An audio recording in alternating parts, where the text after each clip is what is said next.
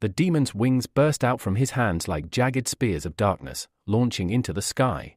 His scream ripped through the city like a siren, sending people into chaos.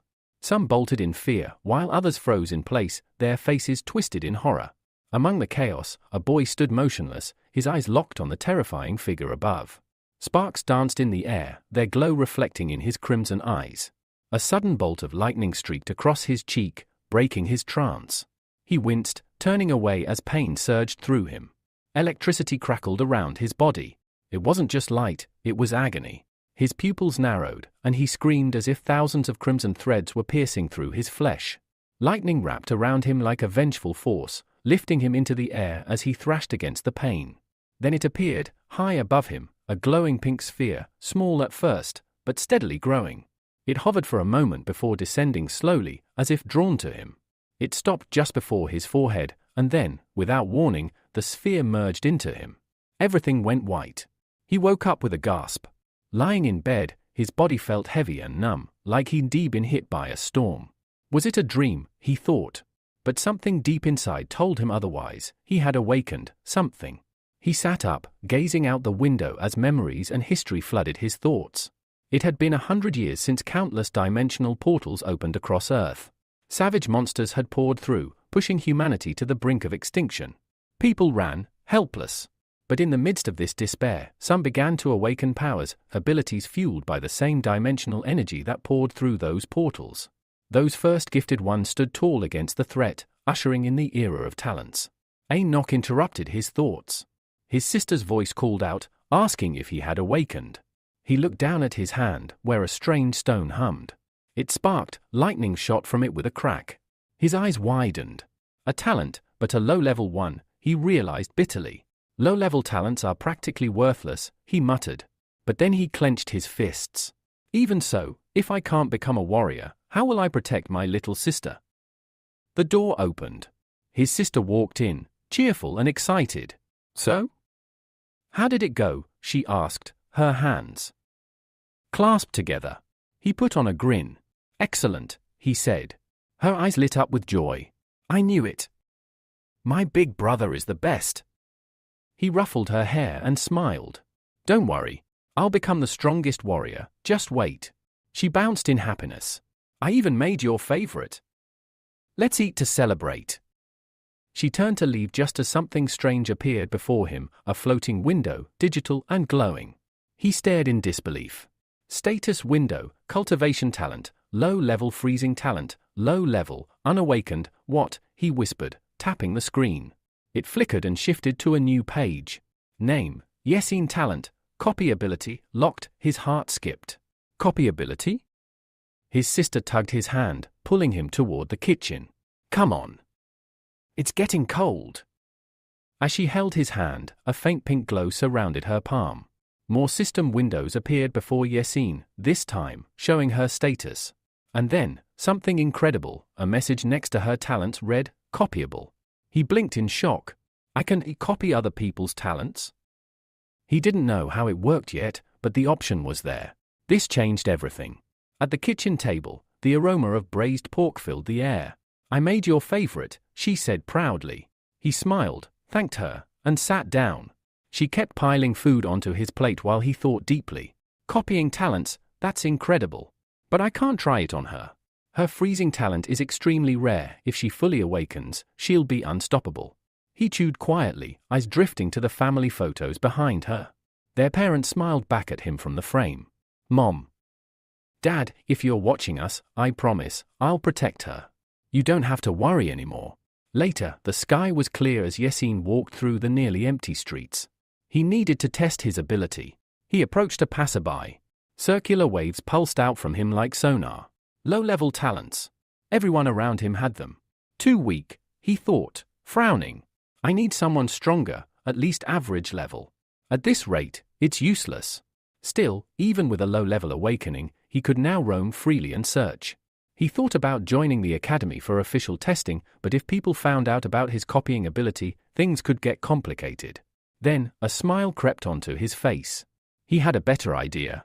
Yesin raised his head and stepped toward the gates of 5th Len High Academy. As Yesin stood silently, his gaze fixed on the bustling gate, he watched the armored warriors rushing about. He studied one of them intently, imagining how many among them must possess average talents. A small smile crept onto his face, because with his unique ability, he was sure that no matter how talented they were, he would one day surpass them all. 10 days later, Training Ground No. 3, Lanai 5th Academy. The shouts echoed across the field. To become a warrior, one must first become a disciple. And to become a disciple, physical training is the foundation. A middle-aged instructor sat cross-legged on the ground, addressing the young trainees. Yesen, along with the others, listened closely. The instructor stressed a key principle: the exercise was successful only if one could concentrate the energy vortex at chest level. Suddenly, a student next to Yesen called out. The boy next to him had fainted. The instructor stood up immediately, his tone cold. He ordered everyone to ignore the weak ones. Only those who could gather energy had any chance of becoming true warriors. Yesen sat deep in thought. Why am I failing? He wondered. Could it be that my cultivation talent really is that low? The day ended with disappointment. The teacher dismissed them harshly, claiming they were the worst batch of students he had ever trained. Before leaving, he mocked them one last time, telling them to take inspiration from Chen Dong if they wanted to stop being pathetic. Dripping with sweat, Yesen walked alongside Jiang Bi through the academy grounds. Curious, Yesen asked who Chen Dong was. Jiang Bi's expression turned serious. Chen Dong had become a disciple in just half a month and was now being trained personally by the academy head. That revelation sparked something in Yesen. If that's the case, then my talent can't be so low after all. Jiang Bi suddenly grinned and pulled out a slip of paper, Chen Dong's autograph. Proudly, he said he would sell it when Chen Dong became as powerful as the academy leader, curious to see how much it would fetch. Yesen could only chuckle awkwardly in response. Just then, a wave of excitement rippled through the crowd. Chen Dong has arrived, someone shouted. The young prodigy entered, waving and smiling. Students rushed toward him. Jiang Bi hurried forward, asking for another autograph. Yesen, watching closely, smirked. Time to confirm something. He activated his ability, eyes fixed on Chen Dong. A status window appeared, average cultivation talent. Yesen's smile widened. As I thought. He walked up to the boy, pretending to greet him. Chen Dong told everyone to calm down. He had come to cheer them on, not hand out signatures. Yesen stepped forward. Then, can I at least shake your hand? Chen Dong agreed, first shaking hands with a few girls, wishing each of them good luck. Finally, he turned to Yesen and extended his hand. Their palms met. A faint pink glow shimmered at the point of contact. Good luck, Chen Dong said with a smile. As he walked away, Yesen watched him leave, grinning slyly. That night a heavy rain fell, drenching the forest. Yesen stared at the status window. The text glowed clearly, mid-level cultivation talent successfully copied. The system prompted him, start fusion. But Yesen hesitated. He remembered the vision. The pain. The lightning. That agonizing scream. What happens after fusion? Even with the fear, he made his choice. Start fusion. Power surged through his body. Agony followed. Yesen fell to the ground, gripping his chest, screaming in pain. His fingers clawed at the earth as if trying to anchor himself to reality. He was determined. This pain, it's worth it. Thunder cracked. Rain poured. Eventually, the storm in his body subsided. He panted, soaked in sweat. The status window flickered back, mid-level talent acquired. A grin formed on his lips. He had done it. His cultivation level had risen. But before he could relax, another message appeared, copy ability cooldown, 30 days. Yesen blinked. A month until he could copy again? He smiled. That's more than enough. This ability is terrifying. With that thought, he sat cross-legged and began the training exercise again. The vortex formed easily this time. It swirled at his chest, and his hair rose slightly from the force. He stood up, more confident than ever. Stepping out of the cave, he looked out into the wilderness. In the distance, lightning curled through the sky. I will become a great warrior, he thought.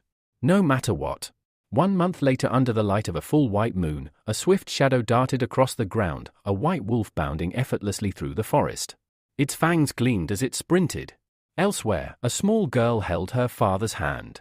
Papa, what's for dinner? She asked sweetly. The man smiled. Whatever my darling wants. As Yesen walked through the academy, he reflected. He had made progress, but he still had a long journey ahead. Meanwhile, the father and daughter wandered off in another direction, talking about cooking fish once he returned. Yasin was still thinking about how Changdong was receiving one-on-one training directly from the head of the academy, making his progress much faster than others. Lost in thought, Yasin was suddenly jolted back to reality. A stream of blood shot up in the air like a scarlet fountain. A lantern crashed to the ground with a dull crack. A man nearby had been attacked by a monstrous beast. Alarmed, Yasin turned around just in time to see the blood and the chaos that followed. The monster pinned the bleeding man down onto the asphalt with its massive paw. A girl, tears streaming from her eyes, called out desperately to her father. The monstrous wolf growled, steam gushing from its mouth. Yasin froze. Panic spread among the bystanders. They turned to flee, shouting that a monster had killed a man. But even amidst the panic, Yasin's eyes remained fixed on the terrifying creature. For some reason, the girl didn't run. Instead, she stood frozen, watching as the wolf devoured her father. The monster's face was stained with blood, and just then, another noise stirred the air. The wolf shifted its attention toward the girl. Before the beast could pounce, Yasin dashed forward and snatched her away from the wolf's paws. Fear gripped him. The monster was too fast, and he feared they wouldn't escape. At that critical moment, a man suddenly descended onto the battlefield, landing heavily enough to crack the ground beneath him. Though the monster dodged his initial blow, the newcomer wasted no time and attacked again. Stone chips scattered as the battle raged. The monster crouched low, its eyes glowing a menacing scarlet, preparing to pounce. The man, frowning, apologized for the delay. Yasin asked him who he was. The man replied with a grin, "Everyone calls me Captain Windwolf." Turning back to the battle, Captain Windwolf told Yasin to leave the Silver Moon Wolf to him and focus on protecting the girl. Yasin nodded without hesitation. With a sharp whistle of his sword cutting through the air, Captain Windwolf charged. The man and the wolf clashed fiercely. Yasin quickly covered the girl's eyes with his hand, urging her not to look at the horror unfolding. Captain Windwolf shouted that the monster was stronger than he anticipated. Though he swung his sword with precision, the wolf's nimbleness allowed it to dodge again and again. Gritting his teeth, the captain fought relentlessly. But he wasn't alone. Reinforcements arrived, leaping down from above. The wolf snarled furiously at the newcomers, but realizing it was now outnumbered, it attempted to flee. The warriors attacked in unison, cornering the beast. As Captain Windwolf got into position again, he ordered his men to press the attack. Sword stained with blood flashed in the dim light as they fought. One warrior approached the fallen wolf cautiously, asking if the creature was dead. But the wolf's claw twitched. Captain Windwolf frowned. Suddenly, the wolf screamed, entering a furious state known as the Bloody Flash. At once, the warriors jumped back, but not fast enough. One was hit. Captain Windwolf cursed under his breath but kept his composure. Though the wolf was dangerous, he reassured his men that it had weakened. Turning to Yasin, he instructed him to quickly get the girl to safety. However, Yasin's eyes gleamed with a different thought. He saw an opportunity he couldn't ignore. With a determined grin, Yasin launched himself into the fray, shocking the captain. Yasin swung his fist with all his strength, punching the monster. Another strike followed, and just then, the system window appeared in front of him. It reported, "Talent successfully copied." But Yasin didn't stop. He kept attacking fiercely, even as the system repeatedly confirmed the successful copying of the monster's talents. Blow after blow, Yasin hammered down on the wolf until, finally, the monster lay lifeless. Raising his fist for one last strike, Yasin was intercepted by Captain Windwolf, who firmly told him to stop. The monster was already dead. Satisfied, Yasin withdrew his hands from the creature. The captain instructed his squad to clean up the battlefield, remove the corpses, and take care of the girl. Then, turning to Yasin, he thanked him for his bravery and offered him a future place among the warriors once he officially became one. Yasin beamed with pride. Night fell over the city. Deep silence enveloped the streets as Yasin washed the blood from his hands in a public restroom. He thought about not showing himself to Yayo in such a state. After taking a deep breath, Yasin began the walk home. When he quietly opened the door to his house, he paused. Yayo was asleep on the couch, murmuring softly about her brother and smiling in her sleep. Relieved, Yasin smiled gently. His eyes fell on the set dinner table. He thought back to today, the first day he had faced a real monster. Walking over to Yayo, he gently covered her with a blanket, the weight of the day's event still fresh in his mind. After covering his sister carefully, Yasin shivered. Listening to tales of monsters had been chilling, but seeing them firsthand was hundreds of times worse. Gazing at his sister's peaceful face, he made a firm decision. For her safety, he had to become a warrior as soon as possible. Later that night, Yesun returned to his room, a towel in hand. Sitting heavily on the bed, he couldn't shake off a growing curiosity. Could a monster's talent be merged into a human's body? As he pondered, a familiar system window popped up before him. Yesun stared intently at the display, realizing that attempting this might be even more painful than before, possibly even fatal. But if it meant he could protect those dear to him, he had no choice. The system showed the Silver Moon Wolf's talent. Gritting his teeth with resolve, Yesun stuffed the towel into his mouth and bit down hard. The moment he initiated the copy process, excruciating pain tore through his body. The system announced the start of the speed talent transfer, and immediately, Yesun collapsed to the floor, veins bulging across his arms from the overwhelming agony. His bones felt like they were shattering one by one. Then came a horrifying twist. His leg bent unnaturally. Yesun let out a silent scream, his mind clouded with despair. Had the copying process failed? Blood red filled his vision, and just before losing consciousness, his final thought was of his sister, Yayo. When morning came, sunlight spilled into the room. Yesun stirred, finding himself sprawled across the floor.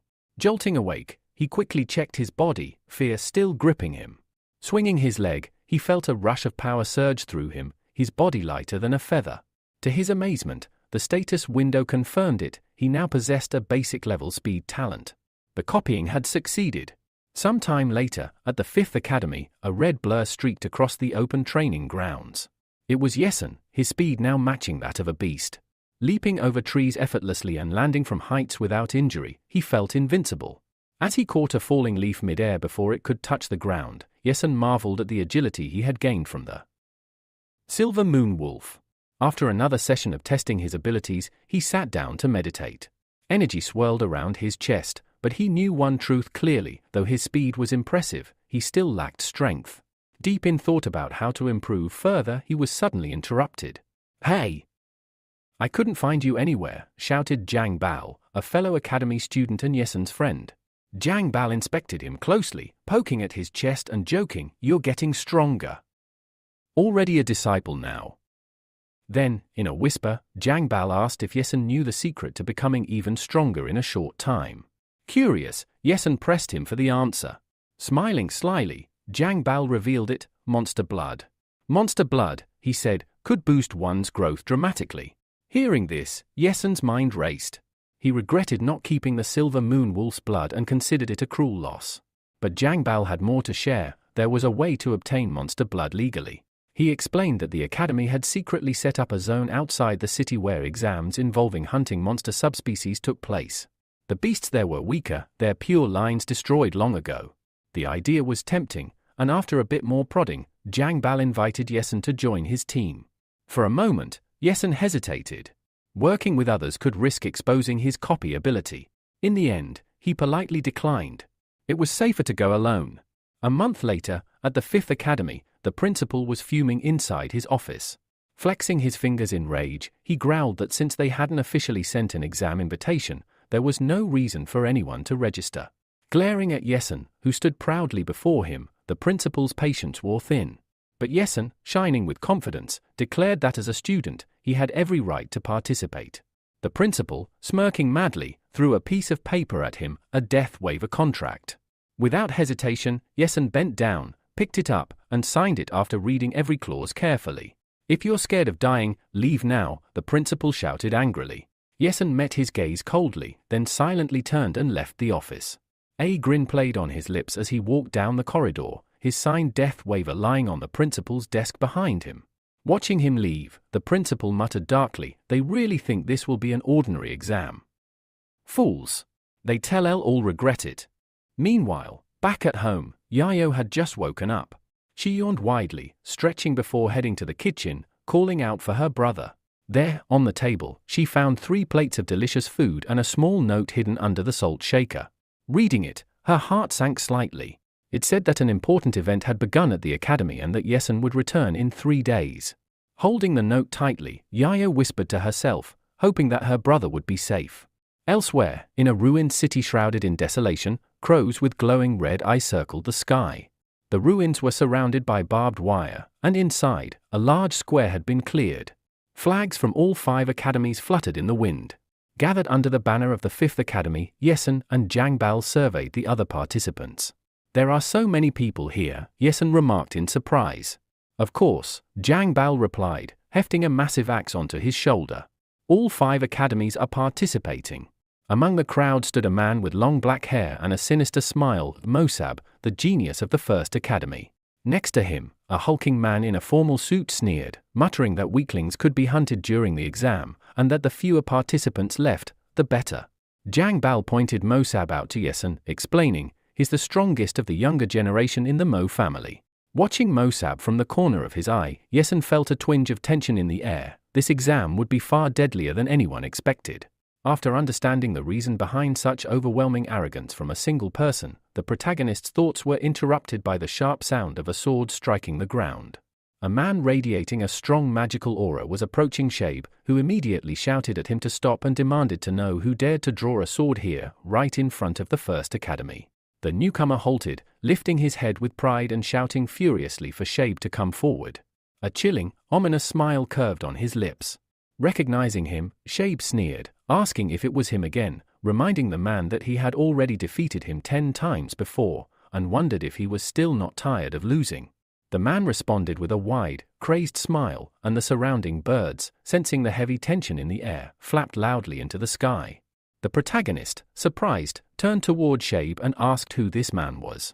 A bit tense, Jangbal answered, explaining that the swordsman was Li Yanxi, a genius of the 2nd Academy, who, despite his talents, had lost multiple times to Shabe in the past.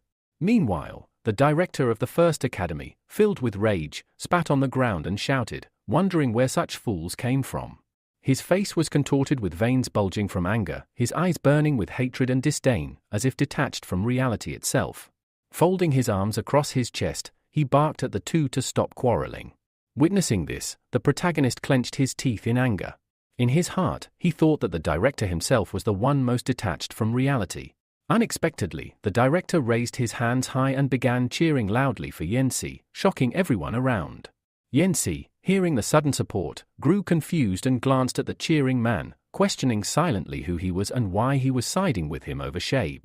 Suddenly, a booming voice from a giant loudspeaker reminded everyone that fighting outside the wilderness area was prohibited and violators would be immediately disqualified. Enraged, Yanxi cursed that Shabe had gotten lucky this time. Twirling his sword skillfully in his hands, he then sheathed it with expert precision, glaring at Shabe with eyes full of contempt. With a mad grin, Shabe laughed darkly, vowing to teach Yanxi a lesson once they entered the wilderness. As the tension settled, Yanxi turned to the protagonist. Hands on his hips, he remarked that he admired the bravery it took to cheer him on against Shabe. With a smirk, he ordered the protagonist to introduce himself. Calmly and confidently, the protagonist gave his name, mentioning he was from the 5th Academy. At that moment, the atmosphere around them shimmered mysteriously, and a system window appeared before the protagonist. It revealed Yanxi's stats. His cultivation talent was low, and his swordsmanship talent was rated as average. Despite this, the protagonist's eyes lit up. In his mind, he thought that while Yanxi's cultivation was low, his swordsmanship was decent enough. Smiling brightly, he extended his hand towards Yanxi, wishing him success in surpassing Shabe during the exam. Yanxi, surprised by the genuine encouragement, smiled warmly and shook his hand firmly. In return, he wished the protagonist good luck, urging him to survive the trials ahead. The handshake was strong, filled with mutual respect. At that very moment, a system notification popped up. The protagonist had successfully copied the swordsmanship talent. Minutes later, the loudspeaker's announcement echoed again. The exam was about to begin. 2 gatekeepers moved towards the enormous gates, preparing to open them. The loudspeaker called for the 1st Academy students to proceed first. Without delay, the gates opened, and the 1st Academy students rushed in, Shabe leading the way, accompanied by his bodyguard, his expression confident and determined. Watching them, Jangbal smiled and commented that the real test had finally begun. With a quick farewell, he dashed towards his own team, calling out to the protagonist to stay safe. The protagonist shouted back his thanks, and just then, Yanxi stretched casually and loosened his joints. He mentioned that the 1st Academy would enter first, followed by the 2nd, and finally the 5th Academy. Waving his hand, he wished the protagonist good luck and left to join his own team. Now alone, the protagonist gazed into the distance, his eyes burning with determination. Without wasting time, he dashed into the dense forest, moving swiftly without hesitation. His face remained calm and emotionless as he weaved through the trees with great speed. After a short while, he landed in a small clearing. Tossing his backpack aside, he thought to himself that this spot would be perfect. Waving his hand in the air, he summoned the system screen. A new message appeared. The intermediate swordsmanship talent had been successfully copied. A prompt appeared, asking whether he wanted to initiate the fusion. With a sharp glint in his eyes, the protagonist selected yes without hesitation. Instantly, his hand swelled, veins bulging as intense pain shot through his arm. Trembling from the agony, he gritted his teeth and thought that while it was painful, it was slightly more bearable compared to before. He was adapting, slowly but surely. Dropping to his knees and bracing himself on all fours, he reminded himself he had to become stronger, no matter the cost. Powerful magic energy burst into the sky from his body as he endured. When he finally stood, his closed eyes snapped open, burning with a fiercer light than before. Without delay, he fell into a practiced stance and unleashed a series of sharp, powerful sword strikes. The trees in front of him, and even those beyond, were sliced cleanly, falling to the ground one after another. Satisfied with the results, the protagonist checked his system window again. Intermediate swordsmanship talent had been officially added. Sheathing his sword and shouldering his backpack, he marched forward, eyes blazing with determination. Meanwhile, the loudspeaker blared once more. The first groups had entered the zone. The Fifth Academy's turn was next. As the protagonist treaded carefully along the forest road, he moved silently, every step measured, fully prepared for the challenges that awaited him ahead. Continuing the fierce exam battles, Yesun walked forward with his head lowered, deep in thought. But suddenly, a glowing tentacle crept up silently behind him. Alert, Yesun immediately caught the sound from behind. Turning slightly, he saw a massive dragon with glowing eyes and razor-sharp fangs rising into the sky. Without a moment's hesitation, Yesun pulled out his sword. His eyes held no fear, only unwavering focus, as he faced the colossal beast. The dragon hissed, preparing to attack, but Yesun was faster. He leaped high into the air, cutting through the distance between them in an instant. Hovering before the open jaws of the giant monster, Yesun swung his sword, gathering momentum behind his back. In the next heartbeat, he cleaved the dragon-like snake cleanly into two halves. His face remained calm and composed, betraying no emotion. As the monster's body convulsed on the ground, Yesun landed lightly, approaching the severed head. Without hesitation, he plunged his sword into the creature's eye, then carefully extracted a massive eyeball.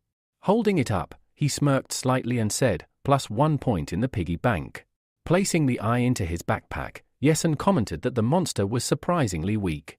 After a brief pause, he reminded himself of the exam rules. The more beasts one killed, the higher their rank.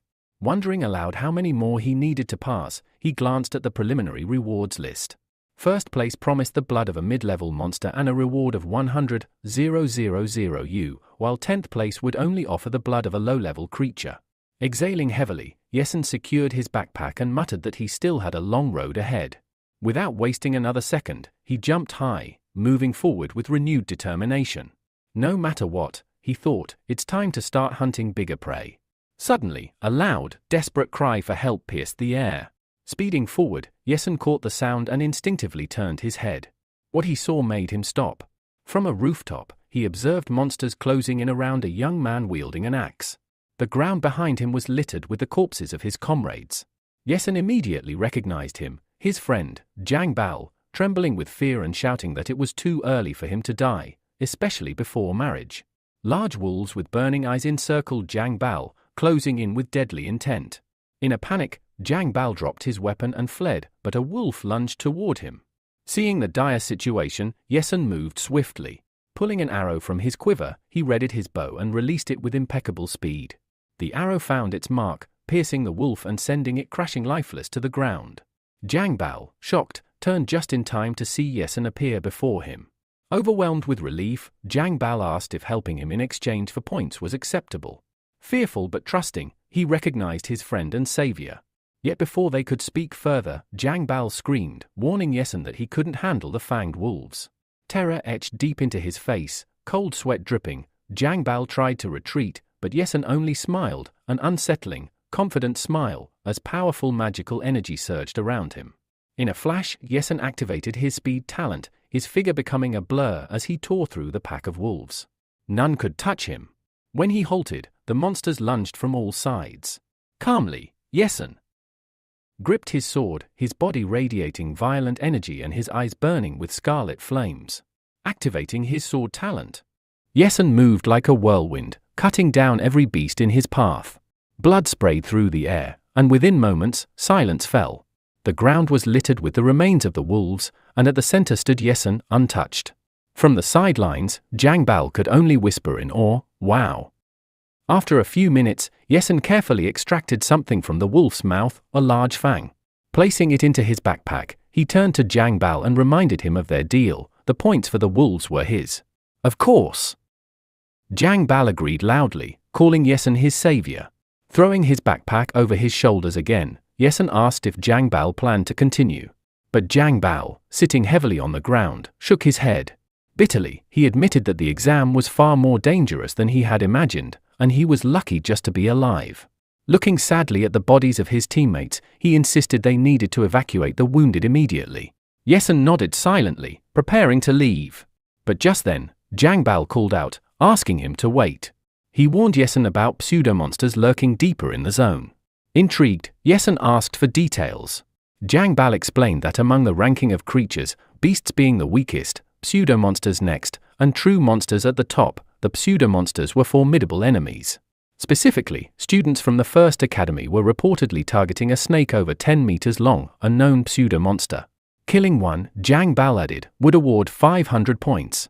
At this, a wild, excited grin spread across Yesun's face. His eyes gleamed with fierce determination. Rushing up to Zhang Bao, he grabbed him by the shoulders and shouted, asking where this monster was. Pointing southeast, Zhang Bao directed him. Without wasting another second, Yesun turned and saw that direction shrouded in intense magical energy.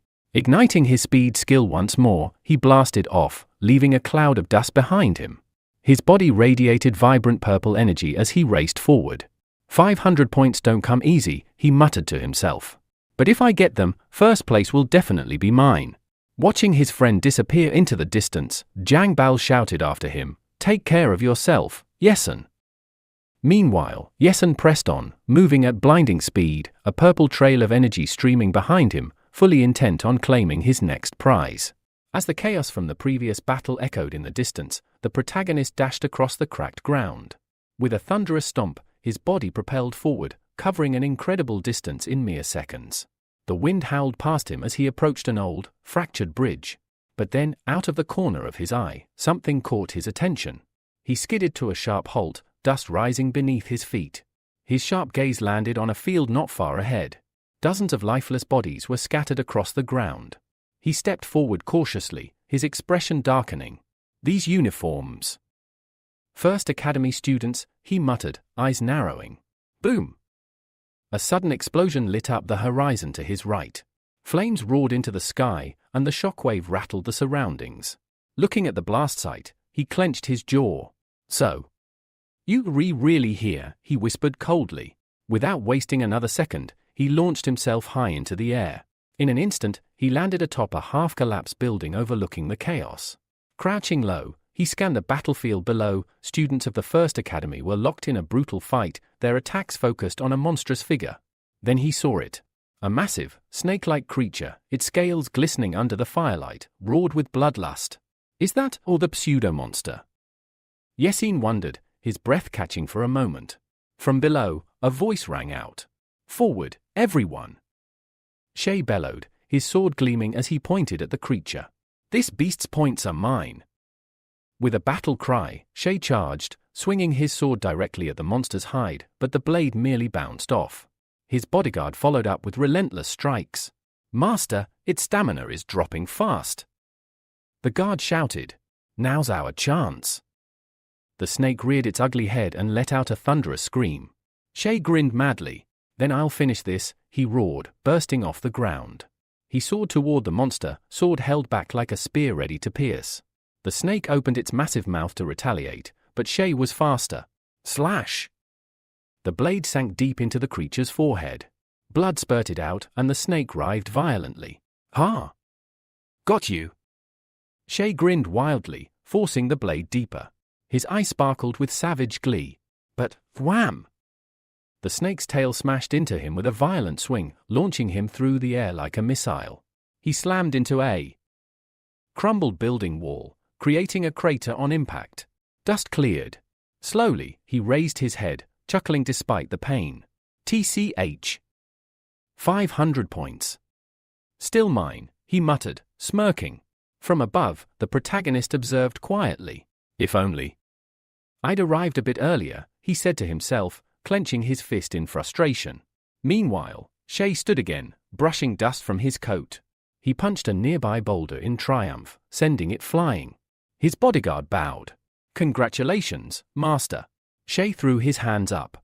"First place belongs to me now," he yelled triumphantly.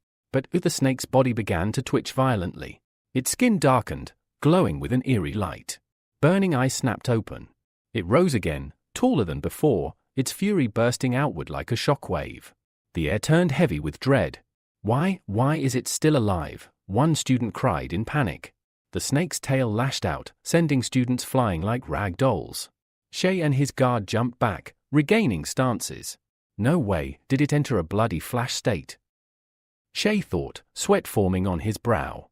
The monster shot into the sky, slithering through the air with unnatural speed.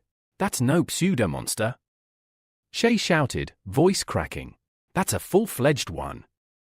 Gasps echoed around him. "Do we chase it?" a student hesitated. "Of course we do," Shay yelled. "That thing's worth 1,000 points." 1,000, the group repeated, stunned. Then, in unison, they bolted after the snake, their competitive fire reignited. In his mind, Shay calculated, "It's weak, that last hit did damage. We have to catch it before others do, or this whole battle was for nothing." From above, Yasin remained still, aura flickering around him. 1,000-point monster, here of all places, he muttered. A twisted grin crept across his face. He turned in the direction of the chase. "I'm the fastest one here." Placing his palm on the rooftop, he whispered to himself, "Let's push speed to its limit." In that instant, his aura exploded, surging like a storm. His eyes glowed with raw determination and madness. The battle had ended, and a sense of accomplishment washed over him. "It's time," he thought to himself, nodding quietly. A moment later, with a determined glint in his eyes, he leaped into the air, a trail of magic shimmering behind him.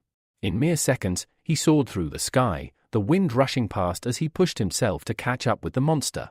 The snake, large and agile, slithered across the terrain, leaving a streak of purple mucus in its wake. It rushed toward a broken, desolate building, clearly intent on hiding there. But the main character was quick to follow. He spotted the trail left behind on the ground, and with a swift landing, he slammed into the earth with a resounding crash.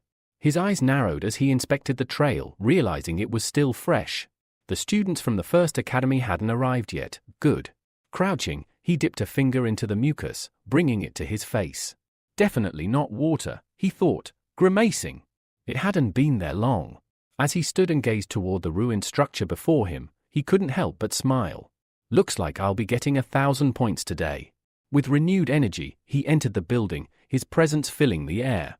The oppressive energy of the monster was palpable, swirling through the space. His own energy surged to meet it, and as he moved forward, he felt its intensity growing.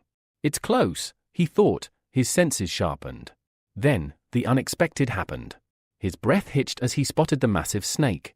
It was hunched beneath a dripping ceiling, its huge mouth open, catching drops of liquid as they slowly gathered and dripped into its maw. The sight was unsettling. What was it drinking? The liquid didn't look like ordinary water. His face hardened, and without hesitation, he unsheathed his sword. The air crackled with energy as his aura flared. Standing in a combat stance, he smirked. "I'll deal with this mystery later. First, I've got points to earn." He lunged, his body shooting forward with explosive force. A small shockwave erupted beneath him as he charged toward the snake. The creature, sensing the attack, retaliated instantly, swinging its colossal arm in an effort to crush him. Shocked, the protagonist dodged, but the snake's strike sent a wave of destruction through the ground. The blow hit with enough force to send him tumbling backward. But he was far from out of control. Midair, he grabbed his bow, pulling it out in a fluid motion. He had only a second. He notched 3 arrows, his aim steady as he soared toward the ground. The first 2 arrows shot out, piercing the monster's eyes. A burst of blood spurted from the wounds, and the snake howled in pain, thrashing wildly. Landing with precision, the protagonist's blade, lost in the earlier exchange, flew toward him. In an instant, his hand closed around the hilt. He grinned fiercely. Now, let's finish this. He sprinted up the snake's arm, his sword cutting through flesh with ease. The creature screamed in agony as blood sprayed from the wound, and veins began to bulge along the protagonist's arm. His face twisted with effort, but he didn't stop. With a final, powerful strike, he cleaved the monster's arm, causing it to falter. The snake convulsed, thrashing its tail in every direction as it slowly collapsed to the ground, dead. The protagonist stood over the fallen creature, breathing heavily. That was close. If Shab's group hadn't weakened it first, I wouldn't have stood a chance. Grinning, he took off his backpack and glanced up at the shard in the ceiling, from which the strange liquid continued to drip.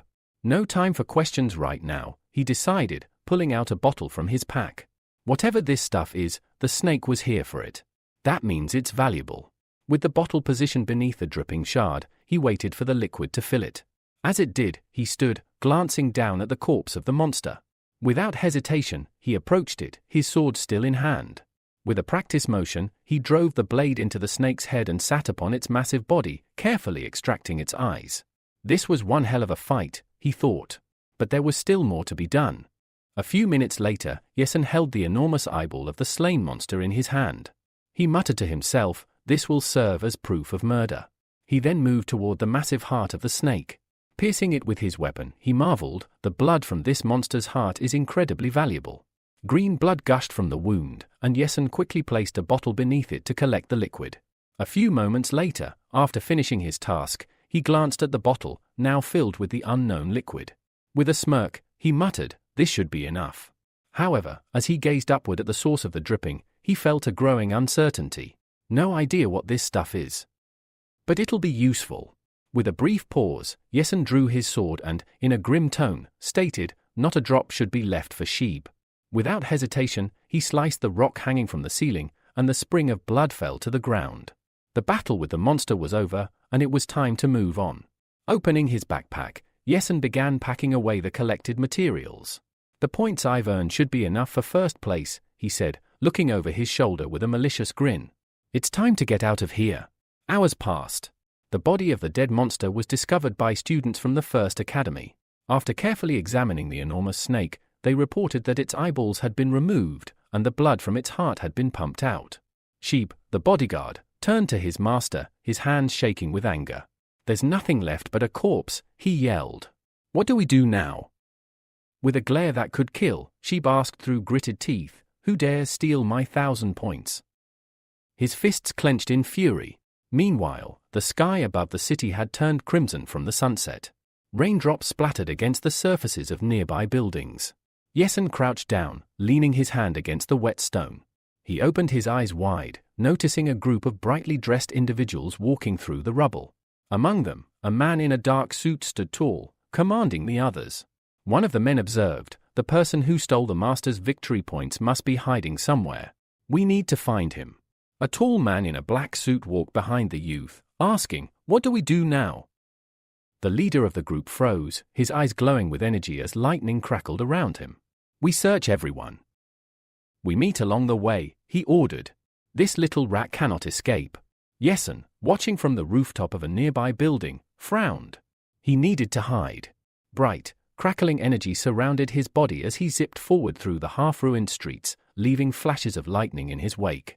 Leaping over broken stone beams, Yesen soared through the air, momentarily stopping to observe the group below. He had to act fast. The exam would end in 3 days, and when the points were tallied, it would be clear that he had killed the monster. On the ground, the protagonist's foot splashed into the wet pavement as he walked along the empty road. The ruined buildings loomed around him. "I need to make the most of this time," he thought. "I'll use this shelter to improve my cultivation talent and become stronger." Yesen dropped his bag onto the floor and assumed a lotus position, holding a glass bottle filled with the monster's blood. "How much will this strengthen me?" he pondered. Without hesitation, he threw his head back and drank the contents. His face twisted in disgust. "Should have packed some peanuts for this," he muttered. Squeezing the bottle in his hand, he reminded himself, for my sister's safety, I need to get stronger. As the energy coursed through him, bright lights surrounded his body. Yesen's eyes opened wide. This is incredible, he thought. The cultivation speed is 4 times faster. Meanwhile, back at school, Yayo, sitting at her desk, sneezed loudly. Anyone remember me? She mused, rubbing her nose. I hope everything's fine with my brother. Yesen's hands crackled with energy as he felt the power flowing through him. His clothes fluttered from the rising energy. No wonder Changdong and the others cultivate so fast. It's not just talent. They're using auxiliary items. With 2.5 days left, Yesen knew he had to use every moment wisely. I've only got a short time to prepare, he thought. I need to make these points count. 3 days passed, and the day of reckoning arrived. The heroes gathered around tables, where a black banner stood, marking the end of the exam. Yayo stood up and began recording the data. Zhang scored 10 points, B scored 23 points, Zoe 0 points, she announced. Yesen stood confidently at the table, a mischievous smile playing on his lips. His hand went out in front of him as he asked the teacher, could you help me with the calculation? In his bag, brightly shining stones glowed, a testament to the effort he'd put in. The girl raised her eyebrows as she announced that the guy had earned 195 points. The boys around her gritted their teeth and frowned, muttering that this was very impressive. Just then, Sheeb appeared, carrying a bag and grinning, saying that those points were nothing compared to his own. Behind him followed a bodyguard dressed in a sharp black suit. The guy in the red jacket stepped forward, shaking his head in surprise. I didn't expect Yangzi to be so strong, he muttered. Sheeb smirked, his eyes gleaming as he asked, are you really planning to compete with me with such a measly number of points? Yangzi frowned, clearly frustrated. This guy's up to his old tricks again, he grumbled. Sheeb smiled maliciously, pulling out a heap of jewelry from his backpack. Go ahead, count them, he challenged. The girl's eyes widened in shock as she announced, Sheeb has earned 427 points. The boy beside her frowned, his voice rising as he shouted, no surprise there. He's always been the hero. The girl raised her hand to her face, whispering to herself, that's a huge gap. I only have 30 points. Yangzi pointed at Sheeb with a glare. You're a shameless fool, taking points from others, he accused. With a mock shrug, Sheeb spread his arms out wide. I earned these points thanks to my own talents, he replied with a smirk. The young man clenched his fists, teeth grinding. You're a bastard, he growled. The girls approached, one of them smiling at the guy standing next to Yangzi. For so many points, you're sure to take first place, she said cheerfully. Sheeb's smile faded slightly as he muttered, first place will have over 1,000 points. The girl's eyes went wide in surprise. How is that even possible? One asked, stunned. The director of the 5th Academy, who had been observing the situation, put his hands in his pockets and asked, did all the students who survived manage to make it out? The girl adjusted her hair and raised an eyebrow. If someone didn't make it out, they are probably dead, she said matter-of-factly. The director smiled, a hint of amusement in his expression. That can only mean one thing, he said. First place goes to Sheeb. Just then, a figure emerged from the distance, slowly making its way toward them. The crowd gasped in surprise. The director turned, his eyes narrowing in confusion. Yangzi, carrying a backpack, approached. Slowly, the bag seemed to pulse ominously. His eyes shone brightly, but his face was hidden in the shadow of the bag. As he drew nearer, the bag seemed to pull out strange, monstrous red eyes and sharp claws. The girl's eyes widened even further as she caught sight of the monster's eye, her heart racing. What is that? She whispered. Yangzi glanced at her from under his brows, a cold smirk on his lips. So, how many points do I have? He asked, his voice dripping with arrogance. The announcement came over the speakers. The protagonist, Yangzi, has earned 136 points. A hush fell over the crowd. The girl blinked, still trying to process the information, before smiling at him. Congratulations on taking first place, she said. Your reward is 3 bottles of mid-level monster blood and 100,000 yuan. Yangzi accepted the awards with a satisfied smile as the heroes around them celebrated. Jiang Bao clenched his fists, saying, this young man is amazing. Yangzi rubbed his chin in thought, clearly impressed. How did he manage to do it? He wondered aloud. Sheeb gritted his teeth, his expression turning sour. A thief has appeared, he sneered. A puppy from the 5th Academy. Yangzi narrowed his eyes, his tone turning serious.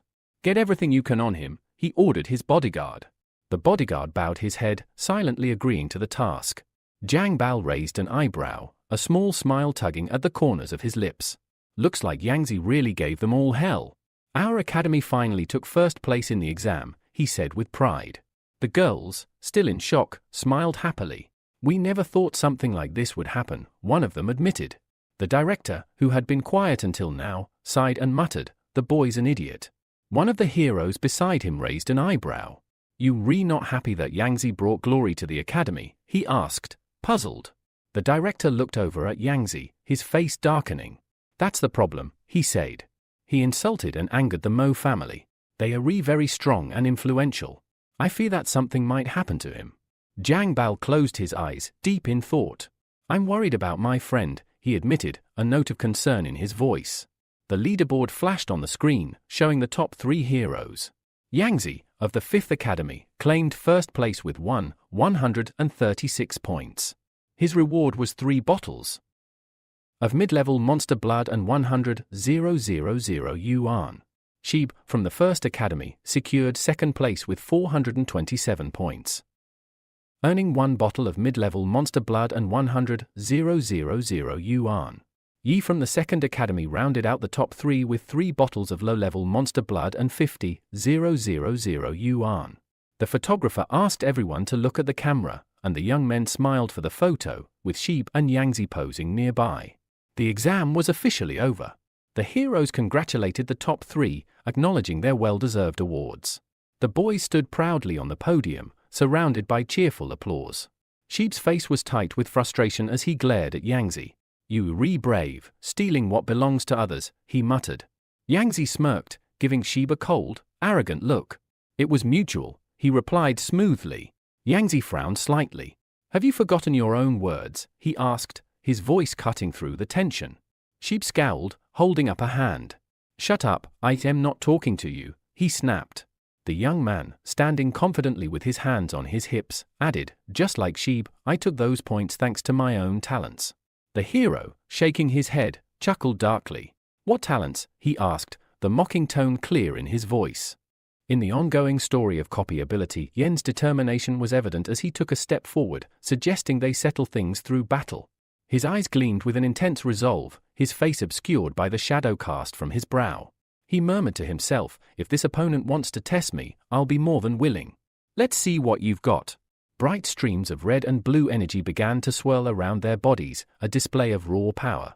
Sheeb, watching from the sidelines, couldn't help but smile, recognizing the rising tension in the air. This is getting more interesting, she thought to herself, eager to see how things would unfold. Meanwhile, the protagonist stood frozen, his brows furrowed. He knew the truth of his situation. If he became the target of such a dangerous person, escape would be impossible. The only solution was to grow stronger, so strong that his enemies wouldn't even dare to challenge him. But the weight of that realization settled heavily in his heart. The sunset painted the sky above the city in hues of pink, marking the end of another turbulent day. The hero reached for the door handle, his thoughts racing. Entering the house, he kicked off his shoes and called out to his younger sister, letting her know he had returned. Yayu, full of energy, rushed to hug him, her arms wrapped around him tightly. She pulled away slightly, her eyes wide with curiosity. Where have you been? You've been gone so long, she exclaimed. She stepped back and started inspecting him, checking if he was injured. Are you okay? She asked with genuine concern. Yen assured her, I'm fine, really. A smile spread across his face as he reached for his backpack.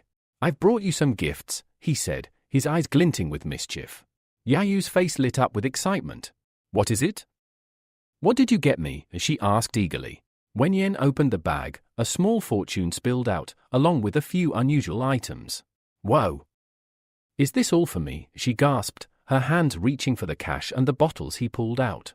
The young man placed 3 bottles of monster blood, a wad of money, and a mysterious book in front of her. Yayu couldn't believe her eyes. This is more than enough for a wedding, she said with a grin. But Yen didn't seem to share the same excitement.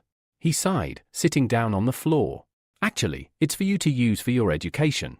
And pocket money. Of course. Yayu tilted her head, a curious expression on her face. Wait, does that mean I can eat meat every day now? She picked up the glass bottle with the bright liquid, examining it closely. What's this? Yen smiled slightly, picking up the book. I'm not exactly sure what it is, but I got you a reference book about jewelry. Thought you might like it. Yayu's eyebrows shot up in surprise. Jewelry, she repeated. Can I see it too? As Yen flipped through the pages, his eyes widened in disbelief. Wait. This can't be real. He looked at the page before him, his mind racing. There, in front of him, was a description of a rare and potent elixir, the elixir of the Earth's core. The page described it as a liquid essence formed by terranite stones that had absorbed the energy of the heavens and earth for centuries. Drinking it could enhance one's talent for cultivation, but only if their talent was of below average level. There was also a chance that the elixir could form primordial terranite stones that could improve higher-level talents. But he'd heard of them before, the very stones he had destroyed. The hero stared at the bottle in Yayu's hands, realization dawning on him. It's the elixir? It could really help her. No, it's better if she drinks it. Wait, Yayu said, her voice trembling with surprise. You want me to drink this? She looked down at the bottle in her hand, confused and unsure. But my talent hasn't even awakened yet, Yen's thoughts raced. He understood that by drinking the elixir, she'd improve her basic level of cultivation. His only concern was how much stronger she'd become. He needed her to have the strength to protect herself, even if she didn't fully understand its significance. The girl hesitated, her gaze shifting from the bottle to her brother. But? Couldn't we sell this? It's probably worth a lot of money, Yen shook his head, flipping through the book. It's not just about money. If we sell it, someone will eventually come looking for those primordial terranite stones. And they wouldn't believe our story. It could put us in danger. Yayu grinned, twirling the bottle in her hands. So you destroyed them for no reason. Yen's expression hardened as he took the bottle from her hands. It would be a pity if you didn't drink it. Trust me. Yayu's eyes widened in shock. You're really going to make me drink it, aren't you? With a firm grip, Yen squeezed her cheeks, forcing her to open her mouth. Open up, Yayu, he said gently, his voice softened by a hint of playfulness. I'm being killed. Yayu screamed, struggling against her brother's grip. The bottle was empty in an instant, its contents flowing down her throat. And just like that, the fate of the hero's sister was changed forever. The young man stood up with a smile, his curiosity piqued. What does it taste like? He asked. The girl, sitting on the sofa, cleared her throat and replied with a soft smile, it's very warm and refreshing. The young man frowned, a glimmer of confusion in his eyes. Something didn't quite add up. Was her cultivation talent still at a basic level? Maybe the book was wrong. He didn't know, but the data in the status window showed that something was off. The girl shifted slightly, her voice trailing off as she sat back, clearly feeling sleepy. I'll cook a bit later, she said, yawning. No problem, the young man assured her, his attention still on the status window. His eyes narrowed in concentration. He was trying to figure out why things weren't progressing as expected. The clock ticked on. An hour passed. The protagonist, sitting cross-legged in a meditative lotus position, was surrounded by a gentle glow as energy radiated from his body. His mind focused, but just as he was about to settle deeper into meditation, he gritted his teeth. Suddenly, the status window above the girl's head flickered into view, revealing new data. She was a human, with average cultivation talent and a low-level freezing talent that was not yet awakened. The young man's eyes widened. His own cultivation level had increased by 2 points. He needed to confirm something. He reached for a bottle of monster blood, thinking to himself, my sister will definitely become a first-class warrior. His eyes sparkled with hope as he looked at her, his resolve solidifying. He whispered mentally to Sheeb, prepare yourself. I won't let you beat me. Yin, somewhere nearby, hid his face in shadows. His red eyes gleamed ominously, reflecting a darkness that contrasted the bright night sky. He opened his mouth, pouring out the contents of a bottle. Meanwhile, the young man focused back on his food, reaching for the peanuts on his plate, the taste bitter in his mouth. He tried to ignore it. Monster blood, how many times can it speed up my progress? He thought, throwing more peanuts into his mouth. As if in answer to his question, bright streams of energy appeared around him, swirling in a vibrant dance. The hero gasped, his eyes widening in disbelief. The increase was 8 times his normal output. The energy around him flickered a brilliant pink. This is terrifying, he thought. If he had the blood of a higher-level monster, he could have broken through to the warrior stage. But there was no time to dwell on that now. He looked at the 2 remaining bottles of monster blood. Only 2 left. What will I do after these are gone? The grove near the 5th Academy was calm and serene, the trees swaying gently in the breeze. Birds chirped in the distance. 10 days had passed. A small bird perched on the head of Yasin, who was meditating on a stone ledge near the academy. Suddenly, Jiang Bi approached quickly, gritting his teeth and repeating the question that had been gnawing at him. What should we do? Yasin stopped meditating, his eyes opening as he looked at Jiang Bi. What's wrong? He asked calmly. Gasping for air, Jiang Bi leaned forward, calling out a name, Sheep. Yasin's expression grew serious. Has he come here? Jiang Bi shook his head, panting. No. He's locked himself in his room. He's planning something. He'll probably break through to the warrior stage soon, then deal with you. The young man crossed his arms, his face unreadable. So, he's waiting to challenge me after becoming a warrior. Exactly, Jiang Bi muttered, frustrated. If he breaks through, he'll crush you like a bug. Yasin raised an eyebrow. I am cultivating too. I am not afraid. Jiang Bi frowned, concern in his eyes. Sheep is noble. He has resources, and you have 3 bottles of mid-level monster blood. You've drunk them already, haven't you? Yasin gave a faint smile. Yes, that's true. Jiang Bi knelt down, his hands pressed to the ground. Then you redoomed, he said softly. As your friend, I'll help arrange the funeral. I'll take care of your sister. The young man stood still, his thoughts focused on the situation. He glanced downward, recalling that his only remaining blood came from the low-level snake and its heart. After using it, he hoped to break through to the advanced disciple stage, though that was still a far cry from becoming a warrior. Yet, something within him stirred. He was confident. The talents he had honed would be enough. Even a warrior could fall to him. At that moment, his eyes lit up. It was time to move forward. The Mo family's mansion loomed. Ahead, its imposing structure casting a shadow over the land. A dark sky hung above the estate, birds scattering in the wind. The man in a dark suit stood at the entrance, and the cracks in the stone door began to form, breaking apart as bright energy surged from the shattered pieces. A silhouette appeared in the distance. A bodyguard knelt, his hand resting on the ground. Master, he said, congratulations on reaching the warrior level. The air shifted, and the figure's eyes shone like fire, muscles rippling beneath the dark shadows. His power had grown, his transformation was complete. Above the Mo family's house, birds circled, and the tension in the air thickened. Sheep knelt respectfully, one knee on the floor, while a tall man in formal robes offered praise. Congratulations, young master, on breaking through to the warrior level, the man said solemnly. May your strength last long and your victories be many. Behind them, 2 maids gracefully dressed Sheep in a ceremonial robe, the fabric rich and dark with red lining, fitting for a newly awakened warrior. Just then, Sheep's father, Moan, entered the room. He stopped briefly, noticing his son's bowed head, and gave a small, approving nod before stepping forward. I saw it happen, Moan said proudly. You've truly become a warrior. I expected no less from my son. His voice held a mix of stern pride and fatherly satisfaction. He smiled faintly, placing a hand on Sheep's shoulder. You're doing well, he added. Sheep, though still serious, frowned slightly. Father, you don't need to worry. I won't disgrace the Mo family name. Moan's brows furrowed, but his smile remained.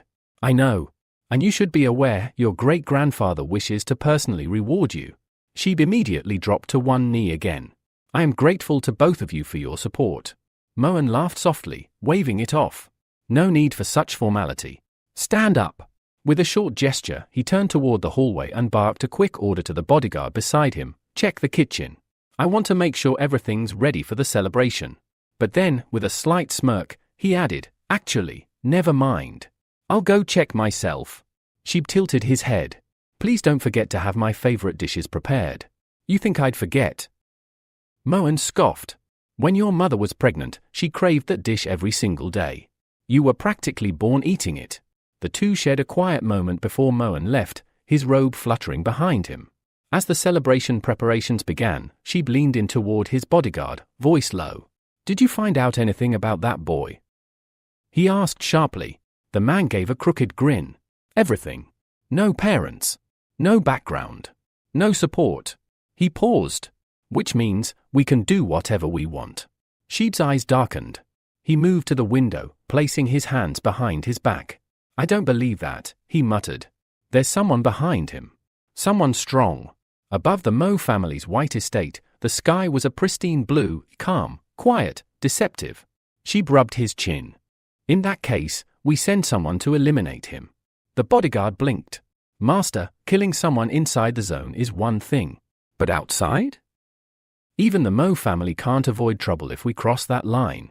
Sheep, now seated in a deep crimson chair, poured himself a drink. Who said we'd act as the Mo family? The bodyguard's eyes widened. Hire the dark shadow, Sheep said with a dangerous grin. No one investigates their work. But their services, they cost 1 million gold at least, the bodyguard protested. Sheep sipped slowly, unbothered. You think like a servant. Poor, cautious, hesitant. He slammed the glass down, cracking it. If a genius appears among the poor, he said coldly, eliminate him immediately. The room grew tense. The bodyguard frowned but said nothing. Sheep smiled, wide and frightening. The law of the world is simple, he declared. The strong survive. The weak die. Meanwhile, not far from the Fifth Academy. Under a grey sky near a mossy stone castle, the sound of swords echoed through the trees. Lightning crackled as Yesin trained alone, his body surrounded by streaks of bright energy. He moved with such speed, it looked like multiple versions of him were sparring at once. His attacks carved lines into the very air.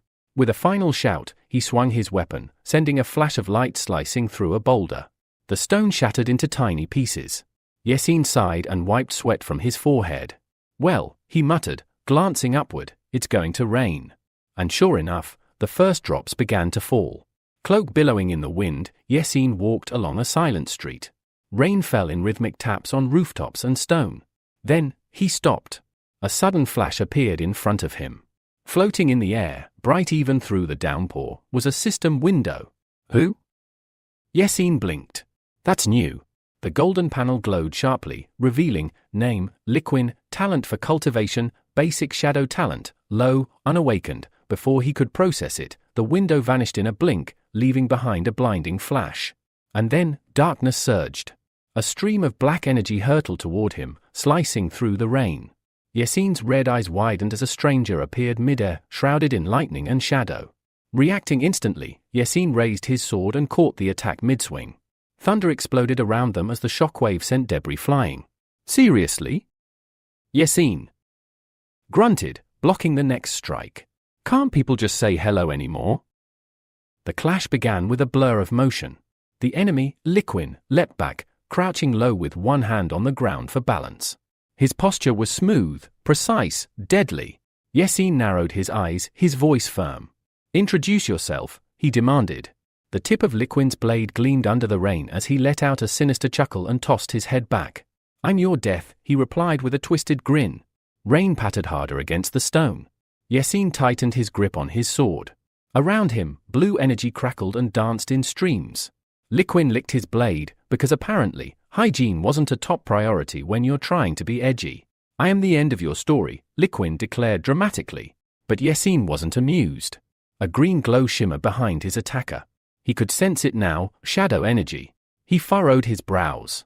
She must have sent this guy, he thought. But why hire an assassin? He's already a warrior. If he really wanted to kill me, why not come himself? The thought gnawed at him. But he didn't have time to ponder. Liquin darted forward. Yesin reacted instinctively, wind howling behind him as he dashed to meet the attack. Their blades clashed mid-air, green lightning erupting like firecrackers in the sky. Then, silence. Yesin landed and looked around. The assassin had vanished again. Only traces of green energy marked where he once stood. He's using the shadow talent, Yesin realized. He can vanish into thin air. He remained calm, eyes scanning. From the corner of his vision, something flickered, the tip of a blade, inches from the back of his head. Yesin's body tensed. In one sharp motion, he spun, narrowly dodging a bolt of green lightning. He vaulted up, landing atop a nearby roof, lightning trailing behind him. How is this guy so fast? Yesin muttered through clenched teeth. But now it was his turn. He surged forward with a flash of speed, a grin forming on his lips. Let's see how you like this. Their swords clashed again, Yasin swing tearing through the air, leaving glowing arcs. Liquin sneered, and returned the favor. Boom! The shockwave launched Yasin into a stone wall. Dust exploded outward, cracks spiderwebbing through the stone. When the debris settled, there was no sign of the enemy. He's fast, but that trick won't work forever, Yasin growled, steadying himself. Not against me. Suddenly, the air shifted. Yasin pivoted, slicing through the wind with one clean strike, and caught him. Liquin's body flew upward, blood spurting from his mouth. His eyes widened in shock. He crashed to the ground hard, struggling to breathe. This is impossible. Liquin rasped. Even elite warriors can't see me. Then I'm clearly not your average warrior, Yasin muttered, stepping forward, energy flickering around him. He towered over his fallen foe, shadows dancing across his face. Now answer me, he said, his voice cold. Who sent you? Liquin coughed, then reached for his weapon. I'll tell you when you're dead. Big mistake. Yasin's red eyes glowed as he vanished from sight. He reappeared a split second later, his blade slashing through the air. A spray of blood followed. Yasin stood behind the now motionless body of Liquin, his sword still humming from the strike. Let's try this again, he said firmly. Who sent you? Liquin's bloody lips trembled. You're the strongest disciple I've ever fought. He coughed again, barely clinging to life. It was Sheeb. And then, with the rain falling around him, the assassin breathed his last. Yasin stood still, sword lowered but eyes burning with anger. He clenched the weapon tight and whispered, Sheeb. He dropped to one knee beside the fallen body and reached toward the dissipating streams of dark energy. Suddenly, a pulse of light erupted. His eyes flashed wide. Energy enveloped him as the system window appeared once more. Shadow talent successfully copied, a swirl of dark smoke appeared beside him. He rose slowly, back still slightly bent, his aura glowing with newfound power. As the storm raged above, Yasin's face remained hidden beneath the shadow, except for his eyes, now glowing brighter than ever. The system window flickered beside him again. As the system window flickered, Yasin took in the fresh data. Talent scan, complete, improvement talent, average speed talent, low swordsmanship talent, average shadow talent, low. Yasin raised an eyebrow. So that's all it took to call himself a killer, he muttered. He lowered his gaze toward the lifeless body. Your shadow talent, it's mine now. Rain poured harder in the mountains. Lightning cut across the sky, and blood still ran from the corpse at his feet. Wordlessly, Yasin stacked several stones, forming a simple grave. He stood silently before it as the wind roared through the forest.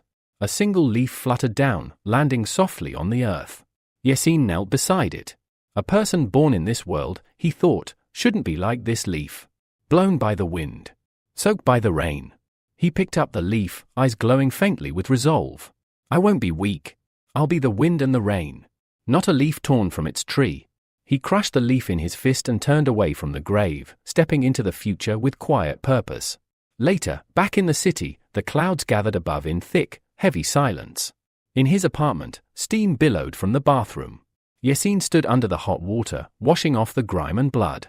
After drying his hair and slipping on a t-shirt, he padded barefoot across the wooden floor and dropped onto the couch. Home. Actually feels nice for once, he murmured. His eyes settled on the items scattered across the table. Among them, a shiny dagger, still flawless after combat, unlike his own worn-out blade. Beside it lay gold cards worth 1,000,000 and silver cards of 100,000 each, a total of 2 million. He slipped the money into his wallet, eyes narrowing. Sheeb's money, who? I'll make sure it goes to the right cause. Then he noticed the book. Bound in dark leather, it was titled, Bronze Grade, Shadow Blade Mastery. Yasin grinned. This is exactly what I needed. He picked up the manual and moved to his room, the door shutting with a thud behind him. Thunder rumbled.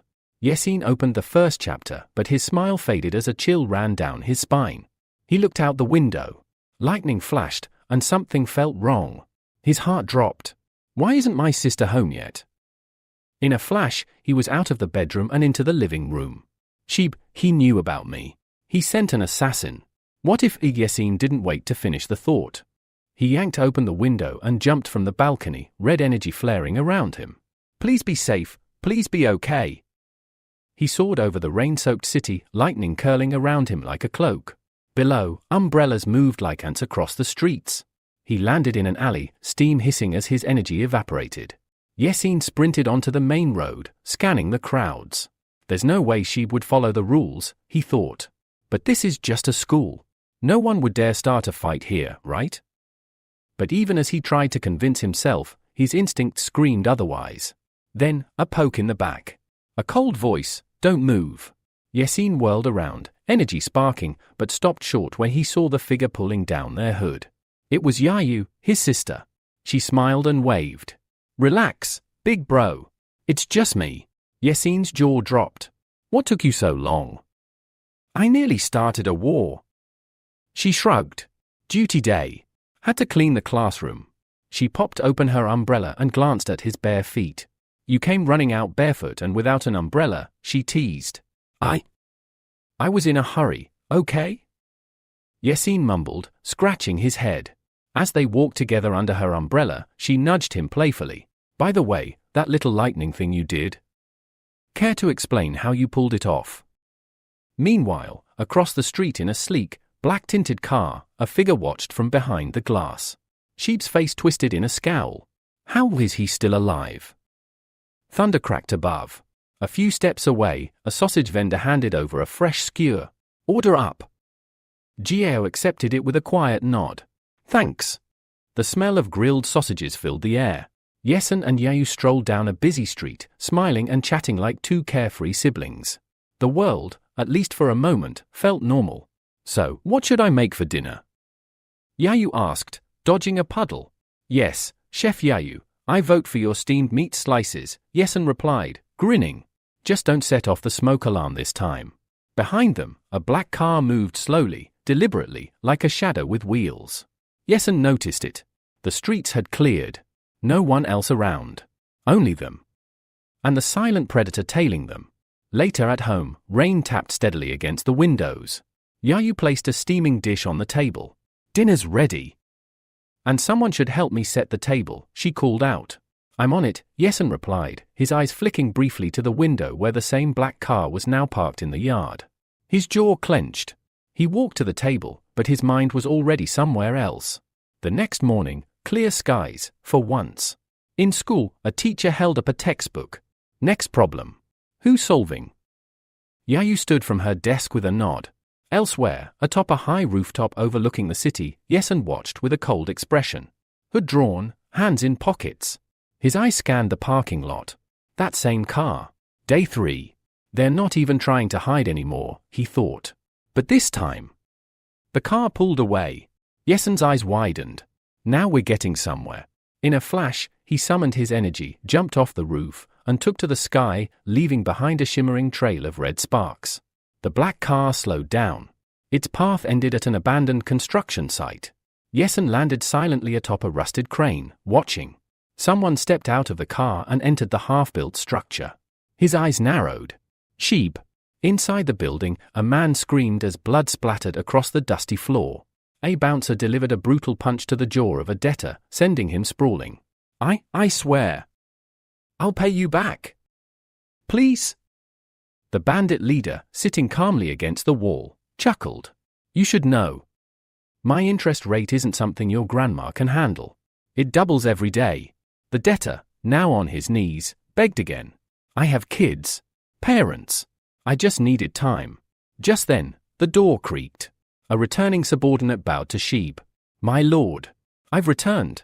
Yasin observed everything from behind a pipe, using shadow magic to mask his presence. Any news about the assassin? Sheeb asked, not bothering to look. The mercenary vanished, the man replied. We'll contact him again through a front. Yasin was right, the student thought. The hitman was his doing. Turning to another man in the room, Sheeb hissed, some people really think they can trick powerful families like mine. He began kicking the blooded debtor. The bodyguard dropped to his knees. I swear loyalty. I would never betray you. Then, a man in glasses bent over the lifeless body. He's dead. Sheeb scoffed and waved his hand. Get rid of it. His voice darkened. And what about the sister? The blonde man beside him spoke up. I planned to send someone who just got out of prison. But now. I think I'll take care of her myself. He turned, only to face Yesen. Their eyes locked. The air buzzed with tension. I'll make sure you regret that plan, Yesen said coldly. Lightning erupted from his body in a flash of rage. The criminal reached for a weapon, too slow. A violent crack, and a blow to the stomach sent him crashing to the ground. "Why?" the blonde stammered, blood dripping from his lips. Sheeb, calm but furious, raised his bloody hand. Punishment. For incompetence. Suddenly, from above, Yesen struck. Emerging from the shadows like a wraith, his weapon gleamed. The enemy spun around, eyes wide. Too late. The blade slashed clean through him. Thud. A corpse hit the floor. The room froze. The bodyguard stared, stunned. Their master, dead. The blonde man clenched his fists. He used a stealth skill. Is this the guy they call Litsen? Yesen stepped out of the shadows. Twin blades in hand, green aura swirling around him. The man snarled. Where did you get that shadow talent? We checked, your aptitude was weak. How did you kill the young master with one hit? Where is Litsen? Yesen cracked his neck. Ice cold, voice sharp, I am Litsen. With his hood drawn low and daggers flashing like lightning, Yesen dashed forward. His enemy's eyes widened in terror. You can't kill me, the blonde man shouted, but he never finished that sentence. 2 clean slashes. Silence. The man collapsed to the ground, blood blooming across his chest like a crimson flower. Yesen exhaled and pulled a handkerchief from his pocket. Calmly, he wiped the blades, then tossed the cloth onto the body. A faint hieroglyph marked one corner. Pink energy shimmered, and the daggers vanished. He lowered his hood and looked back one last time. I'm not some sacrificial lamb you can just drag to the altar, he muttered. They chose the wrong person to mess with. Without another word, Yesen turned and walked out of the warehouse. Behind him, lightning cracked in the sky. 1 hour later, sleek black cars pulled into the construction site. A tall, imposing man stepped out, fists clenched. Who did this? Moan growled, his gaze settling on the blooded corpse of his son. He dropped to one knee beside the body. His face, cold as steel, betrayed a flicker of pain. Who killed my boy? A bodyguard stepped forward, holding the blood-stained handkerchief. We found this. Moan snatched it. His eyes narrowed at the hieroglyph. The guard's voice trembled. We believe it's the work of a shadow assassin. The 10th elder will want to see this. Moments later, Chaining entered the room. Purple energy rippled subtly around him. Heads bowed as he passed. Moan looked up. My son.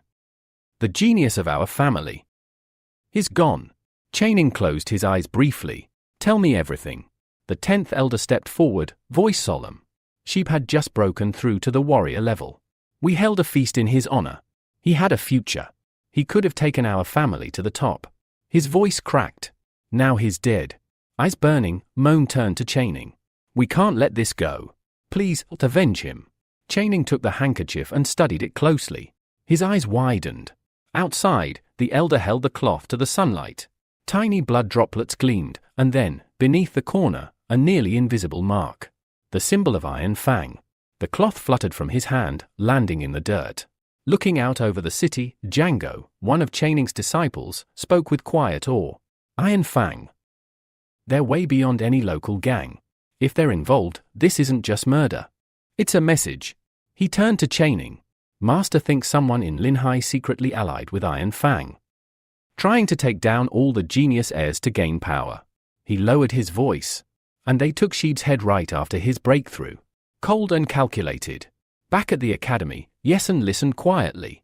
A faint smile tugged at his lips. Nobody suspected him. He'd left Lon's handkerchief behind deliberately, to redirect blame. But now, it had unexpectedly pointed to Iron Fang. A genius misdirection, or a dangerous twist. Walking through the streets, Yesen frowned. Did I accidentally mess up Iron Fang's plans? Or is Chaining using this to trigger a war between Linhai and Iron Fang? Next morning, 4 a.m. darkness still blanketed the academy. The air was cold, silent. Yesen sat up in bed and stretched. Time to move. Pulling on his hoodie, he grabbed a small black bag from beside the bed. He slung it over his shoulder and stepped outside. In the still night air, he knelt to tie his shoelaces, mind sharp. A storm was coming, and he had no intention of standing in the open when it hit. As Yesen quietly prepared to leave, Yayo approached him, rubbing her sleepy eyes. "Brother, where are you going this early?" she asked, still half asleep. Startled, Yesen turned around and quickly apologized. "I'm heading into the wild zone. I need to get stronger, fast." The girl pouted, hand on her chin. "You just got back, and now you're leaving again? Why not take your friends with you?" Turning away, Yesen shook his head. "Don't worry. Just stay here. Stay safe. Don't get involved in anything dangerous." Before he could move, Yayo ran up and hugged him from behind. Lowering his head, he pressed his forehead to hers. Her voice was soft but firm. "Then come back quickly. Promise me." Standing still for a moment, Yesen whispered, "I'll be back. I promise." Moments later, a bright wave of energy surged through the air. Yesen opened his eyes to a vast desert wilderness, standing atop a mountain overlooking an oasis. Heat shimmered in the distance. "This place has high-level monsters, but with my current ability, I should only trigger the low-level ones," he thought, scanning the area. He clenched his fists. It didn't matter. He would become a warrior, no matter what it took. A smirk touched his lips, just before the ground shook violently beneath him. Down the slope, a massive minotaur struck an enormous earthworm in the back, roaring with rage. A notification blinked before Yesen's eyes. Target, armored bull, low blood and defense talents interesting. Yesen rubbed his chin thoughtfully. Then the minotaur turned and locked eyes with him. "Oh no," Yesen muttered. "It noticed me." The armored beast charged up the slope at full speed. Dropping his bag to the sand, Yesen leapt up and summoned a sheath of lightning. Daggers materialized mid-air. The bull lowered its head, horns gleaming. Yesen's eyes flashed. With blades raised, he struck. Clang! The daggers collided with the monster's protective barrier. Sparks flew. Frowning, Yesen realized that defense talent may be low-ranked, but it's tough. The minotaur roared, spreading its arms wide. Boom! The explosion of force launched Yesen into a cloud of dust. Groaning, he hit the rocks below, coughing but grinning. "I want that skill," he muttered. "Might as well take it." He raised his daggers, stepping forward. The monster snorted and stomped, red fire glowing in its eyes. "Okay," Yesen whispered. Lightning crackling around him. "Let's steal a talent." He charged forward again, red lightning trailing behind like a comet. With a nimble leap, he landed on the minotaur's back. "Every monster has a weak point, and I just need to hit it." The minotaur snarled, its fangs bared. Yesen gripped his blade tight, then plunged it downward. Crack! The dagger struck the barrier and shattered. Yesen's eyes widened. No way, even with its supposedly weak defense, the beast was stronger than expected, stronger than the snake he fought in the exam, but not as deadly as the silver moon wolf. He flew backward as the minotaur swung a heavy fist, slamming him into the rocks. Sitting in the dust, Yesen grunted and picked up the remains of his broken blade. A glowing message floated in front of him. Copy skill cooldown, 16 days remaining, he sighed. Great! So much for stealing that ability today. Looking at the towering enemy, he thought, it's huge, so there has to be a weak spot. He tossed the dagger into the sand and narrowed his eyes. Time for plan B. A green aura wrapped around his body. Yesen activated shadow talent. He vanished, dissolving into streaks of green energy. From above, he soared through the air, leaving a gleaming green trail behind him. The desert wind howled. Circling the beast silently, Yesen struck again, Tink. Tick! Tick! His dagger tapped against the barrier repeatedly, failing to break through. Sparks rained down onto the sand. But the minotaur? It didn't even realize it was under attack. Thanks to his shadow skill, he was invisible, even while attacking. Yesen smirked. Good, he muttered. Let's keep it that way. A glowing light aura shimmered around the minotaur's barrier.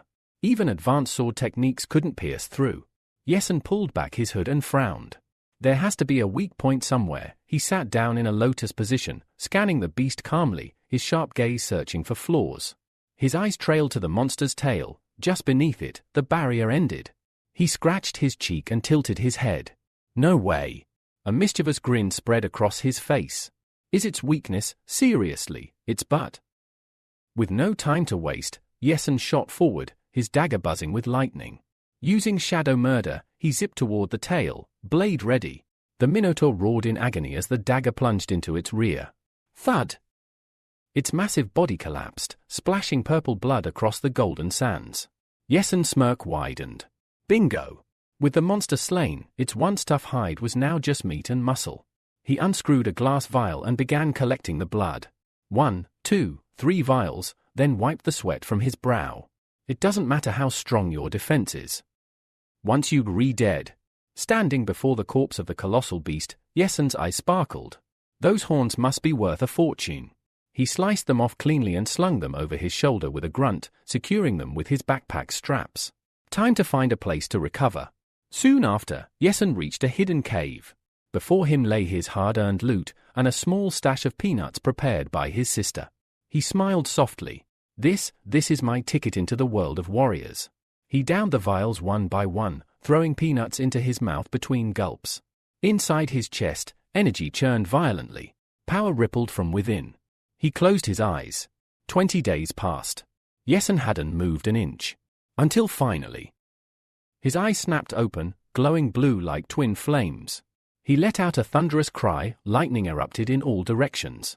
The ground trembled. Birds fled from the desert sky. A massive pillar of light shot up into the heavens.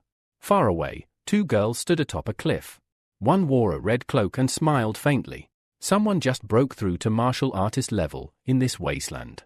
On her cloak, the words Martial Pavilion were stitched beneath a blooming flower. Back in the cave, Yesen opened his hands, feeling a torrent of power surge through him. I did it, he whispered. I've reached the martial artist level. Looking at the empty vials, he realized the 20-day cooldown was over. Time to copy another ability. He sprinted out of the cave, eyes locked on the armored bull's bones. Touching the horn, a notification popped up, copy failed, target structure incomplete. He froze. What? Staring at the skeleton, he sighed deeply. So if I'd known this, maybe I wouldn't have butchered it like a cooking show contestant. Back on the cliff, the 2 cloaked women observed from afar. Could he have killed the Minotaur? The younger asked. The older shook her head. He just broke through. That monster's been dead for a while. The younger girl frowned. So someone else took it down? And he's just scavenging? Her companion nodded. Still, it's impressive. Not many dare to climb this mountain. Down by the oasis, Yesen stood in front of his crumpled clothes, stretching. Been nearly a month, probably smell like the Minotaur at this point. He stepped into the water, ready to wash up. On the cliff, the red-cloaked girl gasped. What is he doing? That's indecent. Her mistress calmly pulled her away. Let's go before this gets awkward. With a splash, Yesen dove into the lake, sending ripples across the still surface. Elsewhere, under the bright blue sky of the Linhai Martial Arts Market, the scene was lively. Traders shouted, stalls bustled, and energy filled the air. Yesen stood in front of the largest shop in the market. A grand sign hung above it, Martial Pavilion. Raising an eyebrow, he stepped closer. Behind him, a blonde girl passed by, stealing a glance. Isn't that the same guy from the desert? Yesen stood still, eyes locked on the girl ahead. She turned back toward him, her eyes momentarily shut, then opened in surprise. His jaw dropped. Yo, he whispered. But the girl didn't react. They stood face to face, silence stretching between them like a drawn blade. The girl frowned slightly. Yesen's heart skipped. But then, reality struck. He blinked, his brows furrowing. No, it can't be her. He turned away and sighed, dragging a hand down his face. But something made his eyes narrow again. A faint shimmer of blue particles appeared near the girl's waist. A status window floated beside her. Yesen's instinct screamed. She's a genius. The blonde beside the girl stepped forward, eyes sharp. Who are you calling your sister, her? The brunette in red took a step too. And what makes you think you can talk to us? Shouldn't you be rolling around in the trash where you belong? Yesen opened his mouth in disbelief. I just showered. He sniffed his arm. Seriously, do I still smell like Minotaur blood? Before the verbal beatdown could escalate, the red-cloaked girl waved her hand. Enough, Zed, she said gently. It slipped out. She leaned close and whispered something to her. Zed's expression changed instantly. My apologies, she bowed. My mistress already disciplined me. Yesen watched as the red-cloaked girl, Yuling, began to walk away. Zhu, the blonde, grabbed his hand. Come on. My lady's busy now, but we'll take your monster parts to the Martial Pavilion. Our manager's a brunette, she handles the trade. And we'll pay double as an apology. Yesen's eyes shot open. Double? He didn't need convincing after that. The pavilion was a fortress of wealth, walls lined with weapons, racks of polished armor, shelves of glowing elixirs. Yesen couldn't help but whistle. Guess this is what the biggest store in Linhai looks like. They reached a table. He laid down his loot, horns, meat, and blood of the armored bull. Zhu poured him some tea and smiled. We'll buy everything for 200,000. But with the apology bonus, that's 400,000. Yesen choked on his drink. 400? He covered his eyes, then nodded frantically. I'll take it. Gladly. The glowing card slid across the table. He pocketed them like precious treasure. My sister's gonna faint when she sees this. Zhu wasn't finished. She handed him a blue membership book. You also get a 50% store-wide discount. His grin widened. He flipped through the pages, eyes narrowing at the outrageous prices. High-level cultivation, only for the filthy rich, I guess. He raised his head. I'll take 1 body strengthening technique, 1 monster manual, 3 bottles of mid-tier monster blood, and 3 bottles of Kinuin solution. Zhu reached for the top shelf and returned with a box of supplies. With the discount, your total is 785,000, she said. But let's round it down to 700,000. Consider it another apology. Yesen thought back to the Shadow Killer's gift, his gold card. He handed it over without hesitation. Zhu returned his change. He picked up the suitcase, eyes thoughtful. This shop's too fancy to give discounts over a simple insult. What are they playing at? He headed toward the door. If they're not gonna say anything, I'll just wait, Zhu called out behind him. He froze. Turning slowly, he met her gaze. The manager, she wants to meet you personally. Yesen's eyes narrowed with curiosity. Show me the way. They entered a quiet room. Yuling was already seated, sipping tea. As she turned toward him, Yesen's heart skipped. They looked eerily alike. His eyes widened. Yuling extended her hand. I wanted to introduce myself, she said softly. The two stood opposite one another, mirror images in posture and gaze. I am Yuling, she said, voice steady, an elite warrior from the land of demons. As Yesen reached out and shook Yuling's hand, a spark of lightning burst between them. A system notification popped up in his mind, high-level cultivation talent successfully copied, his lips curled into a quiet smile. Yesen, he said, introducing himself properly. The sunlight spilled across the elegant room like golden silk. Yuling gestured toward a long dining table. Please, have a seat. She poured him some tea as Yesen sat down cautiously. The second floor is reserved for VIP clients, she said calmly. Yesen crossed his arms, unimpressed. Then why invite a poor commoner with no noble connections? Yuling paused, holding the teapot mid-air. That's exactly why I invited you. Her eyes locked onto his, cold, calculating, but not unkind. Yesen frowned. She's nothing like my sister. Her gaze is like ice. Zhu slid a cup toward him. Yuling took a sip from hers. Let's speak frankly, she said. She placed a red wooden cross on the table, its center decorated with a delicate flower. It glowed faintly. Join our martial arts hall, she said, crossing her arms. Yesen blinked.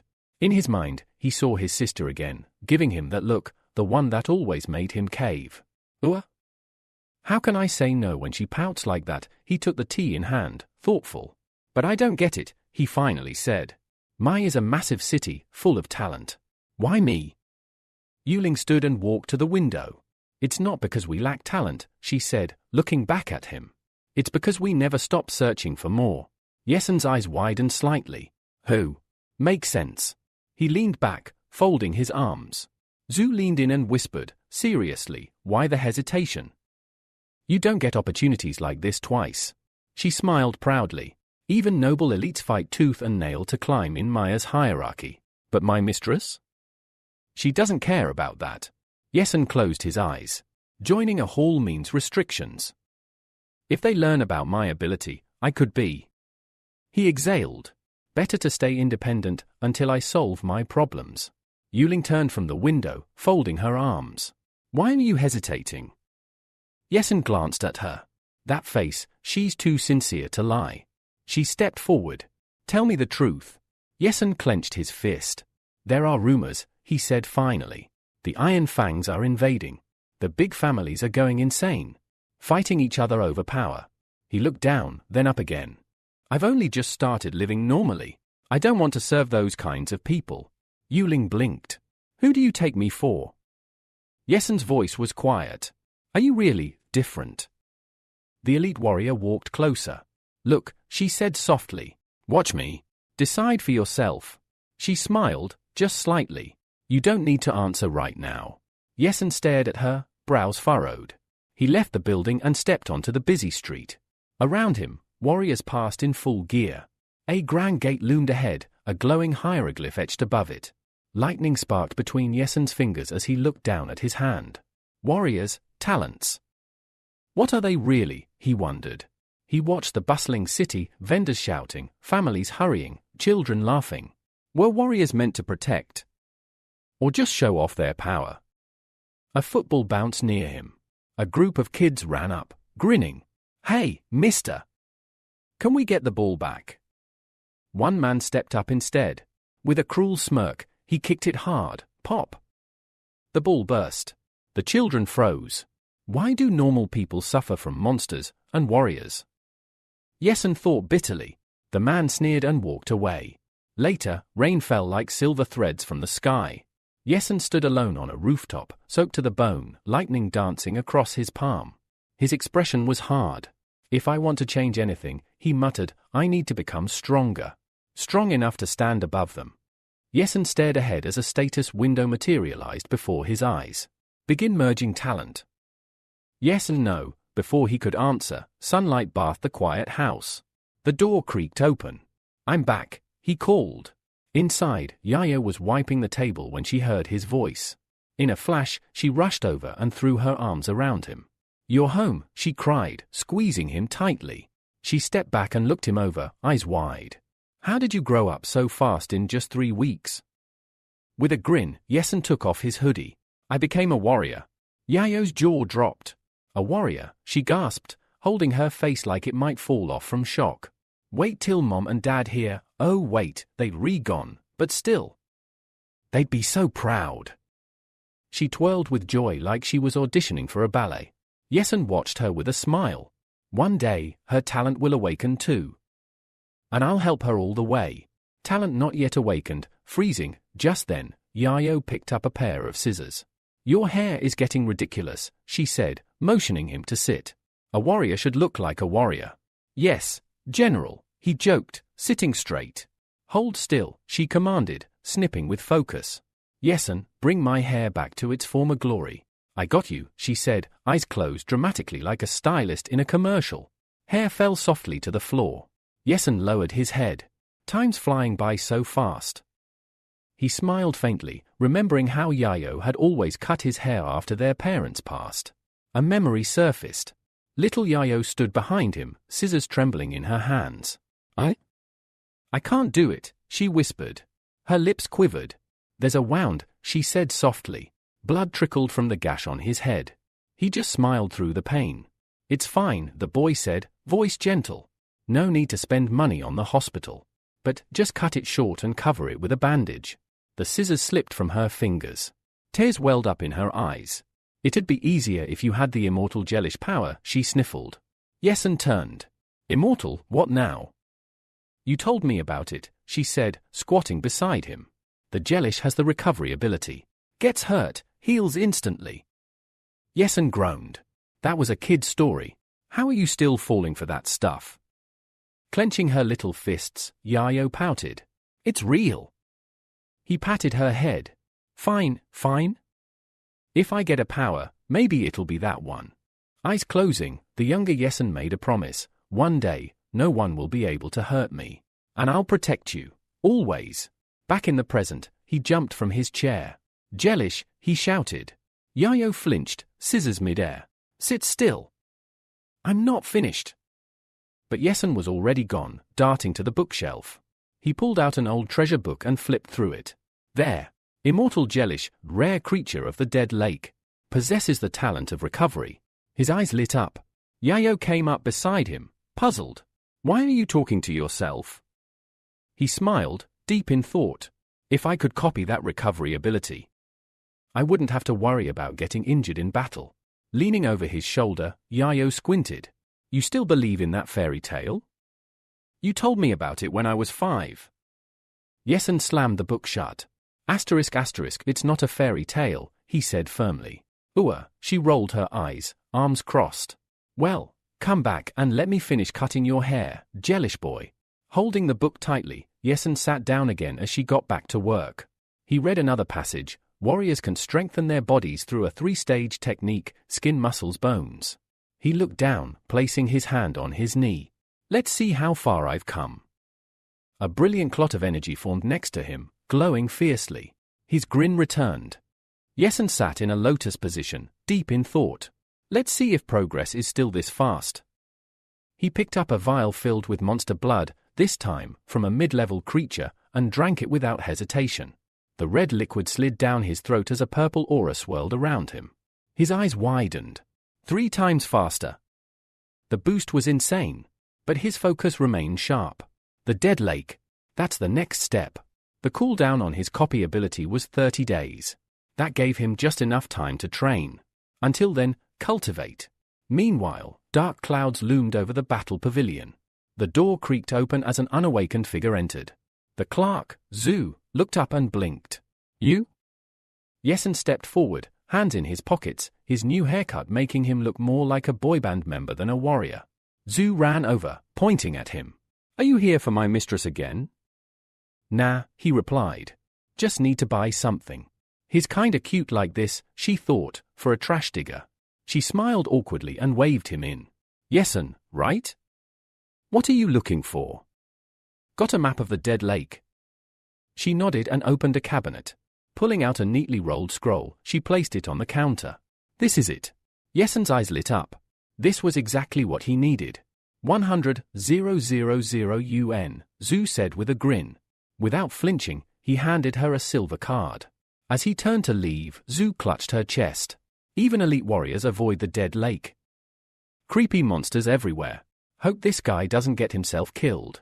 Far from the city, thunder rumbled as pink lightning slashed the sky. A wave of energy danced across the mountains. Yesen landed on one knee before the ruined shores of the Dead Lake, a grim smile forming on his face. Let's see what you've got for me, DLL. He surveyed the broken landscape, decay, silence, danger in the air. A red aura pulsed faintly. Something was watching. Then, boom! A flash of lightning. The sky cracked open. Yesen narrowed his eyes. A storm formed above the water as a massive typhoon spiraled upward. Something was hiding inside. Green energy burst from Yesen's feet, shadow talent activated, and he bolted into the air. Up above, a giant sphere of lightning crackled violently. From its center, a figure emerged.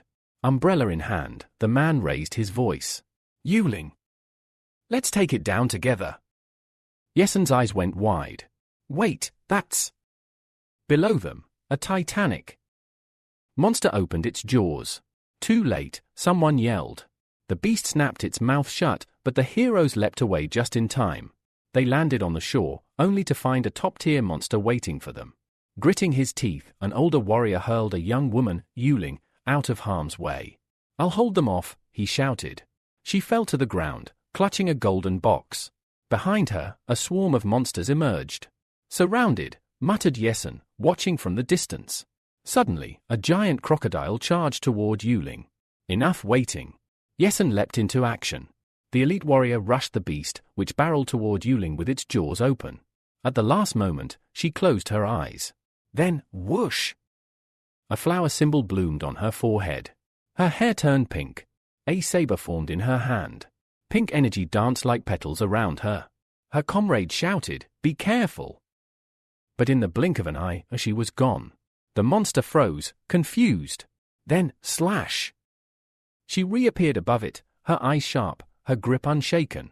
A sword mark carved across the monster's head. With a swirl of power, she landed beside it as the energy blast sent dust exploding through the air. Yesen jumped back, eyes narrowed, heart racing. She's strong, but that monster's not down yet. From his perch, Yesen watched in awe as Yuling danced through the battlefield. Is this some kind of secret technique? She sliced through the giant crocodiles like they were made of paper. Yesen blinked in amazement. Okay, note to self, never make her mad. Each swing of her saber tore through scales and bone. The air shimmered with wild energy. Yesun realized just how far behind he was in raw combat. I'm not even in the same league.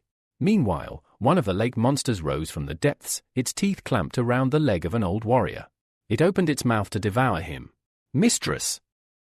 Run, he shouted, blood pouring from his mouth. That secret technique won't last forever. Yuling, now glowing with power, didn't hesitate. She sliced the monster clean in half. But the man's voice trembled. If you don't leave now, the deaths of our 10 comrades will mean nothing. Yuling closed her eyes for a moment. Even from afar, Yesun could feel the weight of her decision. What are they protecting? He wondered. What's so valuable that they'd fight this hard? She jumped. More crocodiles chased her. The glow on her forehead vanished, her hair returning to its usual black. Oh! The technique had ended. Yuling crashed to the ground. The golden box she'd been holding rolled away. Yesun landed beside her, his cloak billowing in the wind. She blinked at him, her vision blurred. He picked up the box and looked down at her. What's inside? He asked. With a grunt, she tried to rise. Relax, he said. I'm not here to rob you. Behind them, the monsters growled. No time for arguments. He scooped her up, holding her carefully in his arms. We'll find shelter first, he said. Silence means yes, right? And with that, a burst of energy shot them away from danger. Bird soared over craggy rocks as the two finally found safety. Yesun laid his cloak over Yuling, watching her face. She really looks like her sister. He noticed a small mark under her eye. At first, he thought it was dirt. He gently rubbed it. Nothing. His eyes widened. A birthmark, it's real. Above them, dark clouds began to gather. Yuling still hadn't moved. How long will she stay unconscious? Then, slowly, her lips parted. She mumbled something. Yesun's jaw dropped. Why you awake? She sat up, rubbing her forehead. Did you save me? She asked. Yesun looked away, pretending to yawn. I was just passing by. Yuling smiled and handed him back his cloak. Thanks, still, she said. As he put it on, she looked him over. A guy who dares come to the dead lake alone, impressive. Gotta recruit him. She reached into her pocket and pulled out a glowing crystal. Yesun blinked. What's that? She smirked, raising it dramatically. Oh? Surprised? I scared you, didn't I? She teased. It's called a light stone. It stores ambient light, very useful in dark places. As it floated upward, tiny glowing particles sparkled in the air. Yesun leaned in. Where did you get this? Twirling the crystal, she smiled. I'll tell you after I drink this. She popped open a healing potion, took a sip, and winced. Yesun scratched his chin. Definitely no spatial type skills among her talents, probably. Yuling sat in a lotus position as green healing particles shimmered around her. She kicked her now resting companion gently. I'm healed. Yesun stood up, arms folded, ready for whatever came next. Do you really want to know where I got all this? Yuling teased, lifting a small bag in one hand and a bronze box in the other. Yesun blinked. Wait. That chest was way bigger a second ago. She smiled as the box shrank and slipped easily into the bag. His eyes widened. Not a spatial talent. It's a spatial treasure. Impressed, he asked, can anyone learn to use it? If you join the battle pavilion, I'll take you to our headquarters. I'll teach you everything, she offered with a wink. Yesun yawned and flopped down on the ground. I need to sleep first. Yuling watched him in silence. I will recruit you, even if it takes everything I've got. Meanwhile, Yesun lay on his side, eyes closed. Spatial treasure, healing potions. Once I copy those talents, I won't need this stuff anymore. But his thoughts darkened. She disturbed the dead lake. It won't calm down anytime soon. Morning arrived over the lush green valley. Yesun lay alone, stretched out under the sun. He sat up, stretched, and wait. Where's Yuling? She was gone. But not far from him, a red box lay in the grass. He opened it, puzzled. It definitely wasn't from the cave. Inside were a mid-level deep training manual, 10 bottles of high-level monster blood, 10 gold cultivation cards. His jaw dropped. She left all this for me. Smiling, he whispered, thanks. He uncorked one of the bottles, the red liquid glowing faintly. Plans change. First, I'll become an elite warrior. Then, I'm coming for the immortal jellyfish. For months later, a fire crackled under a roasting boar. Empty cans and a ragged cloak lay nearby. Yesun sat cross-legged, glowing with energy. Bolts of lightning exploded into the sky. He opened his eyes, his hand crackling with power. This is the strength of an elite warrior. He stood up, throwing on his cloak with a grin. It's time to hunt. Rain poured over 11 fresh graves. Standing before a simple wooden cross, Yesun remained still. She built these, he murmured, eyes scanning the site. Not even bones left behind, but she still honored them. He picked up a stone and placed it on one of the graves. Turning to leave, he spotted something odd, an umbrella stuck into one of the grave markers. It was a diver's umbrella? He took it and opened it curiously. How could this help underwater? Suddenly, bubbles surrounded him. A watertight bubble lifted him off the ground. Grinning, he floated up. This is amazing.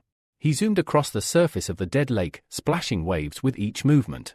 Then, without hesitation, he dove under. Inside the water, he marveled. This umbrella lets me move like lightning underwater. Thanks to Shadow Talon, his vision sharpened. Green energy shimmered up ahead. Then, a message flashed before his eyes, mid-level blood talent detected nearby. A massive fish swam past. Yesun froze, heart pounding. Mid-level monster. I can't fight that head-on.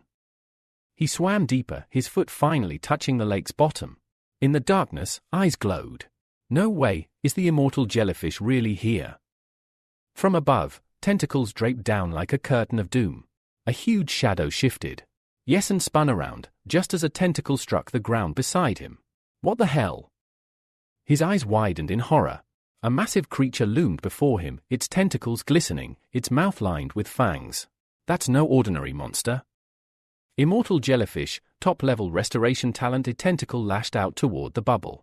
Yesun summoned a dagger, energy crackling along its edge. With a roar, he sliced it off in one clean stroke. The jellyfish shrieked in pain, but the limb was already regenerating. Yesun's grip tightened. This is going to be a problem. A new tentacle emerged where the old one had been severed.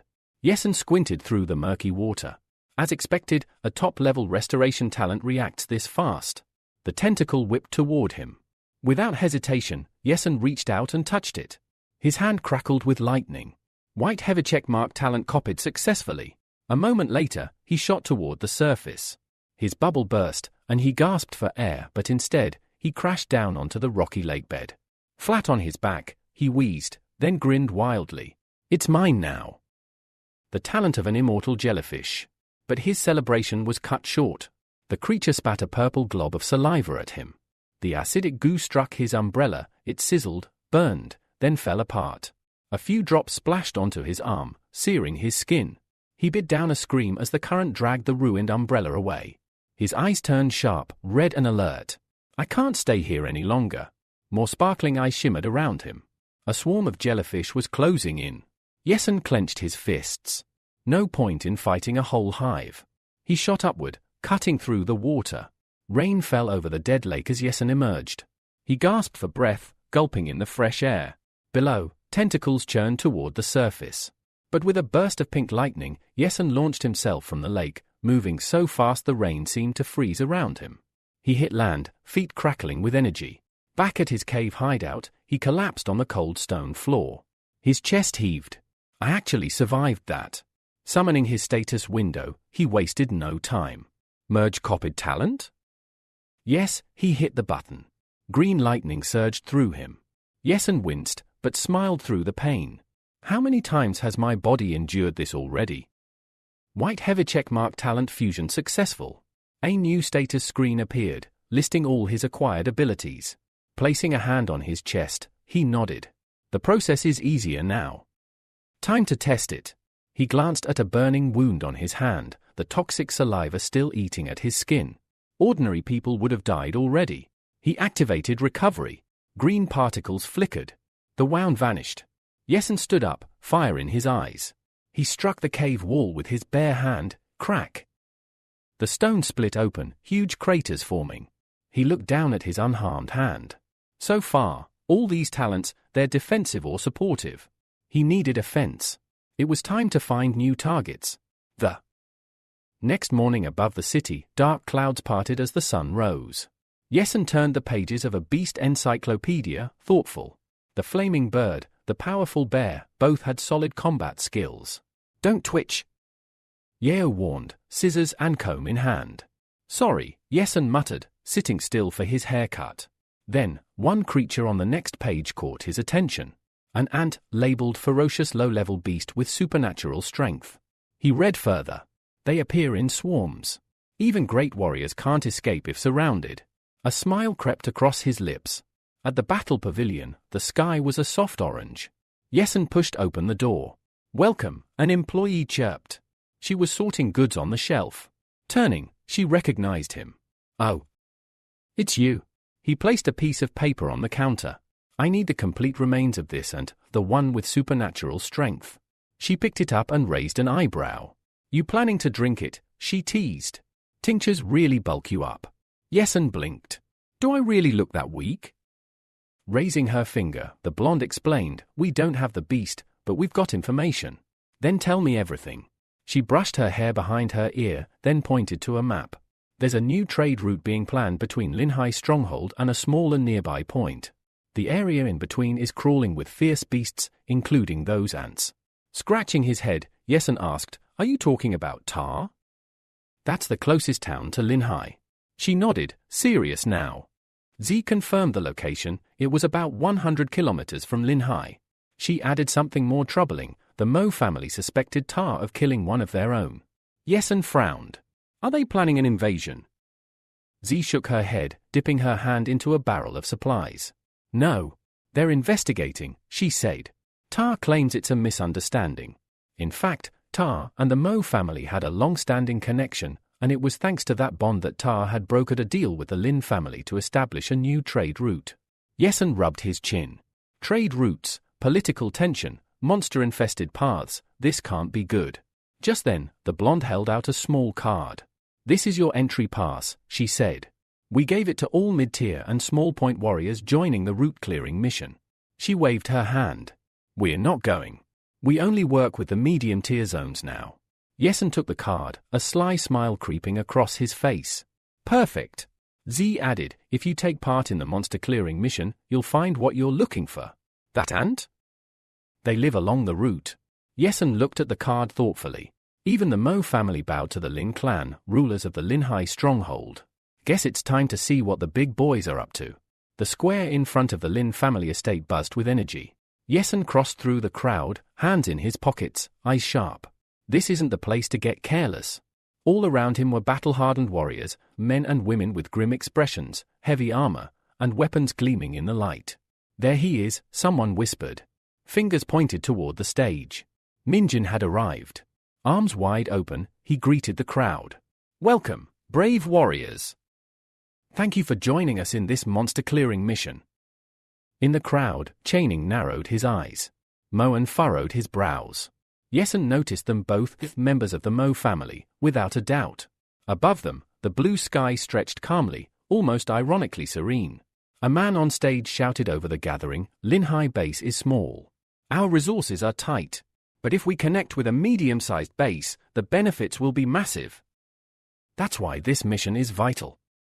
He wasn't wrong. Knights in iron armor stood to the side, still and silent. Nearby, someone murmured, "Monster hunting is risky and not worth it unless the rewards are huge."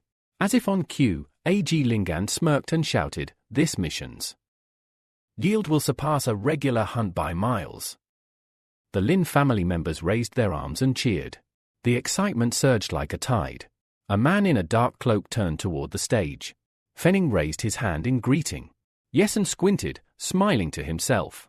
"Does the captain even remember me?" On stage, Minjin stepped forward. "To clear your doubts," he said loudly, "we promise this, every resource you earn is yours to keep." He raised his fist. The crowd erupted in cheers. "And one more thing," Minjin added, hands on his waist. "Each warrior will receive 20 servings of mid-level beast blood and 2 million gold. Elite warriors will get 3 top-tier beast blood servings and 10 million gold." The crowd lost it. Fists punched the air. "Sign me up," someone yelled. The registration line snaked across the courtyard. A woman in pink called out, Testers, form a line. Warriors stepped forward one by one, placing their hands on a stone boulder that glowed when touched. Intermediate phase disciple, qualified, the stone boomed. One by one, they moved through. Yesen stood quietly in line, head down. Ying was right, he thought. No point in working under others. Next to him stood a man in a black fur coat, someone Yesen had a bad feeling about. More reason to stay under the radar.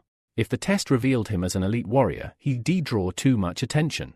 When it was his turn, Yesen approached the massive stone. He placed his hand on it, reminding himself, don't go all out. Control it. Blue light flickered gently around his fingers. He closed his eyes. Just enough to qualify, no more.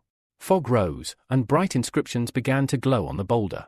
Then, the booming voice rang out, Final Phase Warrior, qualified. Yesen's lips twitched into a restrained smirk. Guess I underestimated myself, again. As Yesen walked away from the testing area, a man frowned and squinted at him, one eye shut. The whispers had already started. Almost an elite warrior, and that young. Which family does he belong to? Must be a hidden genius. Girls nearby giggled, calling him both talented and handsome. Yesen pulled up his hood. It's just a glimpse of my strength, he thought. And still, I attract too much attention. Nearby, a muscular warrior clenched his fists. Looks like we've got ourselves a new high-level hero. The short-haired man next to him smirked. We should ask the commander to recruit him. Our squad's still one short.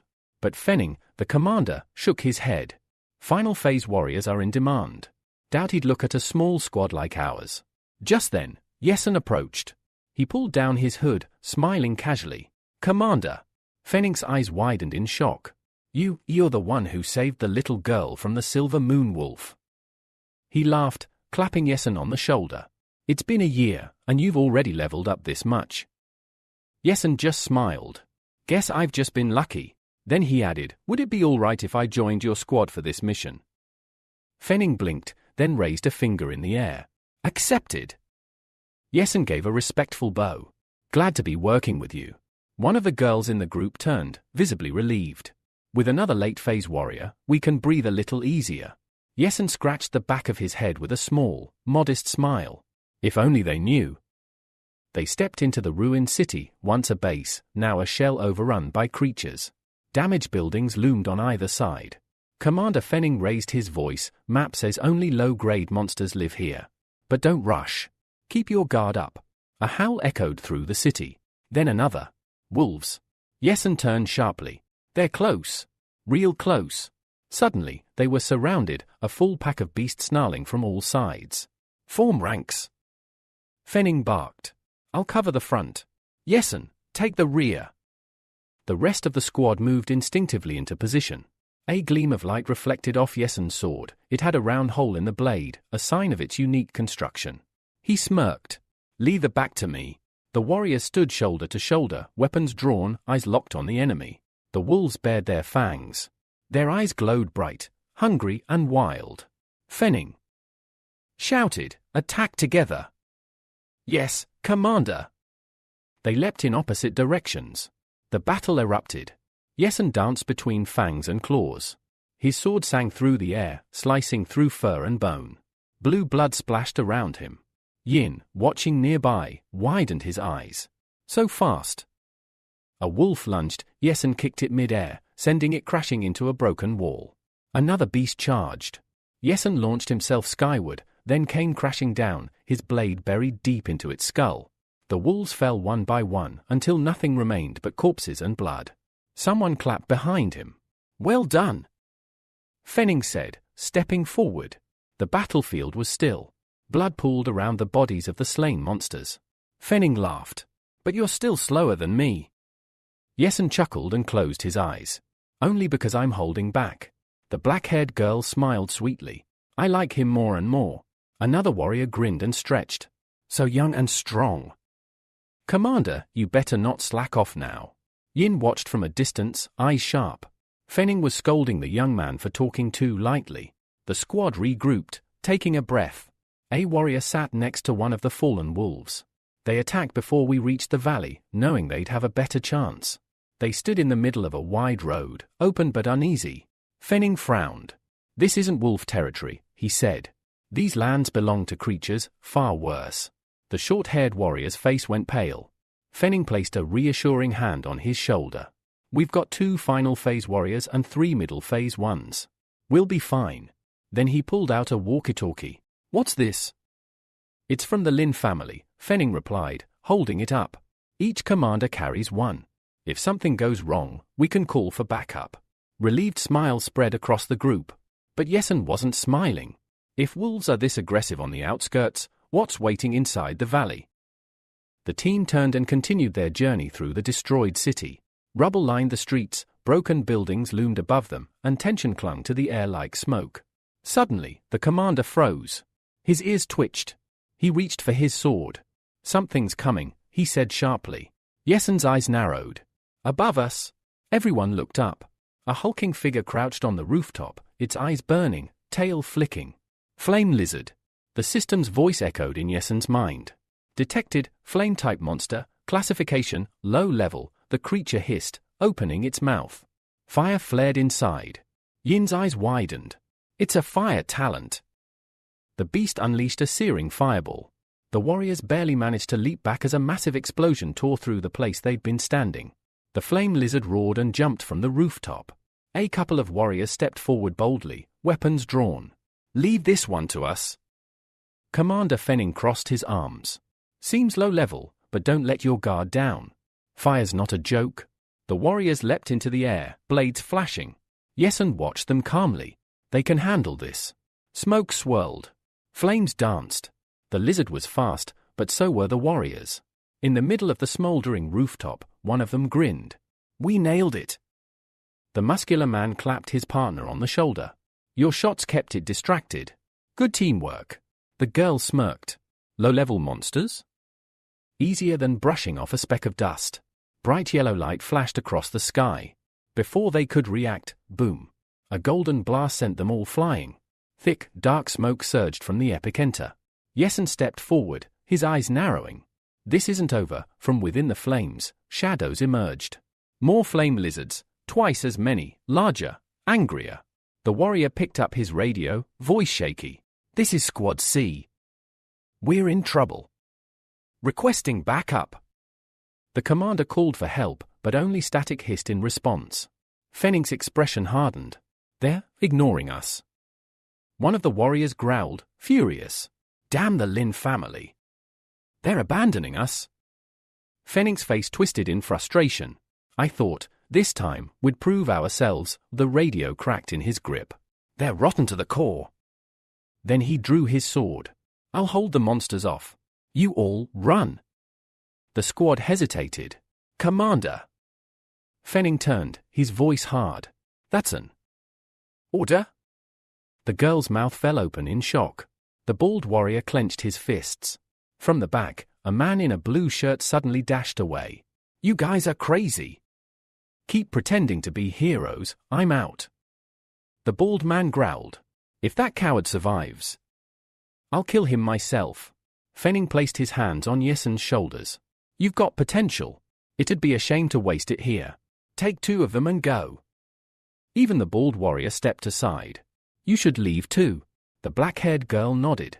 You're still new. Don't throw your future away. Yesun smiled softly. If I run? I only run forward. He stepped into the smoke. A blue mist began to swirl around him. Sword in one hand, backpack in the other, his aura shifted. The air crackled. Fenning's eyes widened. He's been hiding his power. The energy around Yesun roared like a storm. Elite warrior level. The others stared, stunned. A lizard launched a massive fireball, but Yesun didn't flinch. I didn't want to show this. Explosions thundered around him. The battlefield became a furnace. Yesun looked ahead. If I don't fight, the Wind Wolf squad dies here. Yin leapt into action. The flame lizard opened its maw wide, but Yesun struck first. One swing. His sword sliced through the monster cleanly. Fenning stayed behind, just to protect us. As he fought, another thought echoed in his mind. It would be cruel to keep hiding my strength now. Flame lizards lined up again, mouths glowing with fireballs. But Yesun's expression was calm. I'm not like those dogs from the Mo family. 2 blazing fireballs roared toward Yesun. He raised his sword, electricity crackling around him. Too late to worry about consequences now. But deep down, he knew Commander Fenning wouldn't hold this against him. Behind him, the smoke-wreathed building collapsed, crashing down onto the lizards below. Boom! The ground quaked from the blast. One of the girls grinned in awe. So this is the power of an elite warrior. Lightning surged around Yesun. He jumped high into the air, sword gleaming. His jaw clenched. His focus sharpened. He landed like a thunderbolt, right between two monsters. The sword arced through the air. A white-blue spark lit up the night. The lizards shrieked, electricity coursing through their bodies until they collapsed, twitching and charred. One of them opened its mouth one last time, its rows of sharp fangs gleaming, before it hit the dirt, lifeless. Fenning's hands trembled slightly. So strong. The commander narrowed his black brows. There was no doubt now, Yesun was one of the strongest warriors in Linhai. Just then, a loud scream echoed through the night. It was the man in the blue sweater. Flat on the ground. Two giant wolves sprinting toward him. He curled up, wailing pathetically. The bald warrior squinted into the distance. Commander, the coward's in danger. Fenning walked up slowly and shrugged. He ran alone like a fool. Let him deal with it. Yesun picked up his bag. The road's clear now. He threw on his backpack and turned to the others, grinning. You guys coming, or retreating? The three warriors froze. They weren't expecting that. Fenning closed his eyes, then clenched his fists. We go together. Wind Wolf Squad faces everything, together. Yesun smiled. Minutes passed. The guy with the scar on his forehead winced as the girl tied a tight bandage over his wound. Look at him, she muttered. Not even a scratch. Doesn't look pathetic at all. Yesun stood calmly on the rooftop. Down below, Wind Wolf looked up. Thanks for helping us get this far. Yesun barely glanced back. I'm going to try something. Wind Wolf's eyes widened. You're going further? Yes, Yesun replied flatly. The others approached, unsure. Yesun, maybe we should all go back, one said. But the protagonist was already walking away. Fenning paused for a moment, then called after him. You're really going alone? Yes. Fenning nodded. With your power, I'm not worried. Yesun turned to him one last time. I'm fine, Commander. He continued walking. Behind him, Wind Wolf spread his arms. Wait! We need to talk. The scar-faced guy turned to Wind Wolf. Are we really letting him go alone? Wind Wolf closed his eyes. We'd only slow him down. A guy like that doesn't need help. He looked at Yesun's back as it disappeared into the shadows. There was no smile on Yesun's face anymore, only quiet resolve. A few minutes passed as he walked alone through the dead city. His thoughts echoed, before I run into something even stronger, or a real disaster. I need to know the limit of my recovery ability. He walked between two massive corpses, monsters he had slain minutes ago. Then he stopped. A strange scent drifted into his nose.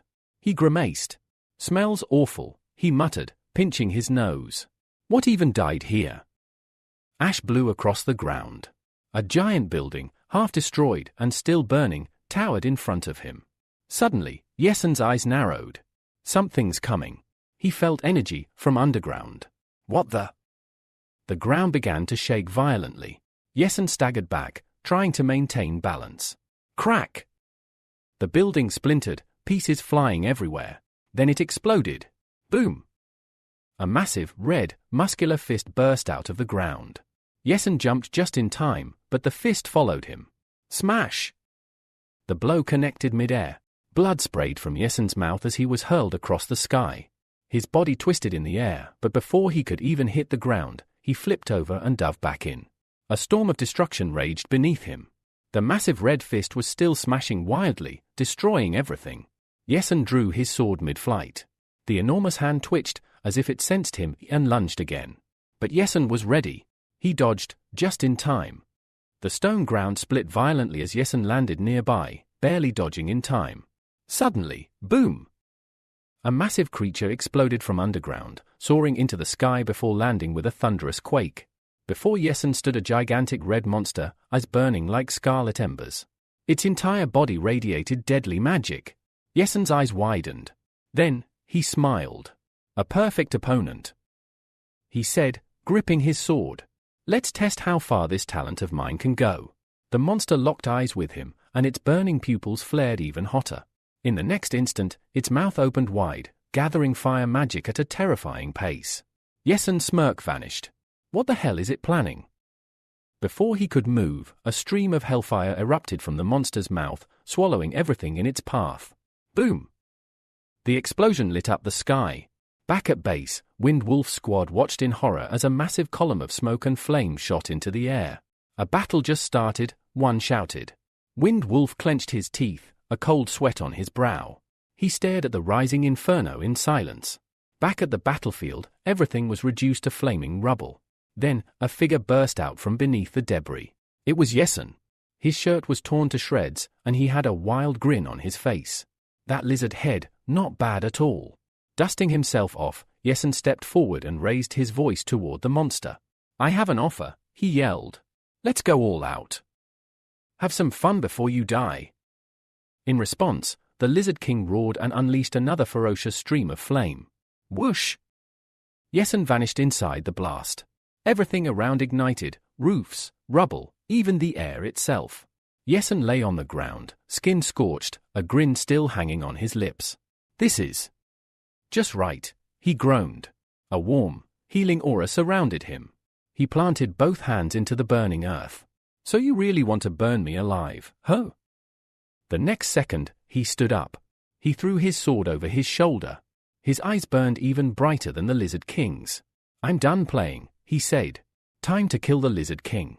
His body surged with magical energy. He launched into the air like a meteor, aimed straight for the monster's face. Time seemed to slow. The Lizard King began charging fire magic again. Yesen's sword gleamed with fury and rage. Boom! An explosion shook the entire battlefield, stronger than the last. An hour passed, and yet, horrifying shockwaves were still felt miles away. The bald member of Wind Wolf's team shouted, "Those fire pillars haven't stopped in an hour. What kind of monster are they fighting?" The boy covering his ears screamed, "Is Yesen even still alive?" Wind Wolf shouted back, "I don't know. But we can't interfere with a battle like that." Back at the battlefield, Yesen's sword was buried deep in the Lizard King's flesh. The massive creature lay still, finally defeated. Yesen, soaked in sweat, sat atop the monster's corpse. He looked up at the sky, exhaled heavily, and whispered, "Game over. Victory." But it had come at a cost. Yesen frowned. This recovery ability, it drained so much stamina. He felt hollow, like a shell that had just barely survived the storm. He stood slowly. Looking at the creature he had slain, he trailed his fingers along its massive body, leaving a glowing path through the blood. I'll need that to recover. Yesen crouched down and placed both hands on the monster's corpse. He began to absorb the blood. Soon, he sat in a lotus position, hands on his legs, and closed his eyes. A soft melody hummed from his lips as his body absorbed the vitality. Time passed. Back at the camp, the bald guy pointed at the battlefield. The noise stopped. The battle's over. The girl looked at Wind Wolf's back. Is it over? The guy with the scar raised a shaky hand and pointed. Someone's coming. All eyes locked forward. Out of the smoke walked Yesen. Alive. Victorious. Commander Fenning smiled wide. His back. Yesen. Wind Wolf called out. The protagonist raised a brow. You didn't tell them to retreat. Wind Wolf scratched his head, grinning nervously. Well, we couldn't help, but we couldn't just sit tight either. The girl stepped forward, eyeing his scorched body. You okay? You've got nothing left to wear. Wind Wolf quickly pulled a spare t-shirt from his pack. Here, take this.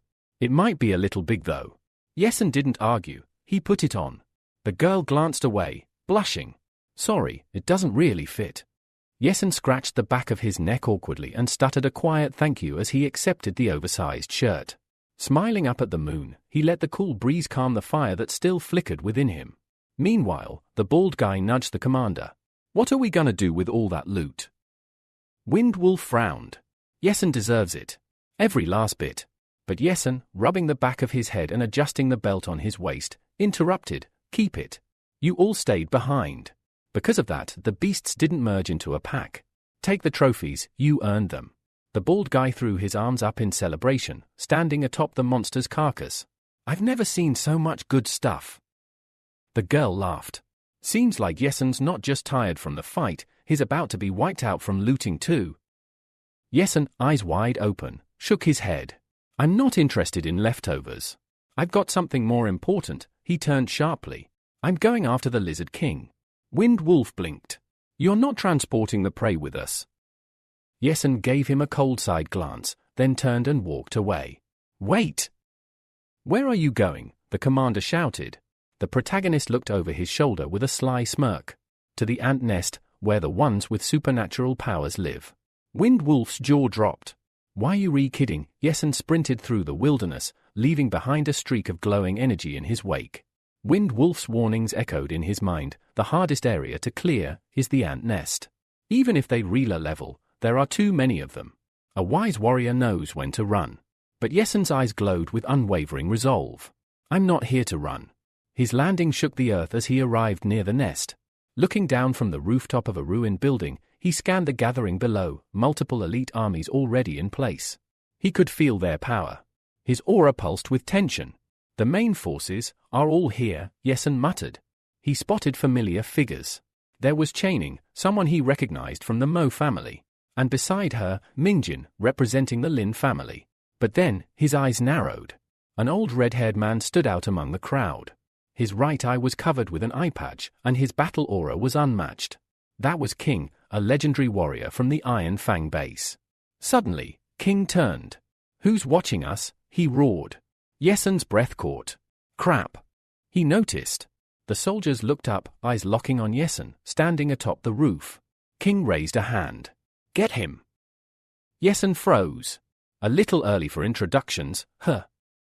Moments later, two soldiers had dragged Yesen in front of the Iron Fang leader. King's glare burned into him. Are you an elite warrior? He stroked his beard and studied the young man. Who are you, and why were you watching the army? Yesen, sweating slightly, said, I'm a warrior from the Linai base. I heard there was a big mission here. I wanted to prove myself. King frowned, then suddenly barked, let him go. But the rest of the army wasn't satisfied. Whose family is he from? He's not one of ours. Shouts rose from different factions. No one knows him. King folded his arms across his chest. At your age, to be elite is rare. Why doesn't anyone recognize you? Yesen looked down, awkwardly raising his hands in defense. Then came a laugh. Mingjin stepped forward, grinning. How can none of you know him? He placed a firm hand on Yesen's shoulder. He's from my Lin family. Yesen blinked, realizing Mingjin had just thrown him a lifeline. Smart move, always one step ahead of the Mo family, he thought. Yesen smiled and closed his eyes, playing along. Mingjin folded his arms confidently. Yesen, show them what you've got. Then he leaned in, whispering with a smirk, an elite warrior, for free. But not everyone was happy. Up on a distant rooftop, Yuling clenched her fists. The Lin family, always scheming. He doesn't belong with them. Her gaze remained fixed on Yesen, eyes burning with suspicion. Yesen Zhu glanced toward Yuling and muttered, you were right. Yuling's lips curled into a sly smile. Of course. And don't forget, Yesen, you belong to my martial pavilion now. Up above, a flurry of birds suddenly scattered across the sky, their flight disturbed by something far more dangerous. A thunderous sound echoed across the plains. Dozens, no, hundreds, of white-clad warriors marched forward, their feet shaking the ground beneath them. At the front of the army strode the imposing figure of Old Man King, hands tucked in his coat pockets, like a storm hiding in silence. Yesen walked among the ranks with his eyes down. Now that I've been exposed as an elite warrior, he thought, there's no chance of leveling up quietly anymore. But then he smirked. No matter. With my current strength, I've got nothing to fear. Suddenly, a towering antel nest loomed before them. King halted in his tracks and raised his hand. Stop! Before them, a swirling electric orb floated ominously. Lightning crackled along the arm of the man controlling it. A cloaked elder knelt in front of the formation, electricity dancing around him. The magic field is ready, he reported solemnly. King stroked his short beard and muttered, it looks like a mountain. No, this is the lair of the ants with supernatural power. High into the sky rose the antels, stone towers riddled with gaping holes. They were eerie and ancient, like nests from some forgotten nightmare. Yesen grinned wide, dark excitement gleaming in his eyes. Finally! I've arrived! King stepped forward and raised his arms. Xinu, he commanded, you stay back. Yes, sir, replied the cloaked elder, bowing respectfully. King turned to the assembled army behind him. Everyone, stay alert. Wait, what's the old man doing? A bald warrior called out in confusion. King's expression darkened. With both palms pressed together, a magical seal burst into life above the antel. Then, with a sudden motion, the cloaked old man raised his hands and bellowed, "Open!" Boom! He slammed his hands onto the ground. The sky cracked open. Exploding fireballs rained down in a hellish storm. Flames engulfed the towering nest. Blasts tore through the structure, leveling walls and sending molten stone flying. Yesen shielded his face from the barrage, shouting to himself, "This field is insane. I have to learn this kind of magic someday." Meanwhile, from a nearby cliff, Zhu and Yuling observed the destruction. Zhu crossed his arms. King's gone mad. Isn't this too much for one mission? Yuling smiled calmly, one hand under her chin. The Iron Fang has its own strategy. Besides, those fireballs alone could flatten all of Linhai. That's profit in motion. Below, the last of the blasts subsided. The great antel, once a monstrous tower, collapsed into rubble with a final, earth-shaking roar. The warriors looked on in awe. The antel, it's gone! That magic field was incredible. Did we really wipe them all out? Two soldiers rushed toward the ruins. Dozens followed. But as Yesen stepped over the craters, frustration clouded his mind. No signs of life, not even a single ant corpse. Grimacing, he thought, if there isn't a single intact body, I can't copy their talent. From above, Yuling continued to watch with that same knowing smile. What a lovely show of power. That magic really stirred things up. Then a warrior near the ruins pointed at the ground. Wait! What is that hole? A massive gap had opened in the earth. Several soldiers gathered around it, peering into the black abyss. It's pitch dark. I can't see a thing, then, screams. Dozens of glowing red eyes blinked awake in the void. And then, BAM! A massive ant burst out of the hole, jaws snapping and body crackling with supernatural force. The nightmare had just begun. The battlefield erupted into chaos. From the abyss below, a monstrous ant, twice the size of a man, lunged upward and impaled a warrior through the chest with a massive spear-like limb. The soldier's body flew back like a ragdoll, crashing near his comrades in a heap. The giant ant let out a furious roar, its body engulfed in violent magical energy.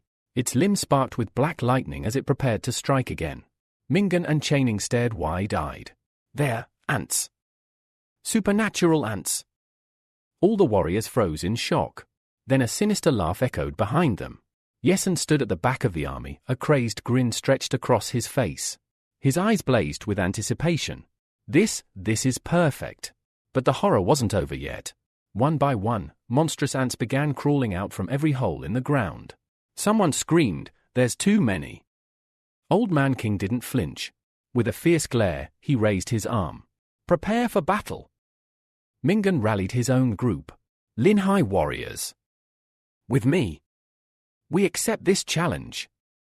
The ground trembled as the united force charged forward. Hundreds of warriors ran headfirst into battle, blades drawn, fear left behind. Yesen didn't wait either. He drew his sword and sprinted toward a colossal ant already locked in combat with several warriors. With a single, clean slash, he beheaded the beast, dropping it to the earth in a spray of dust and gore. Another one down, a soldier yelled, "Push forward." But Yesen didn't move on. He stared at the fallen ant with hunger. With a deep breath, he placed his hand on its body. A spark of power surged through him. Notification, high-level talent copied. A rush of dark magical energy engulfed his body. Shadows danced across his skin as his aura flared. Another notification blinked before his eyes. Would you like to fuse with high-level strength talent? But before he could respond, 3 furious ants charged at him, shrieking for vengeance. Sword still in hand, Yesen gritted his teeth. No time to fuse here. He slung his sword over his shoulder and muttered, "I need a safe place, now." But just as he turned to run, his legs shimmered with speed talent energy, and in a blink, he vanished, leaving only a burst of wind behind. However, the surprise wasn't over. As he dashed through the battlefield, two monstrous ants appeared right in front of him, cutting off his path. Guess we're doing this the hard way. In one motion, Yesun unsheathed his blade, activating his shadow blade technique. Then, shadow execution. He vanished again, reappearing between the monsters in a deadly blur. With a powerful arc, he slashed through both ants, leaving behind glowing green traces of his blade. Both creatures collapsed. Silence returned, briefly, until a bone-rattling roar shook the battlefield. Yesun froze. From the deepest pit of the anthill, a pair of enormous red eyes gleamed in the dark. The earth trembled. Magic thickened the air. This roar, Yesun thought, wide-eyed. It belongs to a high-level monster.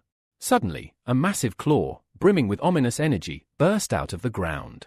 Everyone turned as the soil cracked open. "What is that?" a warrior cried. A terrifying black silhouette rose from the ground. Towering over the battlefield, this ant was unlike anything they had seen. Hundreds of times larger than the others, it pulsed with uncontrollable dark energy. "It's a high-level ant with supernatural power," someone shouted in horror. King's face went pale. "Retreat! Immediately!" Warriors dropped everything and fled. Even the bravest among them lost their nerve. Mingan sliced through another ant but shouted in fury, "Cowards! Running away like that?" Then he turned to his squad. "Fall back! Everyone! Move!" One by one, the army abandoned the battlefield in full retreat. From her perch, Yuling watched with a smirk. HMPH. Rabble. Nothing more. She turned, her voice calm and cold. "Time for us to leave." Zhu followed behind her, still dazed by the sight of the enormous ant. "Lady Yuling, what about Yesun?" Zhu nervously asked what to do about Yesun, but Yuling only smiled and turned her gaze toward the battlefield. "Don't worry," she said with confidence. "He'll survive. That guy isn't someone who dies easily." Meanwhile, chaos reigned behind them. As the army fled, a young warrior turned to his companion mid-run. "Why are we running? Didn't we bring a great warrior with us? Can't we just fight this thing together?" Another gasping warrior shouted back, "You fool! That ant has both strength, talent, and high-level power. That makes it comparable to a grandmaster." In the stampede, Yesun ran among the crowd, but his eyes were sharp, not with fear, but with growing disgust. Great warriors? He thought bitterly. These so-called important people are nothing but cowards. Not one of them can be trusted. As if to prove his point, he watched Old Man King from the Iron Fang base, once hailed as a legend, outrun his entire squad, leaving his subordinates behind like they were nothing. Yesun's expression hardened. Suddenly, a massive ant with glowing red eyes lunged forward. It opened its grotesque jaws and began sucking warriors into its mouth like a vacuum. Screams echoed as bodies were torn off the ground, flailing helplessly before being devoured. Crunch! Crunch! The ant chewed, blood spraying between its jaws. Then it raised its head and let out a thunderous roar. Its magical power exploded, becoming overwhelming. A dark, crushing aura blanketed the battlefield. Warriors who had been running now fell to their knees, faces pale, limbs trembling. Some collapsed entirely, unable to lift their heads under the weight of the monstrous energy. I can't breathe. It's too heavy. What do we do?" Panic set in. But suddenly, a blur of purple streaked through them. Yesun, gritting his teeth, blasted past the fallen warriors, a glowing violet trail behind him. "This black air, it's crushing me," he thought. "I have to get out, now." Activating his speed technique at full power, he rocketed forward, shoving his body past its limit. Just as he passed the last of the warriors, clean air returned. His momentum threw him off balance. He tripped and rolled violently across the ground before finally stopping. Breathing heavily, he looked up. He was just 10 meters from the zone where the golden ant had unleashed its power. Staring at the deadly area, he muttered, "That golden ant. It'll be watching everything. I can't afford to stay here." With sweat dripping from his chin, he turned and walked away. Some time passed. The sky turned blue, and the sun climbed over the horizon. On a lonely road lay the skeleton of a massive beast. Yesun stood beside it, examining the bones. "Captain Windwolf," he whispered. "You really were a true hunter." He crouched on the monster's ribcage. "All that's left is bones. Nothing else." After a moment of reflection, He jumped up effortlessly, landing on the rooftop of a crumbling building. The sky was clear. Birds soared freely. A soft breeze touched his face. A faint smile crossed Yesen's lips. Without a word, he sheathed his sword, sat in a lotus position, and opened his system window with a wave of his hand. Do you wish to fuse with high-level strength talent? Yes, he answered in his head, firm and absolute. His eyes glowed with determination and hunger. A violent wave of energy surged through his body. The pain hit instantly. He convulsed, his body shaking as if every cell was being torn apart. Steam poured from his clenched jaw. But through the agony, he smiled. In this world, strength is all that matters, he thought. Nothing else holds value. That crazed grin stretched wider. Night fell. The moon cast its light across the rooftops. Yesen slowly stood up. With a single motion, he tore off his shirt, revealing a body now glowing with unrestrained power. The air itself vibrated around him. With hands on his hips and eyes burning bright, he declared, "It's time to go home." Morning returned. The sun shone brightly over the city. In his small room, Yesen now sat peacefully on his sofa, once again in lotus position. But something had changed. The monster had evolved. Inside his quiet home, Yesen sat cross-legged in deep concentration. Magical particles shimmered around him like tiny stars. With this high-level talent, he thought, my strength has multiplied tenfold. His lips barely moved, but his thoughts were fierce. Even as an elite warrior, I could easily crush a so-called great warrior at the initial stage. They're nothing now. His eyes remained closed, his body perfectly still, until peace met its natural predator, an angry little sister. Yesen! Yayo stormed into the room, arms flailing and eyes blazing. I've been waiting for you forever, she shouted, ladle in hand. But you just sit here every day like a damn statue. Seeing no reaction, her tone darkened. And don't even think about talking to me now. She clenched her jaw, waved the ladle threateningly, then huffed and marched to the kitchen. Fine. If you wanna act like nothing's wrong, then you better be ready. With a grin that sent chills into the salt shaker, she began aggressively seasoning the food. Let's see how you handle the full severity of a woman's wrath. Later that day, the table was packed with mouth-watering dishes, steaming meat, golden dumplings, spiced vegetables, and soup that could bring the dead back to life. Yayo, now the perfect hostess, called out sweetly, Brother Tilda, it's time to eat.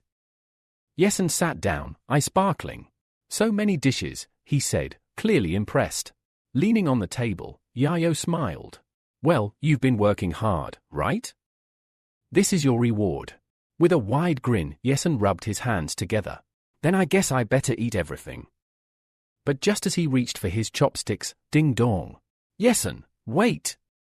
Yayo yelled as her brother launched out of his chair and bolted for the door. He flung it open. Commander Windwolf. Standing there was the old hunter himself, Commander Windwolf, with a giant backpack slung over one shoulder and a cheerful grin on his face. Yo! Windwolf chuckled. Hope I'm not late. Yesen pulled him inside immediately. What are you doing here? You didn't have to come all the way. The commander chuckled, tossing the heavy backpack onto the floor. Brought some trophies to share, he said, unzipping it to reveal fangs, eyeballs, claws, and other monster remains. Yesen scratched his head. Couldn't you guys just keep it? You and the others earned these. But Windwolf cut him off. We did. That's why I'm giving you your share. With a resigned nod, Yesen placed the bag down. Fine, but you're staying for dinner. I've got a question anyway. The commander sniffed the air and turned toward the feast. Wait. All this is homemade. All right, you twisted my arm. Minutes later, Windwolf was devouring plate after plate, groaning in delight with each bite. I haven't had food this good in months, he said, wiping his mouth. You're lucky to live here, kid. Yesen's not eating much today, Yayo said with a sly look. Yesen, she added quietly, don't you think something seems off? The commander blinked, mid-bite. I mean, 3 great warriors couldn't beat summons. Windwolf nodded slowly, chewing on fruit. Yeah. It was wild. The first wave failed, so the base gathered a second batch of elites. They failed too. He leaned in slightly. Then this giant golden ant showed up. Ridiculous power. Even made an elite warrior look helpless. Then how did it end? Yesen asked sharply. Well, the Iron Fang base lost it. They sent in a Grandmaster. Cleared the entire ant lair. Yesen shot up from the sofa, eyes wide. A Grandmaster cleared the whole trade route. Yep, Windwolf replied, deadpan. Though no one knows why the Iron Fang even cares about that route. He sat back, clearly annoyed. Was it even worth the losses? In the kitchen, Yayo silently washed dishes, her expression soft, a small smile playing on her lips. Yesen sat back down, deep in thought. Iron Fang base. What are they really after? Evening fell. Commander Windwolf stepped out onto the road, shouldering his now empty backpack. No need to see me off, he said, waving a hand. We'll meet again. Yesen nodded, waving from the doorway. Take care, Captain. As Windwolf disappeared into the twilight, a cold wind stirred the leaves, and Yesen stood still at the doorway, eyes shadowed with suspicion and curiosity. As the sun dipped below the rooftops and Windwolf faded into the night, Yesen remained at the doorway, still, alert, and suspicious. That silence didn't last long. Excuse me, a voice called from across the street. A man with a neat suit, hands in his pockets, stepped forward. Are you Yesen? He held an envelope in one hand, and his voice was crisp and official. I'm Yuan, manager of the Mo family. I've come with an invitation. Yesen blinked. The Mo family. As Yuan stepped closer, he bowed slightly and held out the envelope. The patriarch himself requests your presence for dinner. This is a personal invitation. Yesen scratched his neck awkwardly. Ah. Yeah. Lately, I haven't really been in the mood to go out. Yuan's polite demeanor instantly shifted. His eyes darkened, and a faint smirk spread across his face as a wave of menacing energy radiated from his body. No one declines an invitation from the Mo family, he said, voice ice cold. Windwolf, sensing danger, immediately stepped in. Ha ha, let's not escalate. I'm sure we can talk this out, right? But Yuan brushed him aside. He approached Yesen, resting his hand on the young man's shoulder with a mocking grin. You be wise to come, or this little moment will become unpleasant. Bad idea. Yesen's eyes snapped open, full of burning rage. In a flash, he smashed Yuan's hand away, grabbed his head, and slammed it straight into the asphalt with bone-crushing force. Crack! The ground split under the impact. Windwolf jumped, stunned. Yesen! That's enough. Yuan scrambled up, dazed, blood trickling from his forehead. He backed away, rage burning in his voice. Why you'll regret this? You'll pay, Yesen. I swear, I'll kill you. And then he ran, more like fled, into the shadows. Windwolf crossed his arms, letting out a long breath. Best not to pick fights with snakes. Yesen, he added, you sure you want to mess with the Mo family? Yesen looked at his own clenched fist. I don't care. He thought to himself, with my new strength, that guy's hand cracked like twigs. I barely used any force. Elsewhere. In a dark alley, Yuan sat on a crate, still shaking. The envelope meant for Yesen lay crumpled at his feet. Damn him, he muttered, veins bulging on his face, lips trembling with hatred. He dared to lay a hand on me? On the Mo family. His growl echoed in the silence. Then let's see who laughs last at the Mo family estate. Footsteps echoed down a grand hallway. Mo Canin, the head of the Mo family, strode forward with hands behind his back. A sharp glint flickered in his eyes. He was both an elite warrior and the heir of Elder Mo. Seated on the sofa nearby was his father, Chaining, the old elder. Suddenly, the doors flew open. Yuan burst in, panting and stumbling. Head! Elder, he cried. He dropped to his knees, shaking. They attacked me. Canin raised an eyebrow. I told you to invite him, not attack him. I didn't. Yuan wailed. I was respectful. But as soon as I said I was from the Mo family, he attacked me. He held out the torn envelope as proof. He even ripped this up. A cold silence settled in the room. Then, boom. Canin's rage exploded. That whelp. He dares humiliate the Mo family. Energy burst from his body like a shockwave, sending Yuan flying across the room. Furious, Canin spun toward his father. Old man, what should we do now? Chaining lifted his gaze, slow and deadly calm. His voice was raspy. Nonsense, he muttered, contempt flickering in his eyes. After a pause, Kanin waved a hand. "Get out, Yuan." The shaken manager stumbled to his feet. "Why yes, sir." As the door closed behind the disgraced manager, Kanin took out a small pill bottle and poured out a shimmering blue pill. He handed his father a glass of water. "Take it, father. You still need to recover." Chaining took the pill and swallowed it slowly. Then, after a long silence, he looked into the glass. "The ants," he muttered. "In that fight, I had no choice. I had to use the forbidden technique. The only way I survived was by pushing my body beyond its limits." He took a deep breath, each inhale labored, as though something inside was broken. But his eyes, they still gleamed with hate. A tense silence filled the room. Chaining, the old patriarch of the Mo family, stared into the distance from behind a grand window. His voice was low, haunted. "These wounds, they won't heal." Kanin, his son, and the current head of the family, tried to stay optimistic. "Don't say that, father. We'll find a way. Everything will work out." But the old man slowly stood from the sofa and turned his back. "I know my body better than anyone else." Hands clasped behind him, Chaining took a heavy step toward the window, his eyes fixed far beyond the horizon. "Once I'm gone, there will be no more great warriors left in our family." His voice trembled. "This is a disaster." Kanin's brows furrowed in concern. "Wait. Are you saying Yesun is expecting an invitation from the Lin family?" The old man didn't reply immediately.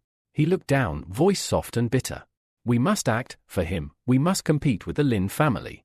But then, his eyes suddenly burned with rage. "If he won't come willingly, then we'll bring him by force." Kanin hesitated. "But he's not one of us. He's just a stranger. Even if we capture him, he won't truly side with us." Chaining turned around.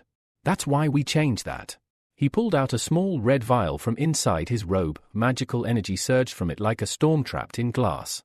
"This," he said, eyes gleaming, "erases memories."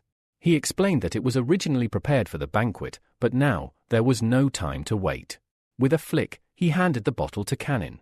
"Use it." Kanin's eyes widened. "Erase his memory." He stared at the red liquid as if it were both treasure and poison. Behind him, Chaining calmly poured wine into a glass. "Once he forgets everything, we'll build him a new identity." He lifted the glass. "For example, we'll tell him he's an illegitimate son of our family, lost, wandering, finally returning home." Kanin almost dropped the bottle. "Illegitimate son." Chaining snorted. "No one would dare compete with you for the position of family head. So what if we say he's your son?" He sipped the wine. "We'll change his surname. The people will accept it." Kanin scratched his head awkwardly. "This might affect my reputation." "Enough chatter," the old man growled. Ice cold and sharp, he sat back on the sofa. "Do as I say." Kanin dropped to one knee. This time, he declared, "I'll send 10 elders. We'll bring Yesun back. No matter what." Nightfall. Shadows danced across rooftops as 10 black silhouettes moved swiftly through the city. The Mo family had launched their mission. Their target? Yesun. But first, they were ordered to capture someone else. At Yesun's home. A quiet tap echoed across the wooden floor. One of the elders had slipped inside. With an earpiece in his ear, he whispered, "I've entered the target's home." The reply came immediately, sharp and cold. "First, capture the sister. Then, force Yesun to surrender." "Understood." Outside, the remaining 9 stood still in the shadows. "We've surrounded the house," one of them confirmed. "Ambush ready." Back inside, the elder stepped toward a closed door. Yao's room. He pushed it open slowly. Inside, Yesun's younger sister was peacefully asleep, her head tucked beneath a thick blanket. Standing over her, the elder whispered into the mic, "Target confirmed." "ACT." The captain's voice crackled in his ear. The elder reached out toward the blanket, but before his fingers touched it, whoosh! The blanket suddenly flew up on its own, wrapping tightly around him like a living creature. "What the elder gasped. In panic, he drew his sword, its blade gleaming with magical energy. But it was already too late. Slice! The blanket shredded under the blade, but as the fabric fluttered to the floor, what the intruder saw froze him in horror. A drop of cold sweat slid down his cheek. From the shadows, a hand lunged forward like a viper, Yesun's hand. With monstrous strength, the protagonist grabbed the invader by the throat, lifting him off the ground with one arm. His body was surrounded by a dark, ominous aura, surging like a storm. With burning eyes and a sinister grin, Yesun hissed, "I've been waiting a long time." In the invader's earpiece, the captain's voice barked orders, "Have you captured the girl?" But the elder couldn't respond.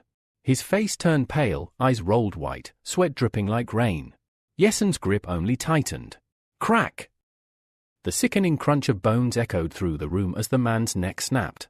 His earpiece clattered to the floor. Yesun tossed the corpse aside like trash. From the tiny speaker came another shout, "Report!" "What's going on?" Yesun calmly picked up the earpiece, placed it in his own ear. "I've got it," he said with venom. "You want it back." The voice on the other side stuttered, Who are you?" Yesun smirked. "Catch!" With a whoosh, the corpse flew out of the living room window, landing outside with a loud crash. On the rooftop, the elders turned in panic. How is this possible?" one shouted as the others rushed to the fallen body. "No pulse," another muttered. "He's dead." "Be on alert," the captain barked. "There's someone helping the boy. Someone strong." But inside their heads, each elder had the same terrifying thought: in all of Linhai, only 2 people could dare defy the Mo family. Just then, tap. A sound behind them. "Who's there?" one elder shouted, spinning around. "Come out!" The rooftop squad, 6 men strong, stood tense.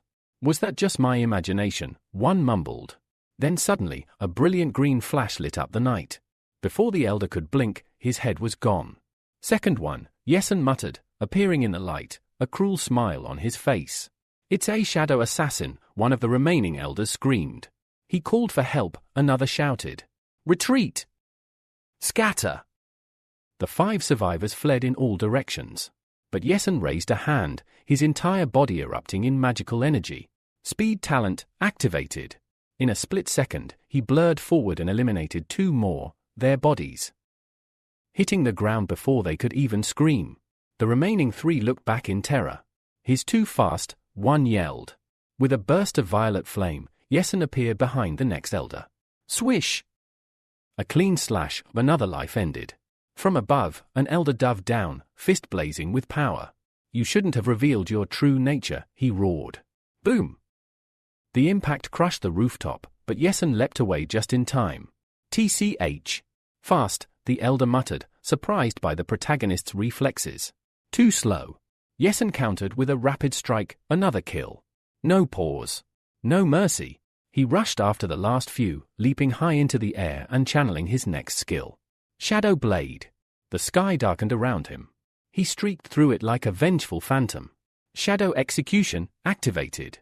A surge of dark energy exploded from him. 3 more elders, gone in a flash of death and darkness. Below, the captain gritted his teeth, hearing only static and screams. "What's happening up there?" "Report!" But before he could get an answer, thud!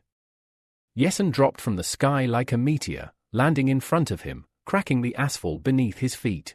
His bare feet radiated magical energy. His scarlet eyes burned with fury.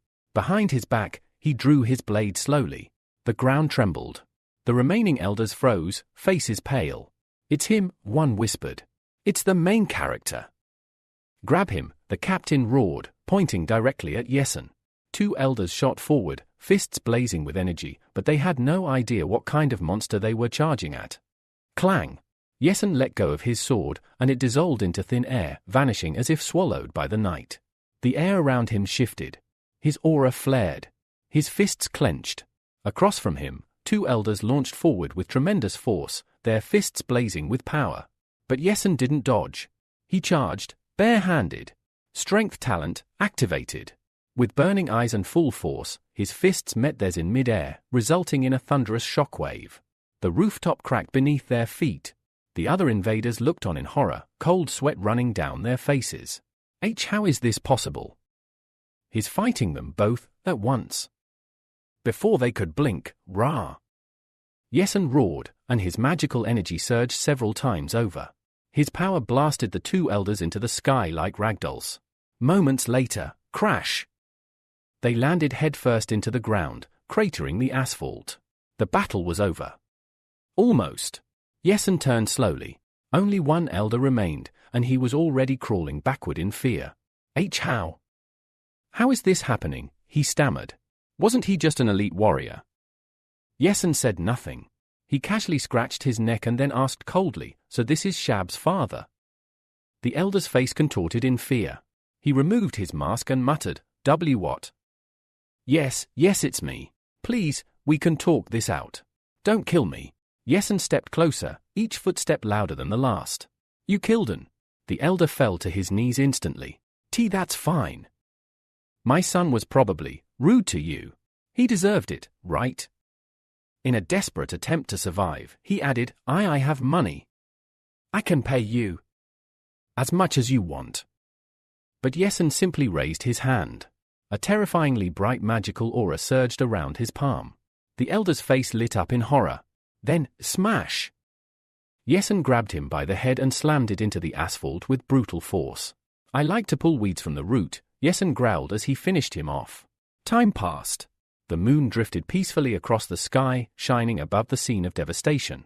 Yesen stood silently over the elder's broken corpse. Grabbing the man's cloak, he muttered, I don't let revenge fester in the shadows. He stared at the body. He was the one who tried to hurt my sister.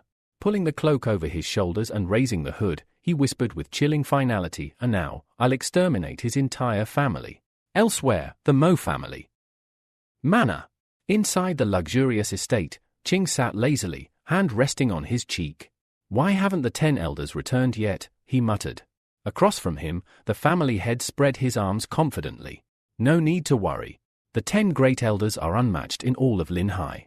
He touched his chin and smiled smugly. Nothing is impossible for them. Crack! Without warning, a blade burst through the manor, moving so fast it left a shockwave behind. The sword ripped into Ching's sofa, shattering it into splinters. The old man barely dodged in time, tumbling backward. What the? He shouted, looking in the direction of the attack. Who dares to ambush us? The sword, stuck in the floor, shook violently, then flew back through the air into Yesen's hand.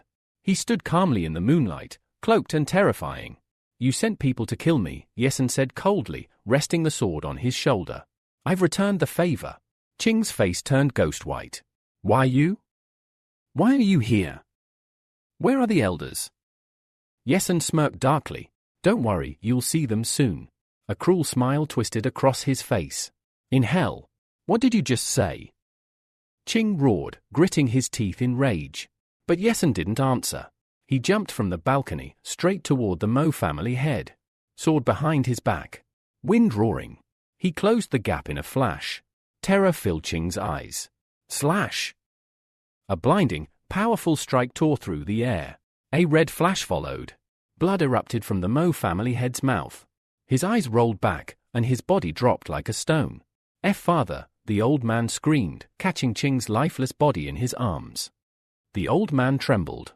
Clutching his son's lifeless body, he shook and prayed that this was all a nightmare. Then suddenly, bastard! He let out a feral scream, lifting his head. Tears poured from his eyes as an insanely powerful magical aura exploded from his body. Yesen narrowed his eyes with a calm smirk. Oh? Is this your secret art? I've seen this trick before. Didn't you use it when you ran away from those giant ants? But Chaining wasn't listening. His rage boiled over. You dare to kill my son, he bellowed, magical energy flaring around him like wildfire. The very air grew heavy. R.I.P. His robe began to tear as his body expanded in size, growing with bulging muscles and monstrous force. I'll kill you, he roared, charging like a beast toward Yesen. Yin, standing to the side, gasped in terror. Boom! Chaining's first punch smashed across Yesen's face. Then came the second, but Yesen leapt back just in time, causing the massive elder to crash through a stone wall. Yesen landed smoothly, sliding back across the polished floor. Prepare to die, roared Chaining as he emerged from the rubble, surrounded by wild, crackling energy. With burning eyes and fury in his voice, he snarled, even if your ashes are scattered to the wind, my hatred will remain. Suddenly, chaos erupted. Screams echoed down the halls, murderer! Dozens of guards stormed the room from every direction, weapons drawn. Surrounded now, Yesen stood calmly in their midst, raising an eyebrow. Oh? Now everyone cares, just because I killed your precious family head. His blade gleamed in the torchlight as he assumed his stance. With pure disdain, he snarled, "The Mo family is full of idiots." Boom! His aura shifted in an instant. Chaining shouted, "Kill him!" The guards rushed in. Yesen rushed faster. Shing! He leapt into the air and activated the shadow assassin technique. His blade carved through space like a green comet. In a single flash, all the guards dropped, dead. Gasps filled the room. One guard, barely alive, whispered, "How is this possible?" Chaining gritted his teeth, veins bulging on his face. Why Yesen has the power of a great warrior.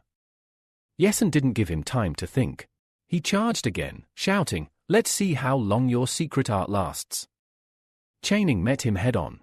A massive sword formed in his hands, lightning dancing across its blade. Clang! Their weapons collided, and the ground beneath them shattered. A thunderous energy explosion rattled the manor. Far away, on a nearby rooftop, two cloaked figures watched the fight unfold. One of them murmured, "Is that a great warrior from the Mo family?" "He's strong," the other said with a wide smile. "Young master, should I intervene?" The first figure removed his hood, revealing Mingen, grinning like a man enjoying a good play. "No, Elder Zed," he said coolly. "Let's watch how this unfolds." Back at the manor, the fight grew fiercer. Yesen's sword swung with burning intensity. Chaining met him again, steel to steel, as their blades clashed violently. Clang! Clang! Clang! Chaining gritted his teeth, frustrated. "He's too fast. I can't land a single hit." Then, swoosh! Yesen's blade moved like lightning. He found an opening, a slash. Blood spurted from Chaining's side. He stumbled, barely keeping his balance, and slid backward. Gritting through the pain, Chaining raised his sword high and shouted with fury. Before Yesen could recover, the old man struck the ground with his sword. Boom! The floor split open in a 5-meter radius. Dust exploded into the air. Yesen dodged just in time, skidding across the floor as cracks opened beneath him.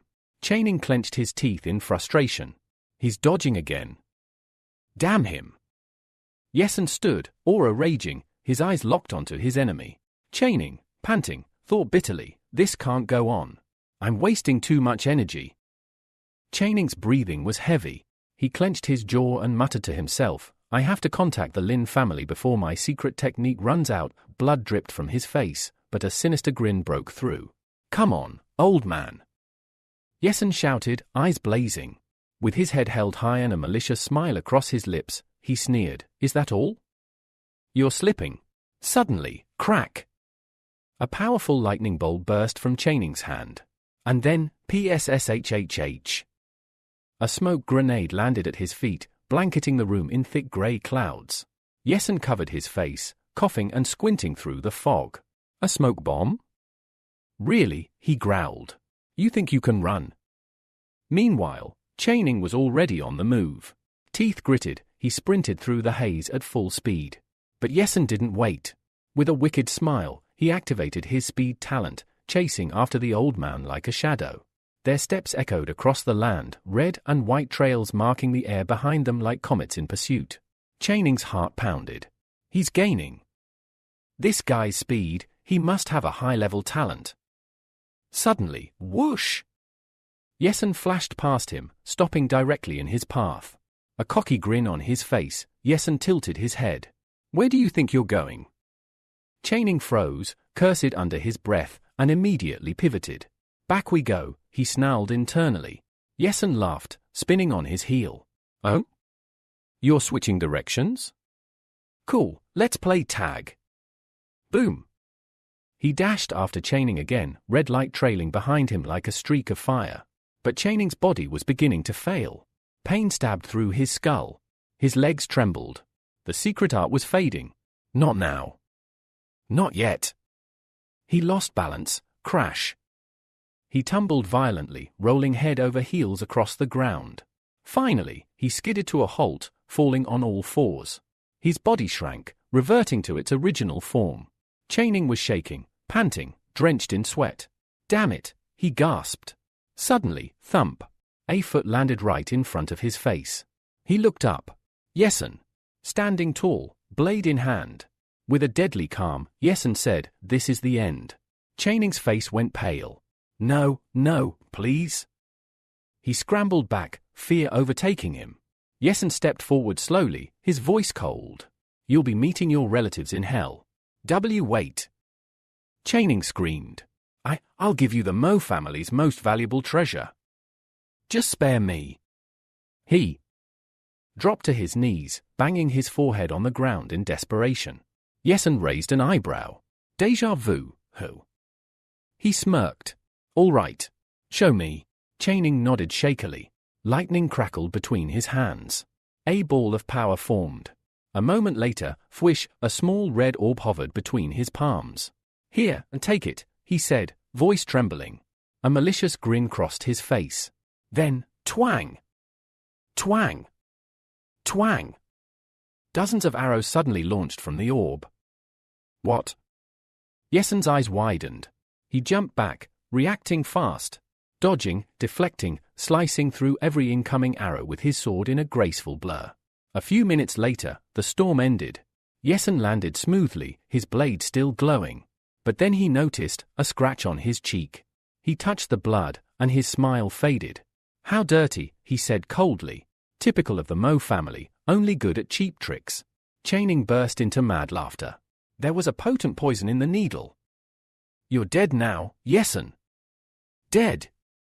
He jumped to his feet, pointing a trembling finger. "Yesun, you'll die by my hand." But then, Yesun's aura shifted. Golden light surrounded him.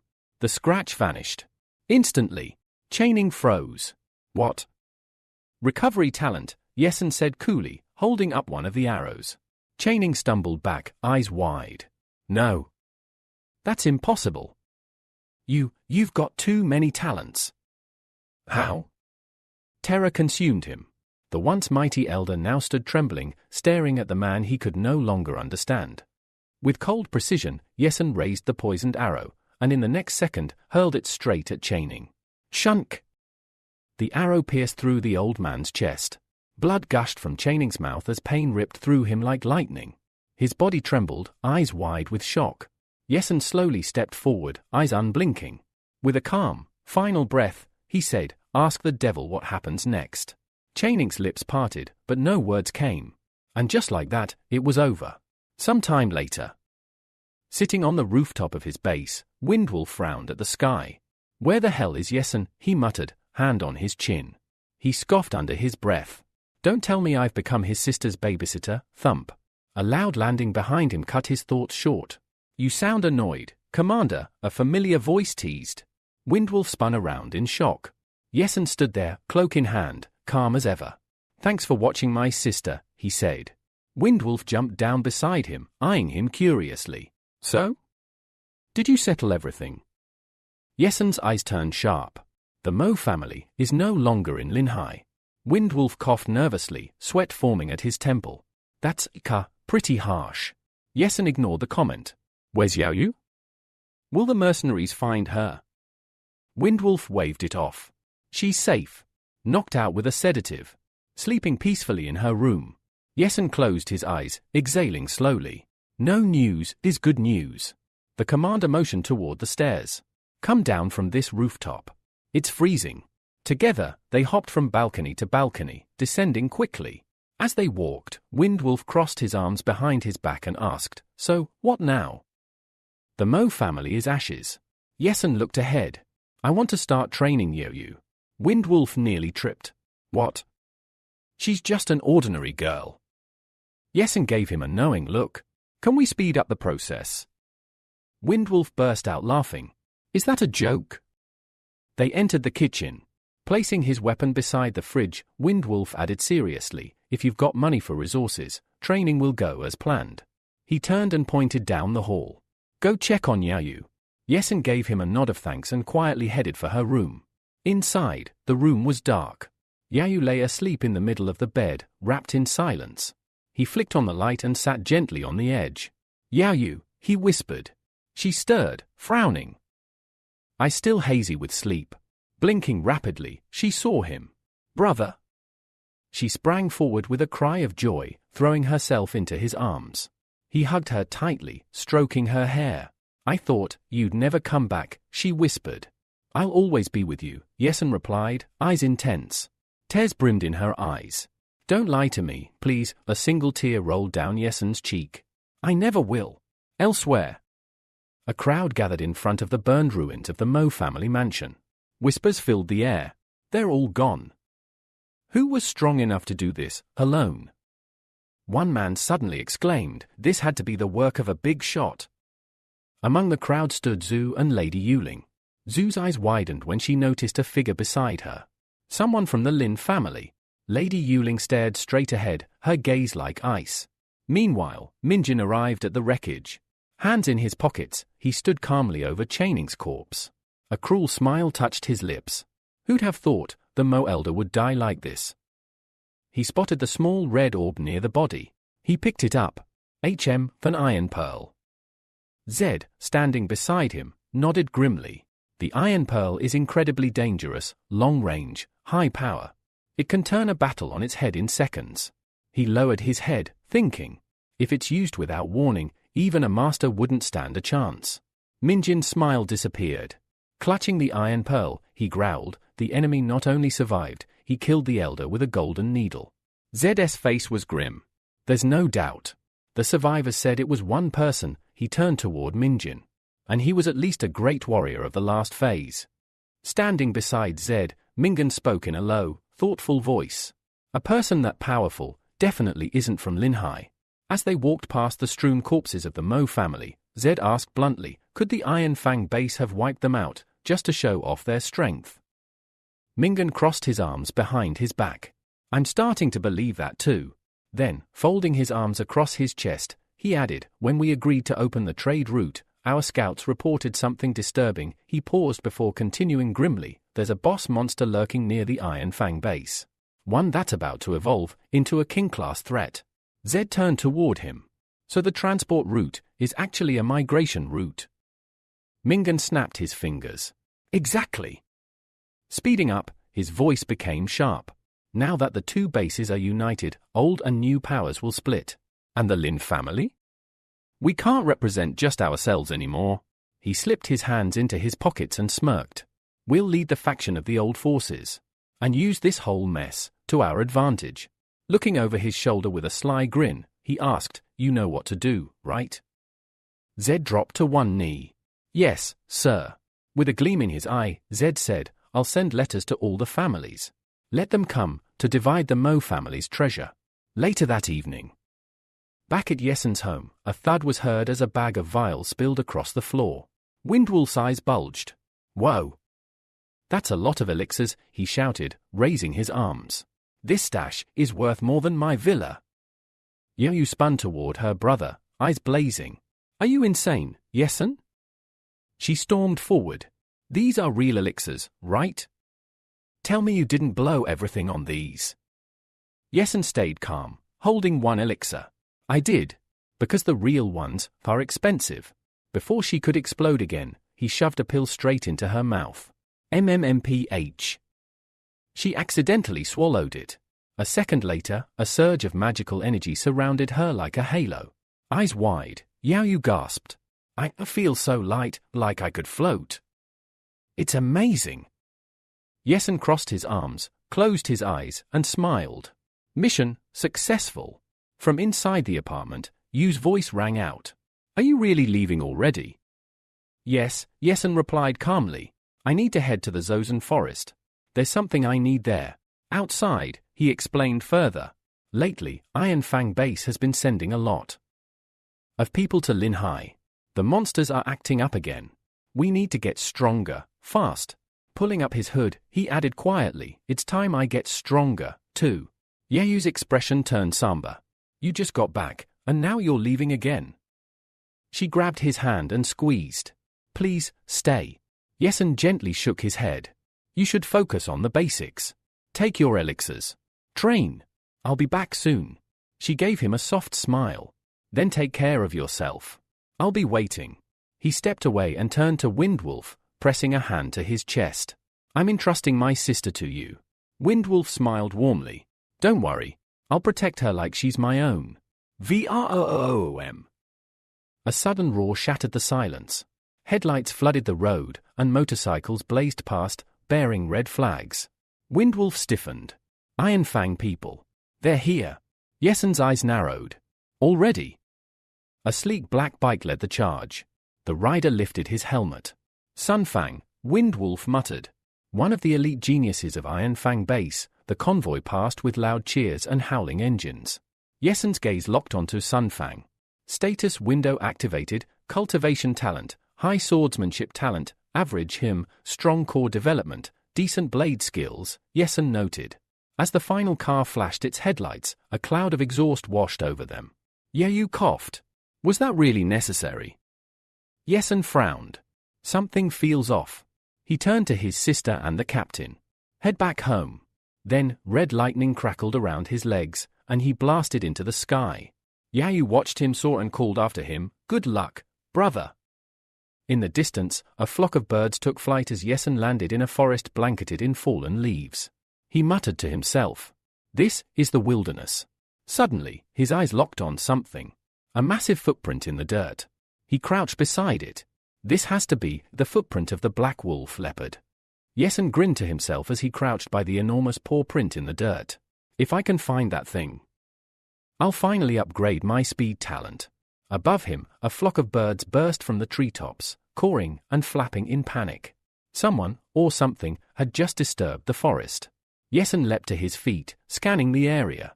He sensed a powerful elemental fluctuation in the distance. "Monsters are fighting," he muttered. "Let's see who's making all the noise." Red lightning crackled at his feet as he dashed forward, blurring through trees and shadows. He arrived just in time to witness a brutal clash. A massive gorilla, towering and muscular, was under assault by two sleek, glowing creatures, golden dragon leopards. Yesen landed silently on a nearby boulder, eyes wide. Golden dragon leopards, even stronger than black wolf leopards. And way rarer. As he observed their movements, his instincts kicked in. Top-level speed. No doubt about it. But the gorilla wasn't going down easily. It slammed the ground with a mighty paw, its power rivaling that of a veteran warrior with a pike. Yesen quickly analyzed the scene. The leopards are mid-level beasts, talented, but they're struggling. The leopards pulled back, panting, blood staining their golden fur. It's a fierce fight. I can't just jump in and copy their talent like this. Just then, a tiny paw dropped next to him. Yesen flinched. A kitten, no bigger than his hand, stood next to him. It licked his fingers. He blinked. Hey, little guy." The kitten meowed sweetly and hopped back, staring up with bright, intelligent eyes. Suddenly, a soft, feminine voice echoed in Yesen's mind. "Will you accept me as your master? I will give you my light of the soul and serve you faithfully." Yesen's jaw dropped. "Wait, you can talk." The kitten nodded proudly. "I sensed your speed energy. I feel connected to you." Just then, a status window shimmered before his eyes. New magical beast detected. Golden dragon leopard, infant, blood bond talent, top-level speed talent, top-level endurance talent, mid-level healing talent, low-level. Yesen was stunned. Speed, endurance, healing? You're stacked. The kitten's voice cried out again, "Master! Please help. My parents are in danger." A new prompt window appeared. Top-level speed talent available. Copy? Merge? Yes, he clicked yes without hesitation. Lightning flickered along. His limbs as power surged into his core. He stood tall, staring at the gorilla. A blade of crimson lightning formed in his hand. "If you've accepted me as your master, then I'll fight for you with everything I've got." Status window updated. Cultivation talent, high-speed talent, top-level, merged, swordsmanship, average shadow talent, low recovery talent, top-level strength talent, high. A thunderous black electric arrow slammed into the ground. Yesen jumped, aiming for the gorilla's eyes, its weak spot. The kitten, now named Zoti, clung tightly to his jacket. He missed, but a white arrow soared from above and blinded the gorilla, causing it to scream. Yesen landed in front of the beast, but the two golden dragon leopards hissed at him, defensive and wary. He turned to Zoti. "Tell them I'm not here to hurt anyone. And I don't need the light of their mother's soul." Zoti meowed quickly. The injured mother leopard snarled but paused. Yesen held out a healing pill. "You need this." For your unborn cub. She sniffed, then licked it from his palm. The other leopard meowed, eyes shifting between Yesen and his now recovering mate. Zoti translated with a flick of her tail. My father says, can he get a pill too? Yesen chuckled and handed it over. Zoti raised her paw. Thank you, master. Suddenly, a loud roar echoed through the trees. The gorilla, bleeding and battered, was fleeing into the woods. Yesen narrowed his eyes. It's running. Zoti translated quickly, we can't let it escape. Yesen nodded. I said I'd help, and I will. Besides, there's 3 of us with top-level speed. No way it gets away. Zoti puffed up her chest. Actually, 4. I'm training too. He smiled. 4, then. Lightning surged. They took off together, hot on the gorilla's trail. Leaves scattered behind them as the golden blurs and red streak raced through the woods. And Yesen thought to himself, this new speed, it's unreal. I can barely keep up with myself. With the gorilla in sight, Yesen's body blurred into lightning. He was so fast, it looked like he'd vanished entirely. A wave of powerful energy, PW, surged around him and the leopards as they closed in on the monster. The gorilla turned, but too late. Yesen struck. A thunderous fist crackled with red lightning and smashed into the beast's chest. The massive creature tumbled backward, crashing into the ground with an earth-shaking roar. Before the dust could even settle, the golden dragon leopards pounced, claws tearing into its flesh. Blood splashed across the ground as they tore through the thick hide, biting and clawing without hesitation. Yesen gathered lightning into his fist again. He muttered, if I can absorb that strength talent. He clenched tightly. Boom! The blow blasted the gorilla across the battlefield, rolling it through trees and debris. A rising dust cloud engulfed the area. But Yesen didn't relax. He narrowed his eyes, watching the smoke carefully. Suddenly, the gorilla stood up again. Yesen's heart dropped. It took all that and still survived. That body is ridiculous. A white flash darted forward. Zoti's mother charged, slamming into the gorilla's muzzle with blinding speed. One of the monster's massive fangs cracked under the impact. The gorilla finally collapsed. All 4 of them, Yesen, Zoti, and her parents, fell to the ground, exhausted. Zoti leapt onto Yesen's back and cried in joy, we won, master. We actually won. Yesen laughed, holding the kitten gently. He never imagined he'd be fighting shoulder to shoulder with magical beasts. But his smile faded quickly. Zoti's mother was trembling, she collapsed. Yesen rushed over and checked her. She's hurt, internally. Zoti meowed desperately. Yesen pulled out a small bottle from his pouch. Luckily, I brought some internal wound medicine. He leaned over the wounded leopard, gently pouring the liquid into her mouth. This will fix her up. Just hang in there. Zoti rubbed against him, grateful. Thank you, master, she's already feeling better. Night fell across the forest. Fireflies danced in the shadows. But not all was peaceful. A new growl echoed from the grass. Eyes gleamed in the darkness. Black wolf leopards emerged, snarling and circling them. Zoti tensed. Master, these are the ones who attracted the gorilla. They want to take over. Yesen cracked his knuckles and smirked. So they want a power grab, who? Sorry, but I'm not letting that happen. Lightning burst across the field. He teleported mid-jump, landing on the back of one of the black leopards. The others froze in terror. Yesen scooped up Zoti and raised her high, like Simba in The Lion King. Listen up, he shouted to the predators. This little one is your new queen. Zoti blinked in shock. Wait, what? The forest went silent. Even the growling stopped. The next morning, sunlight bathed the treetops. The storm had passed. They were walking near a cliff when Yesen spoke gently. Your mom's still not fully recovered. She shouldn't be walking long distances. The mother leopard turned and growled softly. Zoti translated, she says she's fine. And she wants to thank you with a gift. They entered a lush area deep in the forest. A glowing cave lay ahead. Yesen, Zoti whispered, the gift is inside. They stepped into the dim cave, and at the center, a glowing medicinal plant, radiant with life. Yesen's eyes widened. A soul bloom, Zoti nodded. My mother wanted you to have it. But oh, the fruit takes a month to ripen. Yesen crouched beside it, studying the glow. 1 month. Who? I can wait. He gently brushed the petals. A month later. He returned to the same cave. The plant glowed brighter now, its fruit ready. He picked it, smiling. It smells, Incredible. Zoti meowed impatiently. Eat it already. Yesun laughed. Impatient as always, huh? He popped the fruit in his mouth and swallowed. A strange warmth spread through him immediately. But before he could process it, another cry pierced the air. This time, from the wounded leopard's side. Yesun knelt beside her, she was giving birth. He clenched his fists. Push! I see the head. Moments later, the cry of a newborn leopard cub echoed through the cave. Yesun collapsed beside them, gasping. And just like that, another king of the forest is born. Just as the glow of the mysterious flower faded in his chest, something went wrong. Yesun's face twisted in pain, his breath caught. He clutched at his collar and began coughing violently. His knees buckled, and he collapsed. The golden dragon leopards rushed to his side. Master! Zoti's voice trembled with fear as she poured at him. Night fell over the forest, stars shimmering in the dark canopy above. Yesun was still lying there, sweat pouring from his brow, his breathing shallow. He groaned, shielding his eyes from the moonlight. What's happening to me? His head throbbed as if a storm of spiritual power had exploded inside his mind. Spiritual power, something only advanced warriors could control.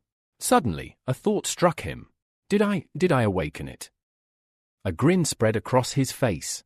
As an elite warrior, his ability range for scanning talents had increased, now a full 50 meters. He stretched out his hand, summoning a wave of energy. The status I activated, instantly locking onto the golden dragon leopard nearby. Its ability shimmered in front of him. The system offered to copy one of the leopard's talents, intermediate endurance. Yesun frowned. Not worth it. He dismissed the offer. My focus needs to stay on cultivation talents. He stood up slowly, still weak but smiling. Guess it's time to head home, this trip was more than successful. He turned to the leopard family and bowed slightly. Thank you for everything. Zoti ran over, eyes welling up. I'm coming too. I don't want to be away from you. Yesun smiled warmly. All right. I'll introduce you to someone. I think you'll like her. The two raced through the city under the rising sun. Yesun bounced off rooftops effortlessly, while Zoti peeked over his shoulder in wonder. Everything's so big. Yes, and dangerous, Yesun muttered. Don't get too excited. Suddenly, his feet landed on scorched pavement. His eyes narrowed. The Fifth Academy was in ruins. Burned walls. Collapsed towers. Bodies. One of them, grey-haired, was still clutching a broken sword. Yesun's heart pounded as he scanned the field. Then he froze. Jiang Bai. He sprinted over and cradled the unconscious boy. Hey! Wake up! What happened? Jiang Bai groaned and barely opened his eyes. You're alive, thank God, he handed Yesun a vial. Take this, blood of a high-level beast. You'll need it. Yesun shook his head. You drink it. You need strength more than I do. As Jiang Bai drank, he looked up to the sky with a hollow gaze. It was the Iron Fang base. Their warriors looted us. But didn't Iron Fang collapse? Yesun asked. Jiang Bai nodded grimly. Monsters wiped them out. Now 100,000 of them fled to Linhai. The streets are full of chaos, bandits, panic. Yesun's tone turned sharp. Who's in charge now? Jiang Bai sighed. Technically, the Lin family, but they're just puppets now. Clouds covered the sun. The city was slipping into darkness again, not from night, but from disorder. Elsewhere in the city. A training field. A masked girl tightened her grip on a wooden sword. She lunged forward, but the captain blocked and shattered her blade in one swift motion. She grunted, I lost, the captain grinned. But you re-improving, you. She lowered her guard. You're just a good mentor. She smiled and tugged her mask off. Suddenly, a clap echoed from the doorway. Yesun stood leaning against the frame, watching silently. Brother! You dashed to him and threw herself into his arms. Yesun laughed, but whispered, easy. I'm still bruised. From behind his shoulder, Zoti poked her head out, meowing shyly. Who's this cutie? You gasped. Yesun chuckled, this is Zoti. You didn't hesitate, she snatched the leopard cub from his arms and ran off to play. Captain Fenning walked up, chuckling. She gets a new pet and forgets about her brother in 2 seconds. Yesun rubbed his head. Didn't expect that. Fenning gave him a proud nod. She's grown. She's already a warrior now. Yesun sighed. Sorry to trouble you. It's nothing, Fenning replied. As they stepped outside, the wind whistled down the street. Yesun turned serious. Did you hear about Iron Fang? Fenning nodded. Yeah, but don't worry, this house is safe. For now. Inside the house, Fenning held out a small iron cross to Yesun. Someone from the combat pavilion sent this after you left, he said. They said if the Iron Fang warriors ever cause trouble, just show this. Yesun's eyes narrowed. That's a token of the combat pavilion. He smirked slightly, realizing Hay must have sent it on purpose. She wasn't just watching from afar, she was protecting him. Fenning scratched the back of his head. Well, never had a chance to use it. Yesun immediately stiffened. Why not? The commander's expression darkened. Because someone else kept coming. Looking for you. A guy named Sun Fang. The name rang a bell. Yesun remembered the cold eyes of the man who tested his talents at the city gate. The so-called genius of Iron Fang, Fenning muttered. Apparently, Sun Fang had been terrorizing Lin Hai. He roamed the streets, challenging elite warriors, and winning every time. Be careful, Fenning warned. That guy isn't normal. But Yesun's curiosity was already ignited. The roar of a motorcycle echoed through the street. Sun Fang tore through the city, tires kicking up gravel. He skidded to a stop just inches in front of Yesun, front wheel rearing up before slamming back down. Yesun frowned. Got a death wish. Sun Fang grinned. You're Yesun, right? Finally decided to show your face. He stepped off the bike and slammed a foot into the pavement. Tomorrow. 10 a.m. Mingui Square. We fight. If you win, this is yours. He pulled out a glimmering bronze-level swordsmanship book and held it up like a trophy. Dare to come. Just then, Yesun's status eye activated. Target, Sun Fang, a high-level cultivation talent, mid-level swordsmanship talent. Yesun raised a hand and summoned power. The air shimmered, and the talents were instantly copied. Copied, high-level cultivation talent. Yesun's eyes lit up. Of course I'll come. Sun Fang revved his engine and took off with a roar. Fenning sighed from behind him. Cocky bastard. No one knows Sun Fang's full strength. You're no match for him yet. Yesun didn't respond, he simply clenched his fist. We'll see about that. Night fell across Lin Hai. Yesun stared at his status window, now showing 2 high-level cultivation talents. Time to combine them. The prompt appeared, combine high-level cultivation talents. Have a check mark yes no he tapped yes. Power surged through his body. Cultivation talent upgraded. Top level. The boy stepped out onto the balcony, the moonlight bathing him in silver. Tomorrow can't come soon enough. The next day, Mingui Square, a massive crowd filled the plaza. Sun Fang lounged lazily in a chair as if the entire event was beneath him. He even moved the location to this monument on purpose, someone whispered. That's right, another muttered. He always challenges people in front of important family landmarks, then destroys them. This time, it was the Lin family monument. People murmured that the fight wouldn't just crush Yesun, it would erase another family's legacy. Why does Sun Fang want to fight this guy anyway? One girl asked. Her mistress narrowed her eyes. Even if he loses. Yesun's no pushover. In the crowd, Yayu tugged on her brother's sleeve. There are too many people. Can we cancel? It's too dangerous. Yesun smiled and ruffled her hair. Don't worry, I'll come back. With that, he leapt into the sky, his body like lightning. He landed in Mingui Square, cloak fluttering, all eyes now on him. Sorry I'm late, he said coolly. You've been waiting for me. Sun Fang chuckled and stood up. I almost thought you wouldn't show. He gestured toward the pedestal beside him. Win, and Plague of the Wind is yours. A hush fell over the crowd. The book glowed faintly, lightning-like energy dancing along its surface. Everyone stared at Yesun. The moment had arrived. A hush fell over Mingui Square as Yesun stepped forward. Since you're putting down a swordsmanship book, he said, I'll bet one of equal value. He casually flicked his own book through the air, smack. It knocked into Sun Fang's, both tomes landing side by side on the stone table. The tension was electric. Sun Fang's grin twisted into something more serious. He drew his sword with a metallic hiss. You're different from the others. Dust exploded as Sun Fang lunged, blade gleaming. Brother, be careful. Yayu cried from the crowd. Chan chuckled under his breath, watching the chaos unfold. Sun Fang shot forward, blade aimed straight for the kill. But Yesun remained calm, eyes focused. Just before impact, he pivoted smoothly, dodging with ease. Suanfang's eyes widened in disbelief. Yesen's speed was inhuman. Sunfang launched into a flurry of attacks, his blade cutting through air. But Yesen danced between the strikes, untouched, precise, untouchable. One swing came dangerously close, slicing a few strands of his hair. Yesen smirked. Then, with explosive force, he punched Sunfang in the gut. Crack! Ribs shattered. Suanfang's body was sent flying, skidding across the square like a rag doll. The crowd gasped.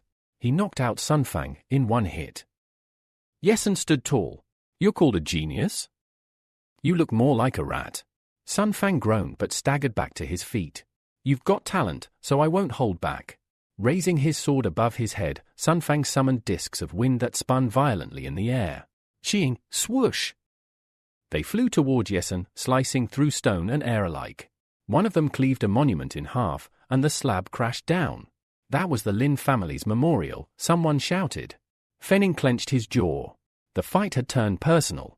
Landing lightly, Yesen murmured, now that's a strong sword technique. As the dust cleared, he walked toward Sunfang, completely unscathed. Finally! You've shown me your technique. He narrowed his eyes. I never considered you an opponent. I just needed your skill. Sunfang screamed in rage. Stop mocking me. He launched into the air, bringing his blade down with a full force strike. But Yesen didn't flinch. With one punch, he shattered the blade into pieces. The fragments scattered. One lodged itself into the ground. The crowd fell silent. Yesen grabbed Sunfang by the face. Bam! And slammed him. Into the stone plaza. Gasps erupted across the square. He lost, just like that. Sunfang twitched but didn't move again. He had completely lost consciousness. Yesen dusted off his hands.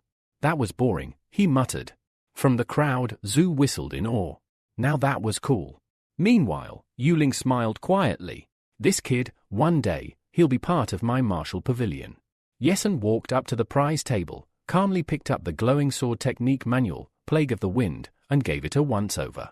Thanks for the technique, he said to the unconscious body behind him. Yayu burst through the crowd and rushed toward him. Brother! You were amazing! He turned, smiling at his little sister. She grabbed his hand excitedly. Teach me everything when we get home. He laughed and nodded. The two of them, along with Su, walked away from the destroyed square. Behind them, Menin stared at the fallen Lin monument, frowning. An elder beside him bowed low. Sir, what now? Menin's voice was low and irritated. Forget me. Protect his sister for the next few days. The Sun family won't take this loss lightly. Later that day, at Captain Windwolf's home, Yesen sat comfortably on the couch, flipping through the manual. Wind execution boosts attack power 6 times. He rubbed his neck thoughtfully. No wonder Sunfang hit like a truck. He closed the notebook and set it aside, stretching out his tired limbs. Opening his system status window, he frowned. Right, skill copying can only be used once a month. Still, he grinned. No rush. Once I upgrade wind execution and shadow execution, he narrowed his eyes at the glowing screen. I'll be ready for the Grandmaster. Yesen sat back, arms crossed, as the glow of his system window faded. Only when I fully master these techniques will I truly be strong. But strength came with consequences. We shift scenes to Yayu, who was hard at work training in Captain Windwolf's courtyard. Her fist struck the practice mannequin with precision, sending it rocking violently. Windwolf stood nearby, arms folded, watching with concern. The duel may be over, he thought, but the Sun family, they don't let things go. He glanced at Yayu again, worry tugging at his mind. What will happen to her if they come for revenge? Yayu finished her session, grabbed a water bottle, and chugged it down.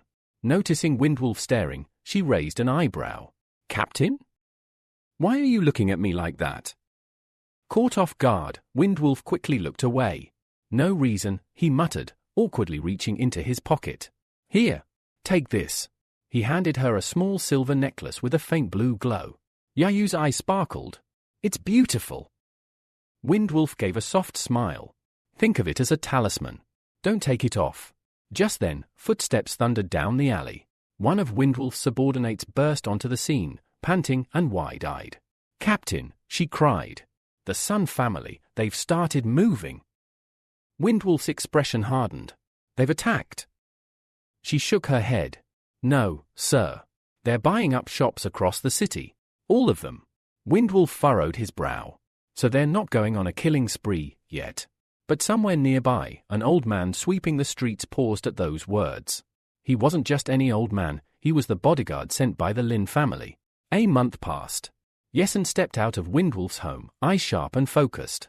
Down the street, the same old man swept lazily, pretending not to notice. But Yesen slowed as he passed, glancing briefly. The man tensed. He could feel it, the boy was scanning him with spiritual power. That's impossible, the old man thought. Only great masters can do that. Yesen pulled up his hood. The Lin family's really pulling out all the stops, he muttered, sending someone that's skilled to spy on me. Now at the warrior's market, Yesen strolled quietly among the vendors. He reflected on Windwolf's findings about the Sun family. To perfect their sword talent, they arranged close-kin marriages for generations. If a child was born defective, they simply killed them in secret. His lips curled with disdain. Soon after, Yesen arrived near the Sun family's storefront. Sun Fang stood proudly out front. Big discounts today. Everything must go, he shouted. People cheered, offering him good luck. Even a smiling girl approached him with warm wishes. Sun Fang returned her smile, completely unaware of the eyes watching him. From a distance, Yesen narrowed his gaze. He summoned the system window, scanning Suan Fang's traits. Lightning crackled faintly around his fingers. Pointing toward the enemy, he smirked.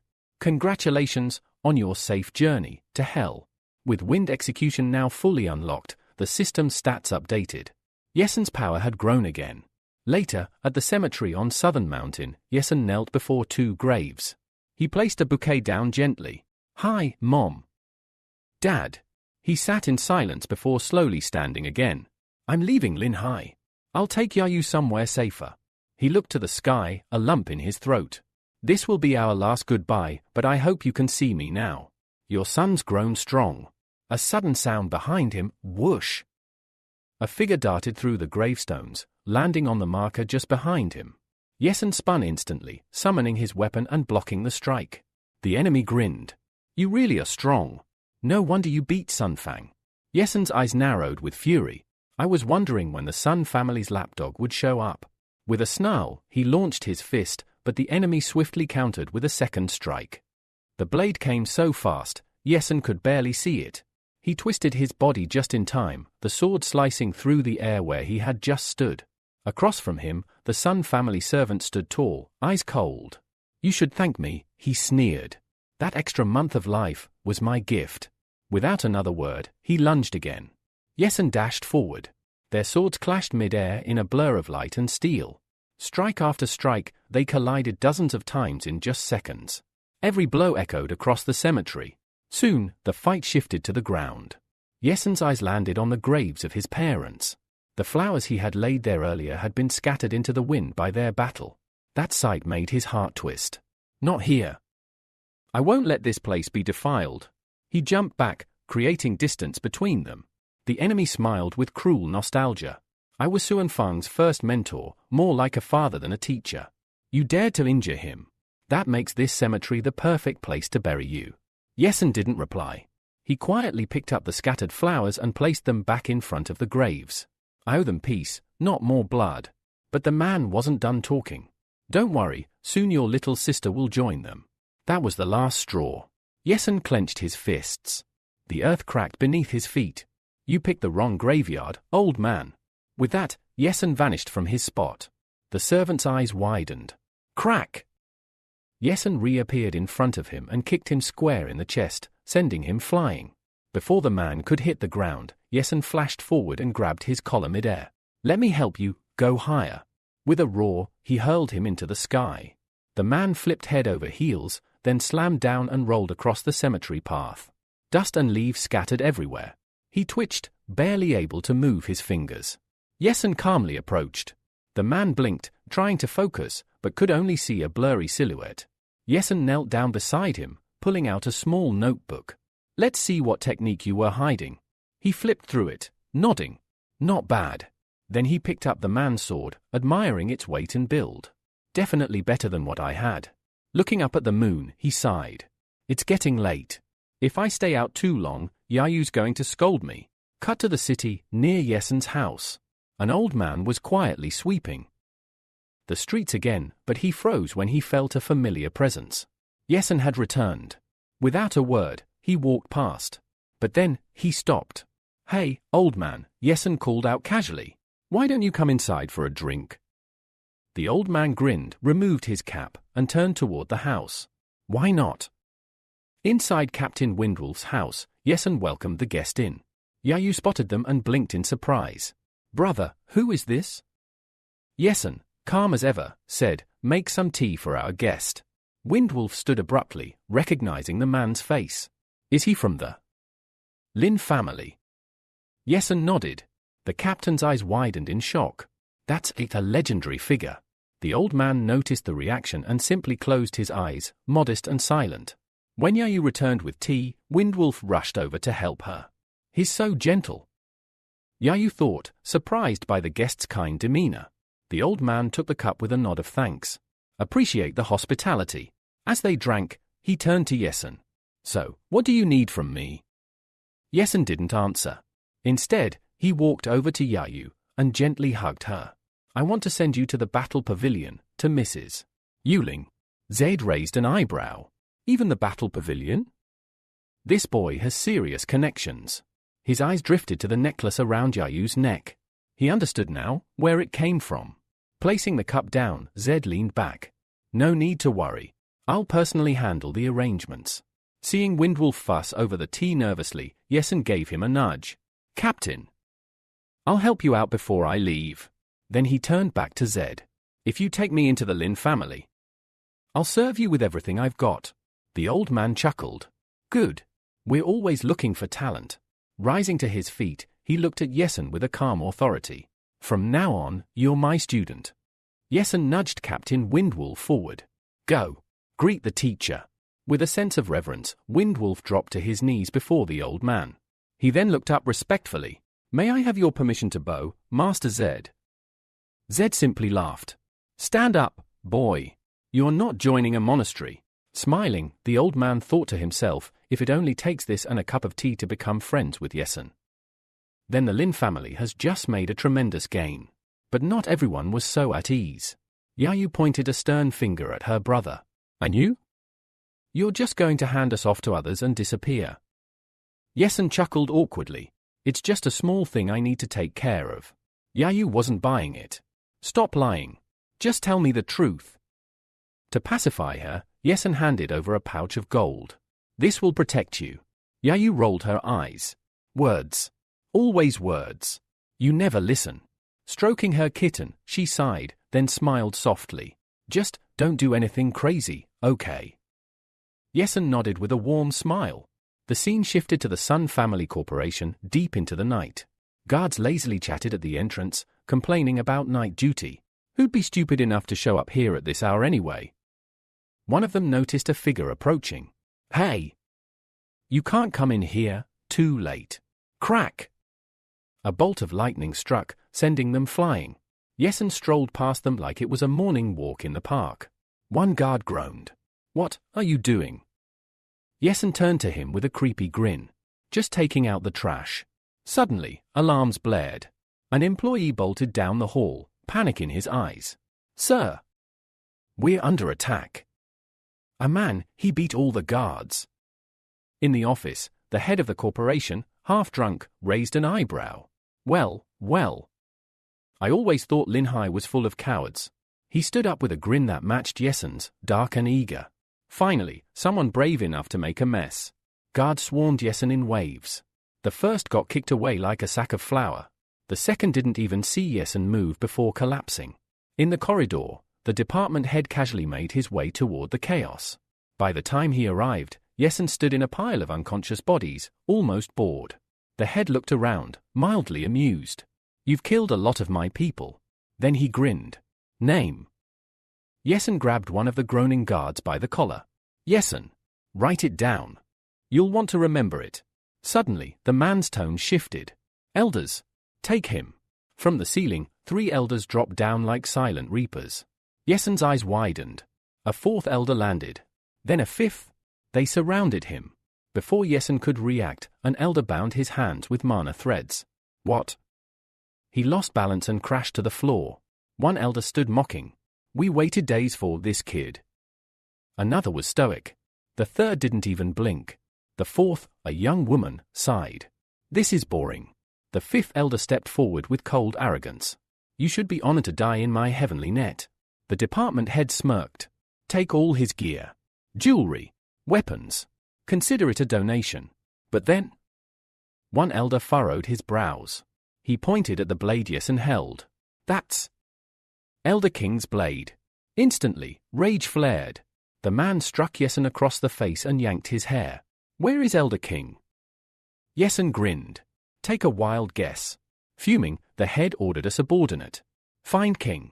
Now. The elder hoisted Yesen into the air. What should we do with him? Yesen's smile darkened. But they didn't notice. Cut off his arms and legs, the head ordered. Then toss him into a dungeon. The elder grabbed Yesen by the neck and began dragging him. Move. But just then. Snap. The mana threads dissolved. Yesen's heavenly net broke.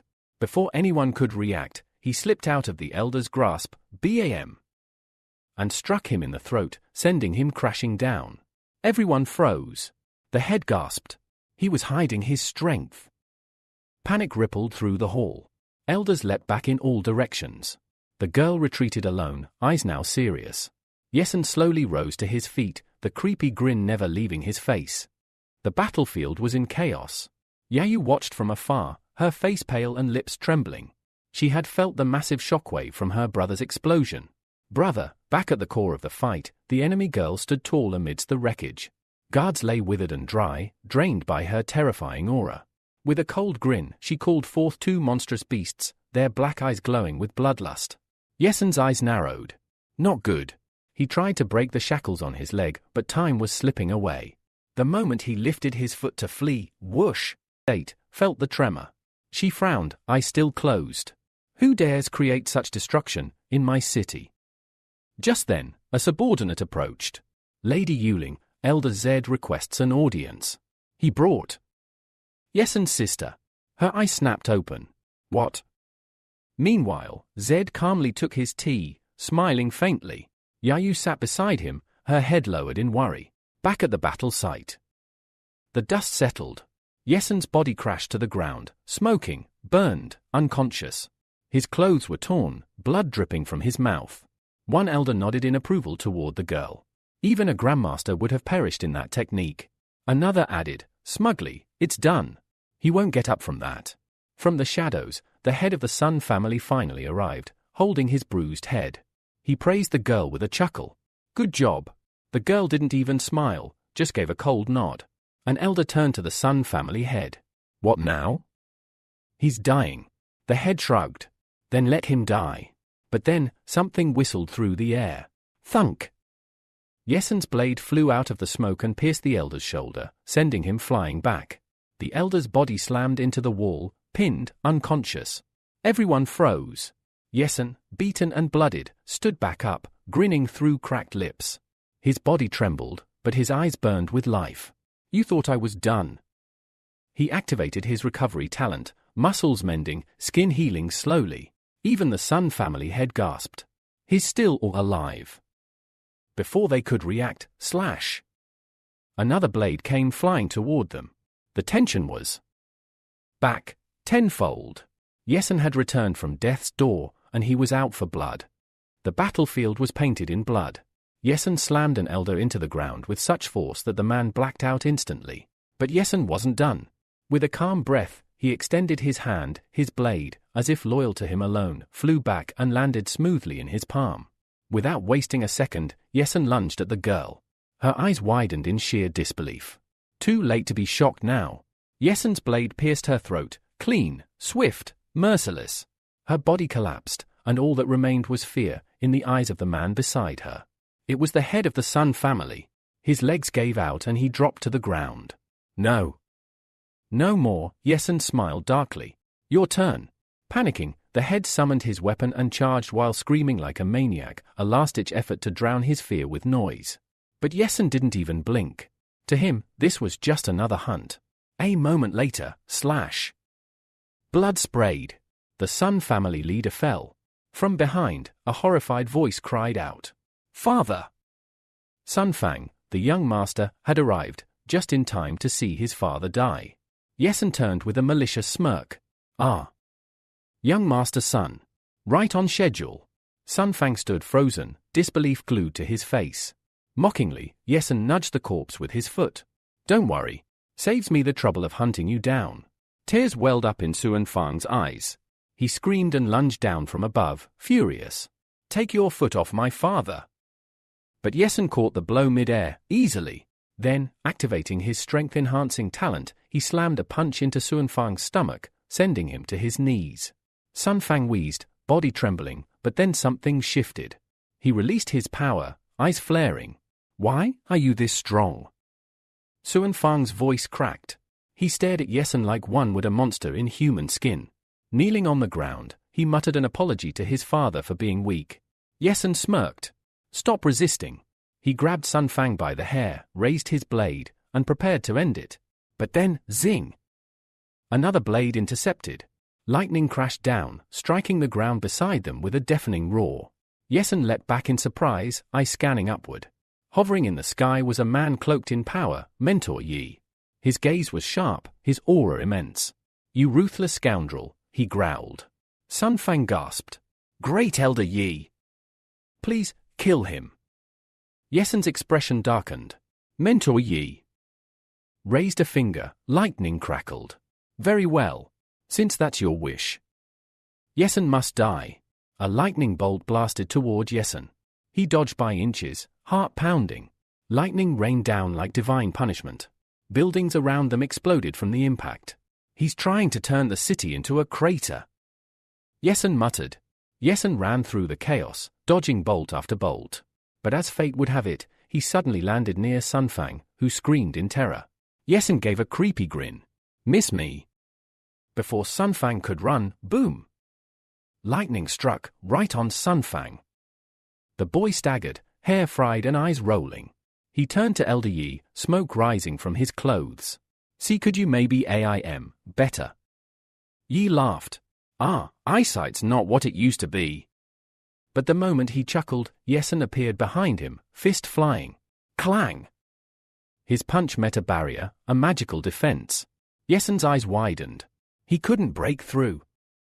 Yi looked at him sadly. Then with a flick of his wrist, he unleashed his aura, a tidal wave of force that blasted Yesen back, sending him screaming into the air. Crash! He slammed into the ground, gasping for breath. Barely able to stand, Yesen chuckled bitterly. So this is the strength of a grandmaster. He tore off his jacket, eyes burning with resolve. He bent his legs and BAM! Instantly appeared in front of Yi, unleashing his full aura. He stared at Yi's status window, reading it with deadly focus. And then, with a cruel smile, he said, "You're just an ordinary mentor." Yi's eyes twitched. He rubbed his neck. "You brat." The dust hadn't even settled, and Yesen was already taunting the old man. "You should stay out of trouble more often, old-timer. You lose an arm or leg, who's gonna help you walk to the toilet?" Sun Fang, watching from the side, snapped. "He wants to take over our Iron Fang base." Yesen raised an eyebrow at the boy. Again with the shouting. "Someone get this kid a volume dial." Sun Fang turned to Elder Yi and yelled furiously. "You must kill him. Mentor, please." Yi's smile faded. A spark flickered in his eye. "Understood." And just like that, lightning burst from his fingertip, shooting straight at Yesen. Yesen narrowly dodged, his body buzzing from the near miss. Yi chuckled. "Impressive, you dodged that." Before Yi could blink again, Yesen zipped behind him. "Thanks for the compliment." Crack! Yesen's kick slammed into Yi's head. But the old man didn't budge. "Pity, that's all the strength you've got." Yesen's eyes flared. Activating his strength talent, he followed with a heavy blow, sending the old man through a wall. Debris flew everywhere, but Yi stood up, cracking his neck. "How did you boost your strength so quickly?" He grinned. "You really are a troublesome one." Before the banter could continue, a car suddenly came flying at Yi. Yes, an actual car. Yi easily sidestepped the vehicle that Yesen hurled like a toy. Then he pointed his hand, boom. Spiritual force surged, slamming Yesen backward. Before he could recover, Yi appeared in front of him and wham! A fist to the face. Yesen coughed up blood as Yi grabbed his leg and smashed him into the ground. Lightning gathered in Yi's palm. This was meant to end it. Flash! A web of lightning bolts shot into the air, illuminating the sky. The ground cracked. The air trembled. Someone whispered, "This is the end." Yi looked down. Yesen lay motionless. From the side, Sun Fang burst into laughter. "He's dead. The brat is dead." Even Yi let a smirk slip. But just as he exhaled, Yi coughed, and blood appeared on his palm. "Wait, am I injured?" Frowning, he grabbed Sun Fang's head. "Handle the cleanup. I need to heal. These wounds could affect my cultivation." As Yi staggered away, his aura still hung thick in the air. Even Sun Fang felt it, his body freezing. The night sky turned pitch black, with only the moon glowing above. Then, splat! Sun Fang spit on Yesen's face.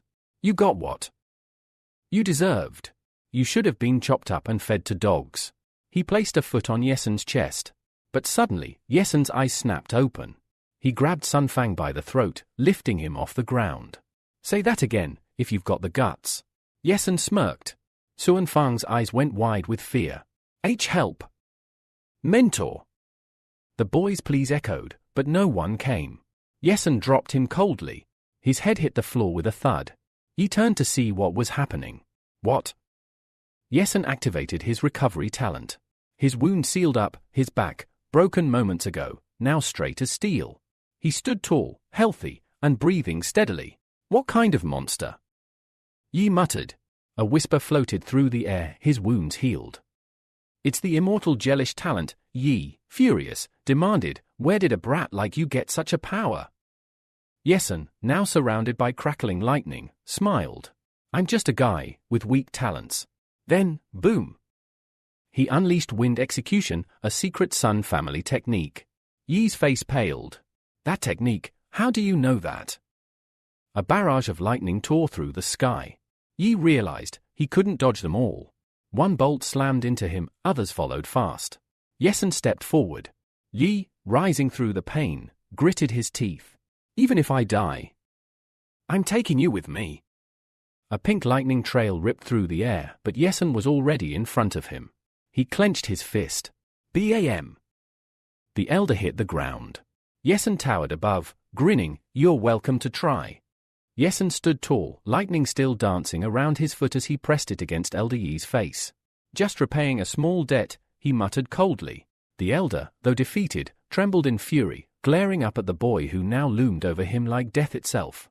Yesen's expression was lifeless, emotionless. "Should I let you go?" But before anyone could answer, a voice rang out. "Old Man Li has been watching all along." A shadow stepped forward. The crowd turned. A new presence made itself known. A massive building loomed behind him, clearly a symbol of power. "Guests must obey the host," the voice said calmly. "And not everyone has been showing respect." The stranger approached slowly, unfazed by the chaos. "I am Liu Fanning, master of the Iron Fang base." He smiled as he glanced at Yesen. "Your talent is quite extraordinary." Yesen didn't lower his foot. He didn't flinch. "What? Another master's here to test me?" But Liu simply chuckled, waving his hand. "Oh no. I don't fight without reason. We help those who are right, not just our own." He glanced at the beaten elder. "Elder Yi, he and I don't exactly see eye to eye." Liu raised a brow and said lightly, "Do what you think is right." Yi, humiliated and furious, clenched his fist. Magic surged around him. Yesen caught the shift in aura. TCH. He's not done yet. Yi began to ignite, flames engulfing his body. "You'll both die here," he roared. Liu's eyes narrowed.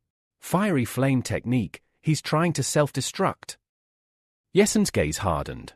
"While I'm here, no man gets to choose how he dies." He vanished in a blink, reappearing midair. Chaotic execution, shadow blade. His sword shimmered, half there, half fading like a ghost. Slam! The strike hit Yi square in the chest. Yi's eyes widened. His breath stopped. He collapsed. The ground cracked beneath his body. Yesen stood above him, expression calm, sword in hand. But then he paused, glancing at the weapon. What is this feeling? A ray of light burst into the night sky. Above, the clouds parted, the moon glowing brightly. Liu watched in awe. Master Liu, someone whispered. Yesen turned and smiled. Looks like I've leveled up. I'm now a great warrior. Liu began to applaud. At your age, killing a mentor while still at the elite level, impressive. Even I feel awkward in your presence. Yesen cut in. If you've got something to say, say it. Liu's smile didn't fade. He approached casually. Elder Yi and his followers always wanted to dominate the Linhai base. I, on the other hand, wanted a partnership. As he passed Yesen, lightning flickered around his feet, a subtle warning of his strength. Yesen watched him, slightly surprised by his speed. Liu looked at the elder's lifeless body and nodded. Now that the entire Sun family is gone, I hope your anger has calmed. He turned slightly. From this day on, Linhai and Iron Fang will work together, prosperity through peace. He glanced over his shoulder. What do you think? Yesen closed his eyes and nodded. Talk to the Lin family. They hold the reins in Linhai now. Liu fanned himself and asked slyly, ever consider running a base yourself? Yesen waved a hand dismissively. I don't have patience for politics. Liu laughed. We'll talk more later. Yesen took a step back, energy rising around him. I've got things to do. With a surge of magical power, he took off into the sky, leaving Liu watching. That boy will shape a glorious future. Scene shift, Lin family villa. A delicate pink-flowered tree stood in the garden. A man clipped its branches with golden scissors, petals drifting gently to the ground. He smiled faintly. Beautiful. Just then, Ming appeared in the doorway, hands in his pockets. Father. The man didn't turn. We've discovered the cause of yesterday's explosion, Ming continued. It was the Sun family. Their company building was attacked. Inside the Lin family villa, tension thickened like smoke. Ming stood before his father, his tone serious, his jaw clenched. It was Yesen? He's the one who destroyed the Sun family building. And he killed Yahoe's mentor. Wanli froze. The golden scissors he held fell from his hand with a sharp clatter. He stared blankly, stunned. What did you say? Outside, the wind howled across the roof of a dark building, as if echoing the sudden shift in Linhai's fate. Wanli rose slowly, realization dawning on his face. So Yesen ended the civil split within Iron Fang base. He single-handedly resolved the feud between the hardliners and moderates. He moved down the stairs, hands clasped behind his back, remembering the chaos and the fact that everyone survived, thanks to one youth. Ming followed him, his voice firm. There's more. Liu, the mentor of Iron Fang base, has agreed to meet us. This morning. Scene change, a peaceful tea house. The air was calm. Flower vases adorned the room, a plate of watermelon slices sat untouched. Water poured from a teapot, steam rising as Liu waited calmly at the table. He brought the mug to his lips, watching the doorway. Meanwhile, Wanli was still reeling, rubbing his forehead in disbelief. But then he stiffened, his expression hardening into resolve. We'll meet him. He gave an order to his son. All of Linhai base's forces are to protect Yesen and his family. If that boy wants to establish his own power, we'll support him. Crossing his arms, he added, the last thing we can afford is to make an enemy out of Yesen. Ming nodded with tension in his brow. He understood the weight of those words. Scene shift, the battle pavilion. A small animal yawned lazily, breaking the silence. A young girl, her expression hesitant, cast her gaze down. How's my brother doing? She was offered a cup of tea by a servant, but her worry lingered. From a nearby table, a man scoffed, Why is your leader hiding? What's he even doing? The girl tucked her hair behind her ear nervously. The man looked her up and down, trying to be sly. Traded here plenty of times. Never seen you before. A voice interjected. Just wait a bit longer. A bald man sipped his tea with a smirk. The dark-haired guy saw him. The leader's real. The grey-haired man stood up. EUU also saw him. Just then, heels clicked on the wooden floor. Everyone turned as a woman entered, dressed in all black. The girl's eyes widened. Her mouth parted in shock. She looks just like the lady. The waitress muttered to herself, when she first came in, I thought she must be the lady's lost twin. It turned out she wasn't far off. The grey-haired man walked to the woman. This is Yesen's younger sister. He asked us to protect her. Eyes widened around the room. Madame Yu stood still, her gaze locked on the girl. She clenched her hand into a fist. So, that's why he treated me with such care. He thought of her. She remembered, his arms holding her as he rescued her, the strange gentleness in his eyes. The girl lifted her head. You're Madame Yu. Yu smiled faintly. Just call me sister. The girl blushed, unsure, but nodded slowly. Scene shift, the fighters' market. The sun began to dip behind the horizon, painting the sky in fiery orange. A bustling crowd moved through stalls. A man shouted cheerfully, "Big discount on monster blood today." Among the crowd, a familiar figure moved gracefully. At the edge of the fighting pavilion, the dark-haired girl in the black dress appeared. Yesen looked at her in surprise. You? What are you doing here? She crossed her arms, tilting her head. You're kind of a big deal now in Linhai. I figured I'd come out and meet you. She tucked a strand of hair behind her ear, trying not to seem shy. Didn't want to appear rude. Mr. Yesen. Yesen stood still, hands in his pockets. Waves of magical energy rippled from his eyes as he looked at her. His status window appeared before him. Name, Ewing cultivation talent, high-level sword talent, medium speed talent, low, but something caught his attention, her cultivation talent. It increased. From high to higher. He narrowed his eyes, thoughtful. This girl wasn't just bold, she was evolving. Fast. Yesen stood still, staring at the status window floating in front of him. Her talent, it definitely surged. This must be because of the treasure she found at the Lake of Death. He rubbed his chin thoughtfully, lips curling into a subtle smirk. This woman. She's something else. Across from him, Yuling frowned, face flushed red. She raised a hand to cover her cheeks, visibly embarrassed. Yesen's eyes widened at the reaction. Are you seriously staring again? She grabbed the front of his robe, glaring. Don't you know it's rude to stare at girls like that? Caught off guard, Yesen stammered. I wasn't. I was just thinking. She let go and looked away. Whatever. I don't have the energy to fight you. Then she turned to him with a raised eyebrow and suggested, let's take a walk. Before the sun sets. Yesen grinned, closing his eyes briefly. Sure. Why not? Scene change at a busy street in Linhai. The two strolled past merchant stalls and fluttering banners. Above them, a golden bell shimmered atop a brick tower. Yesen glanced at her. I heard from Wanli that the Lin family plans to help you build influence. What do you think about that? Yuling placed her hands behind her back casually. Not interested. He looked over, surprised. Really? So what are you planning next? Keep cultivating alone. She stayed quiet. Yesen then casually mentioned, I'm thinking about leaving. Heading toward the Demon Sea base. Yuling stopped, startled. You're leaving? He turned, raising an eyebrow. Something wrong? She looked down. No. Everything's fine. He walked on ahead, hands in his pockets, sunlight brushing across his face and neck. She stared at his back, a conflicted look in her eyes. Is he really leaving? Yesen looked over his shoulder. You're the one who wanted to walk. Why are you standing still? Startled, she straightened her shoulders.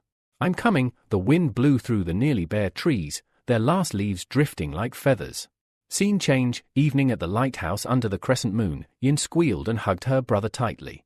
You're back. He tapped her on the forehead. You're already an adult. Still clinging like a child.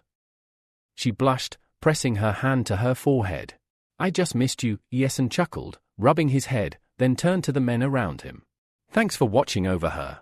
Hands. Behind his back, he added, always happy to help, especially for people like Yuling. Scene shift, Linhai Pavilion headquarters. Yuling entered the room alongside Zhu, her expression sharp. She turned to the girl in the colorful cape beside her. Tell Elder Yuang I need to speak with him, privately. Zhu nodded. Yesen watched her in confusion. What's this about? A lantern on the shelf burned brightly, its flame casting long shadows. Elder Yuang entered, brows raised. So, is this your final decision? Yuling turned her back to them. It is. I'll leave the rest to you. Gasps filled the room. Even Zhu's eyes widened. Scene change, the pavilion courtyard. Yuling knelt beside a black car, her voice low but urgent. Brother, please reconsider. If you stay, you can settle here. You could have a future with the family. Yesen placed his hands on his hips, shaking his head. This is final. He motioned to the car behind him with his thumb. Thanks for the ride. This makes things easier. Yayo, petting a kitten lazily sprawled on her lap, smiled faintly. One of the men nearby frowned but nodded in respect. Your ambition is impressive, kid. If I were 2 decades younger, I'd follow you myself. Yesen turned toward the stone gate at the pavilion. Is the owner not going to come see me off? I thought we were friends. The wind whipped his hair, sending loose leaves tumbling past the empty gate. He adjusted his backpack and sighed. No point in waiting.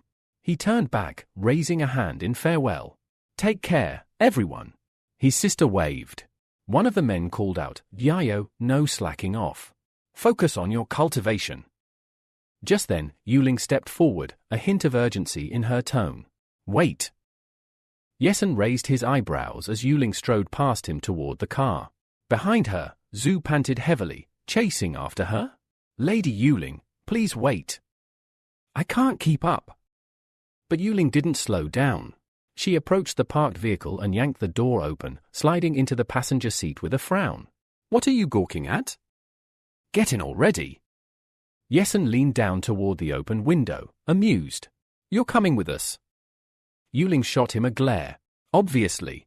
I am already in the car, aren't I? He chuckled, closing his eyes with a light smile. Glad to have you along. Yesen turned to the girls behind him. You too, take the back seat. Zhu climbed in, petting the kitten nestled in Yin's arms. As the car door closed, Yesen glanced over at Yuling, curious. So, why do you decide to come to the Demon Sea base with me? Yuling clenched her fist, eyes fixed ahead. I just wanted to. That's all. Yesen grinned. You could have just said you wanted to go on an adventure with me instead of acting all tough. Yuling snapped. I said I just wanted to leave. This has nothing to do with you. I'm only riding in your car because it's convenient. Yesen laughed, raising his hands in mock surrender. All right. Whatever you say. As the car pulled out of the compound, he waved from the open window. Goodbye, Elder Yuang. Captain Lin. The man in the sharp blue suit watched them go, hands in his pockets. That boy's future. It's something worth keeping an eye on. Scene transition, outskirts of Linhai. The car sped along an empty road, leaving a trail of dust behind. Yesen squinted at the sky through the windshield and mentally said goodbye. Farewell, Linhai base. On to the next stage. Above, white clouds drifted lazily across a blue sky. The small town behind them grew smaller in the distance. In the back seat, Zhu sulked. I still can't believe she won't let me cuddle that cat. Yayo smiled, holding the kitten close. He's just shy around strangers.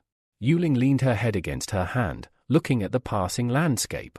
In 3 months, our base is hosting a test to enter a secret dimension. You interested? Yesen glanced at her while steering one-handed. Secret dimension? What's that? Zhu gasped, eyes wide.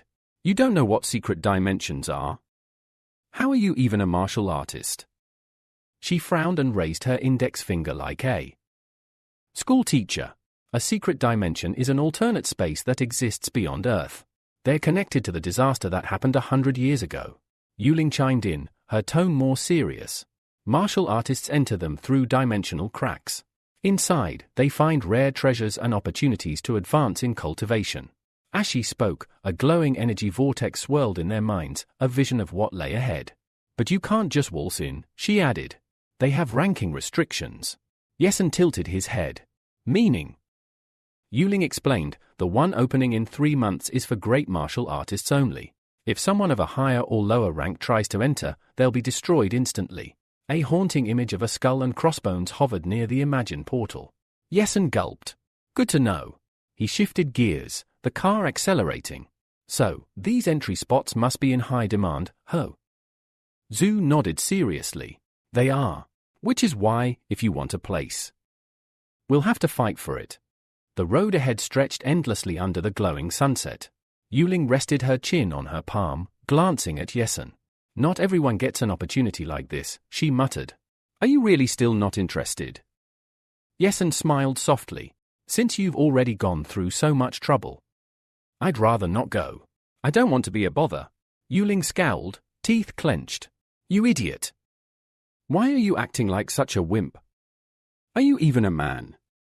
Before Yesun could answer, Yuling reached toward the steering wheel. Hey! Don't touch that! The car jerked violently into the oncoming lane, screeching across the asphalt as the tires left trails of burnt rubber. The scarlet sky above painted the chaotic moment in dramatic hues, while birds scattered in their path. Scene transition, abandoned trailer camp. As night approached, the group found an old, abandoned trailer camp to rest for the night. Yesun splashed cold water on his face and stood up with a refreshed grin. Ah! That feels good. Stretching his arms, he walked toward the campfire where Yayo and the others were preparing dinner. But before he could join them, Yuling blocked his path. You're really not going to the secret dimension? She crossed her arms firmly. Think about it, Yesun. Chances like this don't come often. This is huge, for all of us. She set one hand on her hip. For martial artists like us, this could change our futures. Yesun brought his fist to his lips and smiled thoughtfully. I do want to go. But Yayo and this is our first time outside the Linhai base. I need to be there for her. If anything happened and I wasn't around, he looked over at Yayo and Sayu, who smiled warmly as they cooked over the open flames. Yuling, touched by his concern, covered her face with her hand and laughed. So that's the real reason. Yesun frowned. What's so funny? She placed a hand gently on his shoulder. Don't you know what my family's involved in? The martial arts pavilion has a branch at the Demon Sea base. She smiled. You can leave your sister with us. I'll take care of her. Yesun's expression lit up. Really? Yuling winked, tucking her hair behind her ear. No problem at all. Yesun chuckled and ran a hand through his hair. Then, maybe it's okay to give it a shot. But Yuling gave him a stern glance over her shoulder. Next time, don't be so weak-willed. Got it? He turned her gently and closed his eyes. I understand. Don't worry. Inside, he grinned. Perfect. That'll save me another month's worth of expenses. Later that evening, Zhu held up a map. We've got about 3,000 kilometers left to the base. Should we take our time and enjoy the trip, or rush it? Yesun and Yuling replied at the same time. Either way is fine. Zhu blinked, looking back and forth. Wow. You two answered like twins. Both of them quickly turned away, awkward and embarrassed. What kind of coordination was that? Yesun muttered. From behind, a voice called out to Sayu. She turned quickly. Yayo scratched her head sheepishly. I'd like to see the world a little. Can we not rush? She placed a gentle hand on Sayu's shoulder. Let's enjoy the journey. Yuling and Yesun looked at each other. No objections. Zhu leapt in excitement. All right. Then we leave at sunrise. The sky had turned bright pink as the sun dipped beyond the horizon. The girls' eyes sparkled, their mouths open in awe at the breathtaking scene. But that peaceful moment ended abruptly. Sudden encounter, nightfall attack boom. The ground quaked. A giant humanoid monster with a massive wooden bat emerged from the darkness, thundering toward them. The system chimed in, talent copied, mid-level endurance. Yesun and Yuling hovered in the air, weapons drawn, eyes locked on the incoming beast. From the shoreline, another threat emerged. Massive octopus tentacles breached the sea surface, flailing wildly. The system reported again, talent copied, mid-level defense. Yesun clenched his fists, energy pulsing through him. Looks like our vacation just got interrupted. Scene transition. 3 months later, a sleek ship sliced through the waves, its bow cutting the waters like a blade. The destination? Demon Sea base. The ship slowed, gliding into a narrow water channel. The real test was about to begin. The heroes stood side by side, gazing ahead at the vast fortress rising from the sea. Yesun shaded his eyes from the bright sun. Finally, we've arrived at the Demon Sea base. The ship's hull cut through the calm waters as it neared the massive fortress, its tall walls glowing under the sun's rays. A voice echoed through the ship's speakers. Passengers, please disembark one by one. Yesun stepped off the wooden walkway, waiting patiently for the others. He glanced around. This place, it's probably twice as big as the Linhai base. Yuling stretched her arms wide. The city inside is divided into districts. Suddenly, a car screeched to a halt, raising a cloud of dust. Yesun blinked in surprise as the door opened, revealing an elderly man dressed sharply in a suit and gloves. I am the driver for the martial arts pavilion here at the Demon Sea base. We've been expecting Yuling. Yesen's eyebrows rose. Looks like only the wealthy live here. Yuling smiled and nudged Zhu. Take Yayo to the pavilion to rest for a bit. Don't worry, everything will be taken care of. Zhu hugged Yayo tightly. Yayo looked toward Yesen with worry. He placed a hand on his hip, trying to reassure her. Don't worry. Just rest up. Yayo frowned sadly. Be careful, all right. Yesen closed his eyes and smiled softly. Everything will be fine. The car drove off, leaving Yesen and Yuling alone. Yuling took a deep breath, then began braiding her loose hair into a tight ponytail, biting down on an elastic band. Time to get to work. Scene: Demon Naval Base. Above the towering buildings, a military helicopter circled steadily, its blades slicing the air. The heroes passed through a busy street filled with ordinary fighters and onlookers. Yesen noticed the lack of martial artists. Looks like most of these are just spectators. Yuling nodded. Yeah, not many martial artists here. Suddenly, the man shouted, eyes wide. A spatial rift has appeared. Above, a helicopter hovered as a sphere of bright energy shimmered in the white clouded sky. Yesen raised his head, eyes narrowing. The rift's tiny. Can we climb into it? Yuling closed her eyes, a calm smile forming. Not with a rift that size. Frowning, Yuling looked up sharply. It needs to be broken. Yesen repeated her words in surprise. A man in a white suit with a flowing blue cloak hovered above the crowd. The man gasped. That's King Yun. He's going to attack. Yesen moved quickly, closing the distance to the rift. Yuling put a hand forward. That's King rank. Yesen narrowed his eyes, repeating the rank silently. He wondered if King Yun was after the grandmas. Yun stood floating serenely against the blue sky, and casually in his pockets. Yesen tilted his head, amazed. I didn't know there was someone so strong in this base. Suddenly, bright flashes of lightning crackled around Yun's raised index finger. A large, radiant energy orb appeared in the sky. The crowd watched in awe. Yun's face tightened with concentration as he pointed forward. Yesen's eyes widened, glowing with reflected energy. A bright stream of energy tore through the sky, fracturing it like glass. Cracks spread rapidly, and the air hummed with electric power. A massive, glowing portal formed overhead. The heroes cheered, raising their hands in celebration. The king has opened the rift. Yesen landed back on the ground. Voices buzzed excitedly, speculating on what had just happened. Yun stood calmly at the center of the crowd. Yesen frowned, curiosity rising. What kind of talent is this? Suddenly, a translucent status window appeared before him, shimmering with information. Yun smiled broadly, not even turning his head as the status window appeared before Yesen's eyes. It revealed that Yun possessed an exalted cultivation talent and was a beginner in spatial talent. Yesen frowned, folding his arms thoughtfully. So, not only is he a peak cultivator, but he also has an exalted level talent. Rolling up his sleeve, Yesen smiled with determination. This time, I won't hold back. Time to have some fun. The status window flashed again. Exalted level cultivation talent successfully copied. Suddenly, a large portal shimmered in the sky. Loudspeakers on the tower crackled to life. Everyone, prepare yourselves, the passage is open. Yin strolled down the street, hands casually tucked in his pockets. The crowd erupted in cheers, shouting praises for the king. The heroes watched from the sidelines, squinting against the sunlight. Yesen pondered Yun's spatial talent, wondering what secrets lay behind it. Unfortunately, he had no way to copy this rare ability. A new status window popped up, listing Yun's abilities in detail. Nearby, Yuling held a bag of interdimensional storage and a location tracking watch. She handed them to her friend. These will be useful in the secret dimension. We don't know where we might end up, so we'll need to regroup quickly. Yesen fastened the watch onto his wrist, frowning slightly. The brunette explained sternly, if we don't escape within a month, we'll be stuck here for 10 years. He looked up at her, silently acknowledging the gravity of the situation. Suddenly, a huge man appeared behind Yesen. Are you the invited professional? The man raised an eyebrow and asked, is it true you possess the ability of a great master? Those behind him instinctively stepped back, intimidated by the man's overwhelming aura. Nearby, a woman narrowed her eyes. Brother, be more respectful to her friend. KO smacked the awakened man on the back. I won't respect some weakling who stole my sister's friend's place. The man smirked arrogantly.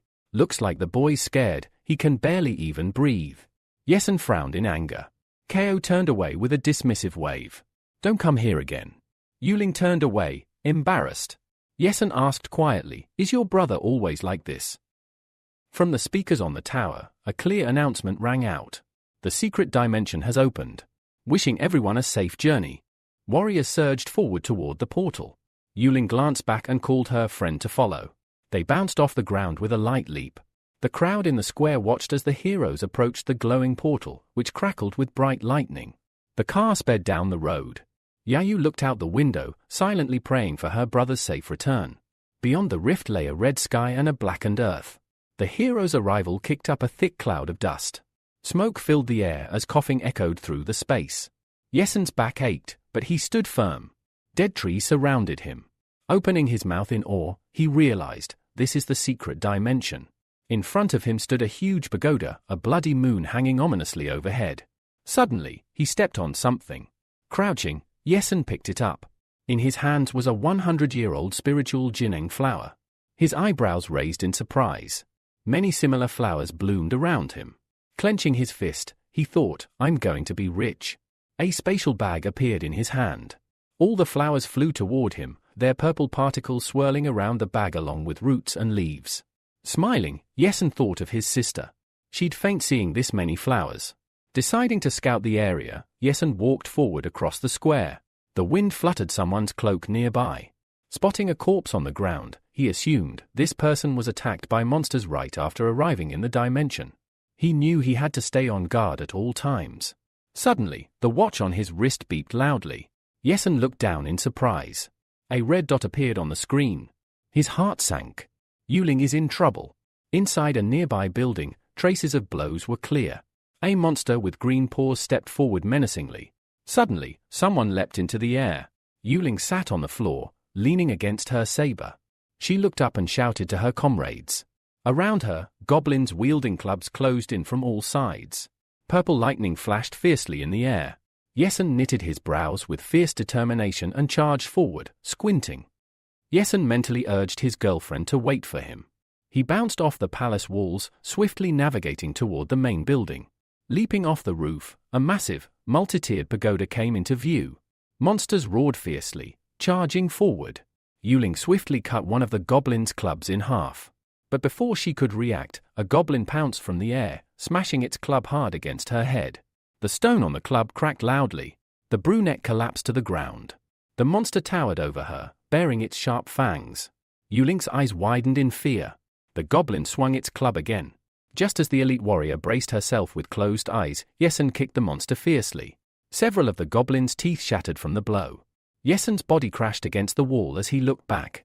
Yuling gasped in surprise. Breathless, Yesen stood before her. You better save your strength. I'll handle the rest. With a sharp leap, the awakened one soared into the air. A blue sword materialized in his hand. He delivered a powerful strike through the monster's back. The remaining goblins, seeing their leader fall, scattered in panic. Yesen spun around instantly. He punched one monster in the jaw and shoved another away with his sword. With a swift, precise lunge, he destroyed all the remaining enemies. Kneeling, Yuling wondered how her friend had arrived just in time. Her thoughts drifted to her father's last wish, one he had failed to fulfill. The boy stood in the center of the room, surrounded by fallen goblins. Stepping forward, he approached Yuling. What happened? She closed her eyes and explained quietly. The monsters couldn't injure me. Raising a hand to steady herself on the floor, she stood. But I was wounded by a demon eye python, a high-level monster with illusion talents. Heading toward the exit, Yuling continued. I had to use a forbidden technique to escape.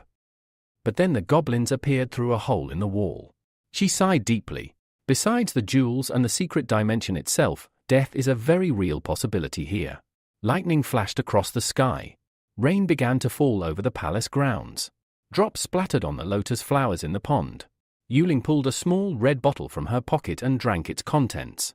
Green healing particles floated around her. The manager sat in a lotus position, meditating peacefully, pacing back and forth. Yesen realized his friend understood the dimension much better than he did. What's the most valuable treasure here? Putting his hands in his pockets, he asked where such treasures could be mined. Yuling closed her eyes, contemplating. The most valuable treasure is the Lifestone Quarry. Her voice lowered. But the young family is already interested in it. Yesen turned and asked about the mine. With a heavy sigh, Yuling dismissed the idea. Looking up, she said, I want to find the treasure left for me by my father. The boy's eyes widened in surprise.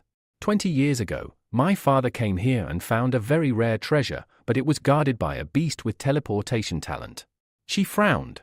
His attempts to retrieve it all ended in failure. Yuling smiled softly. I've been coming here my whole life. Yesen asked if such a beast with teleportation really existed. The answer was yes. Lowering her eyelids, the manager explained, my father suspected it had mid-level spatial talent. It's very dangerous. Above the forest, a winged monster hovered in the sky. Yesen lowered his head in thought. Even Yun only had beginner-level spatial talent. A slight smile crossed the student's face. I want to master that skill. Yuling reached for her sock, pulling it toward herself with force. Standing up, she arched her back and stretched her arms. I'm fine now. We can move out. Turning toward her, the protagonist asked, what treasure are all the girls chasing here? Rubbing her shoulder, Yuling answered, the divine soul flower. She explained that it helped cultivators rise to incredible heights. One stem of the soul flower is equal to a man-made genius, a top-level grandmaster. Just one flower can let someone rise far above the rest. If the treasure was really that valuable, pointing toward the divine soul flower. Yuling nodded. You'll need it too, she said, scratching her chin thoughtfully.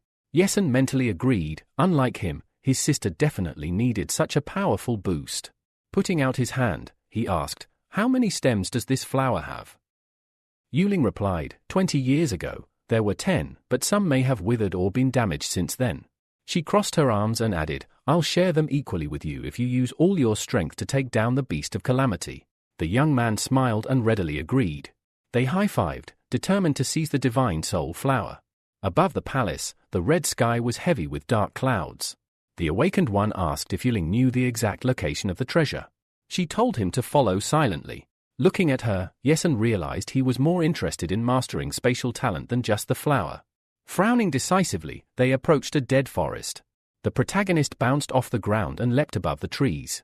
He asked, did your father manage to come up with a plan over these 20 years? Yuling nodded affirmatively. She produced a sparkling object in her hand, a magical field formation disc. Throwing it to Yesen, he caught it and asked what it was. She explained, it's a magic formation disc, created with a huge investment by my father. The disc was engraved with an intricate pattern called the Forbidden Spatial Field. It drastically reduces the effectiveness of teleportation. Jumping onto a branch, Yesen asked if it could suppress the monster's power. Yuling replied, all things strengthen and counteract each other, even if it's barely noticeable. Squinting, the awakened one wondered what this meant for his own natural spatial talent. Pulling her legs to her chest, Yuling added, the disc only works for 3 seconds within 800 meters of the target. Her plan was to activate the disc and attack the beast using forbidden art simultaneously. Frowning, she admitted, I can't use my technique for a while. I already used it to hide from the demon eye python, but I can't delay getting this treasure. Smiling, Yesen promised to do his best. Yuling glanced at him with a faint smile. The rain stopped.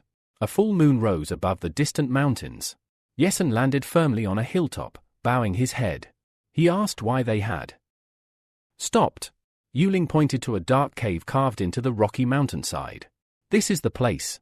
The cave was where the divine soul flower grew, guarded by spatial disaster monsters. The boy asked, what do we do next? Sternly knitting her brows, the manager said, we must be patient, the spell takes time to set up. Then we lure the monsters out. On the ground nearby, the monster slept, surrounded by scattered bones. Suddenly, its eyes snapped open. Behind Yesen, 2 red eyes flashed. A powerful explosion of red energy erupted. The awakened one turned sharply. Above his head, the winged monster hovered. Yuling realized the enemy had discovered them and was using spatial abilities. Smoke curled from the monster's mouth. A status window appeared, describing its talents. Looking up, Yesen marveled at its power. My talents are nothing compared to this, he muttered. Waving his hand, he said, I'll hold it off. Set the trap. Yuling sprinted into the forest. The monster lunged at Yesen. A deep cut appeared on his shoulder. Squinting, Yesen realized the enemy was not only skilled in teleportation but also incredibly fast. The monster rose into the air above the rocks and struck again. Yesen fell but quickly rose to his feet. He decided to stall for time and maybe have a little fun. Lowering his head, a green healing aura enveloped him. Yuling clapped her hands. Above her head, the magic formation disc hovered. Gritting her teeth, she thought, almost done. He just needs to hold on a little longer. Blue energy wrapped the disc. The monster hovered above the forest, a red aura flickering around its wings. It rushed forward. Yesen's eyes widened, realizing the enemy was charging hard. Bat-like claws appeared behind him. Slowly, he turned. The monster struck the ground with tremendous force. Rocks cracked as the battle escalated. Yesen moved to the side, ready to respond. The protagonist declared confidently, "My speed won't lose to your teleportation." The monster bared its fangs viciously and swung its massive paw. A sharp claw flashed right before Yesen's eyes, causing him to freeze for a moment in fear. Reacting quickly, the boy pushed the enemy away and leapt into the air. A dagger gleamed in his hand. The bat spread its claws wide, striking against the knife's blade with a harsh clang. Looking back, Yesen asked, "How much time before the disc activates?" Yuling shouted, 3 seconds left." Suddenly, the monster vanished, replaced by a flash of light. Yesen's eyes widened in terror. It was above his head already. Yuling frowned tensely. Purple lightning crackled in the air, followed by a piercing scream. Yesen sprang to the side, relying on his speed. The brunette raised her hand and activated the forbidden formation. She slammed the ground with force. The disc soared into the air. Above the fallen monster, the bat saw a massive glowing magic circle. The disc vanished from the circle's center. The monster collapsed with a roar of unbearable pain. Yuling sighed in relief, realizing they had succeeded. Suddenly, a purple aura wrapped the bat's body. Its muscles bulged, doubling in size. The monster grew larger and turned a fierce red. Yuling backed away, shouting, "It's using gigantism." The disc trembled violently. "The spell's about to break." Yuling urged her friend to seize the moment. The monster opened its fanged mouth wide. At the same time, Yesen swung his shadow blade. His gaze was fierce and determined. The bat's head fell to the ground. Its body collapsed beside it. Yuling's eyes widened in shock and amazement. Did he really kill it with one strike? The disc fell from the sky. Magic circles faded as it hit the ground. The treasure shattered. Yesen dropped to one knee, picking up a fragment of the disc. He looked disappointed. Just a disposable item. Yuling ran up to him, demanding, "How did you kill a teleporting bat in one blow? Have you been hiding your true strength?" Crossing his arms, Yesen replied casually, "The formation and gigantism made the monster an easy target." Lowering his gaze in embarrassment, he suggested, "Let's get back to the main task." Yuling frowned in displeasure but promised, "We'll discuss this again later." She sprinted forward, hopping from stone to stone. Yuling hoped that after 20 years, something was still left behind. Frowning menacingly, she thought, "I won't be able to justify this to IOU otherwise." A spatial bag appeared in Yesen's hand. The artifact sucked in the bat's body. Smiling, Yesen realized, "This time, we made a good profit." Suddenly, a scream echoed from the depths of the dark cave. Yuling smiled as she spotted the divine soul flowers in front of her. She pointed to them and quickly counted. 8 sprouts remained. Pulling the plant from the ground, she carefully picked the flowers one by one. Yuling thought, "Everything will end once we split the spoils." Yesen approached quietly from behind. He looked around, sniffing the air. Scratching his nose, he handed her a few flowers. "Here's your share." The young man was happy with their catch. His nose twitched again.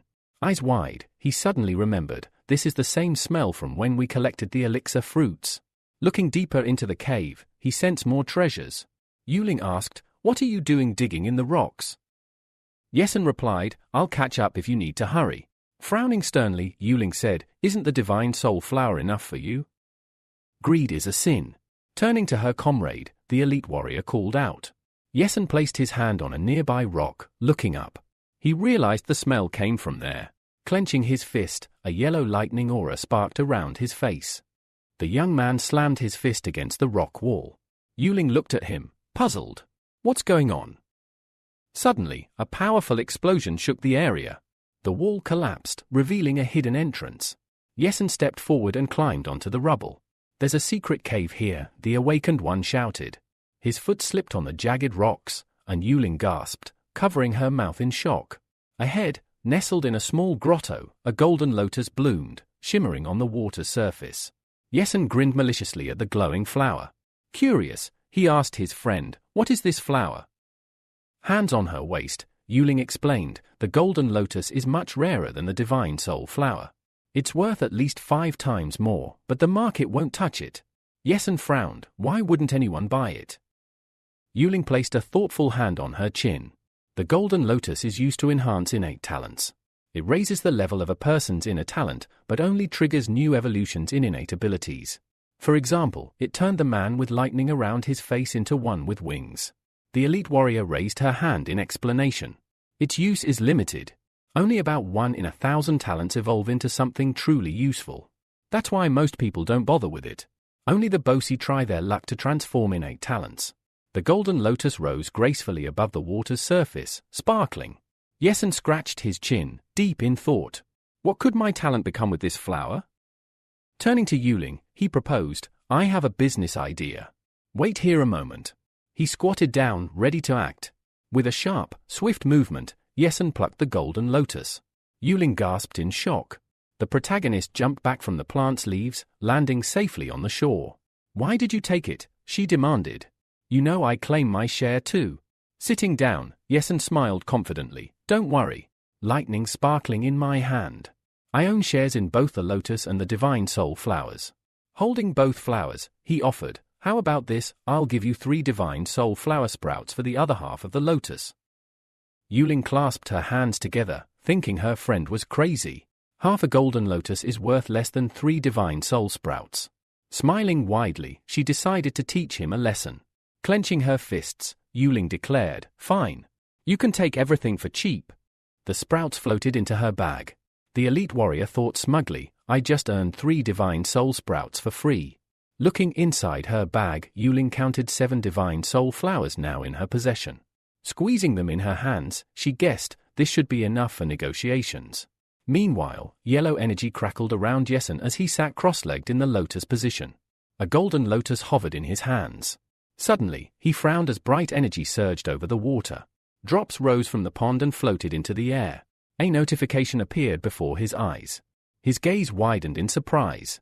Second copy talent unlocked successfully. Mouth agape, Yesen guessed, "I can use my talent twice a month now." Standing up, the boy thought, "This is an incredible evolution of my talent." Purple lightning flashed around him. The youth decided to copy the exploration talent. Bright pulses emanated from his body and expanded outward. Gradually, the effect radius grew, expanding to 500 meters. Yesen smiled, realizing the immense power he now wielded. Squinting, he thought, this is a completely justified investment. Now, his talent spread across a vast area, 500 meters around him. Still squinting, Yesen moved to the next step. From his spatial bag, he pulled out the dead bat's body. A notification appeared, mid-level spatial talent copied successfully. A joyful smile spread across his face as his pupils contracted. The status window reported, talent fusion successful. A bright flash exploded. Breathing heavily, Yesen placed his hands on his knees. A new line appeared in the status window. Wiping sweat from his chin, he thought, this is the strongest spatial talent, teleportation, spatial perception, spatial mark, and pocket inventory all combined. A glowing clump of energy formed in his hand. A gust of wind ruffled his hair. The energy coalesced into a glowing cube. He placed the bag safely into his spatial storage. Yesen watched as the glowing cube in his palm pulsed with energy. A flash of bright lightning shot out, and with a soft hum, it absorbed the storage bag.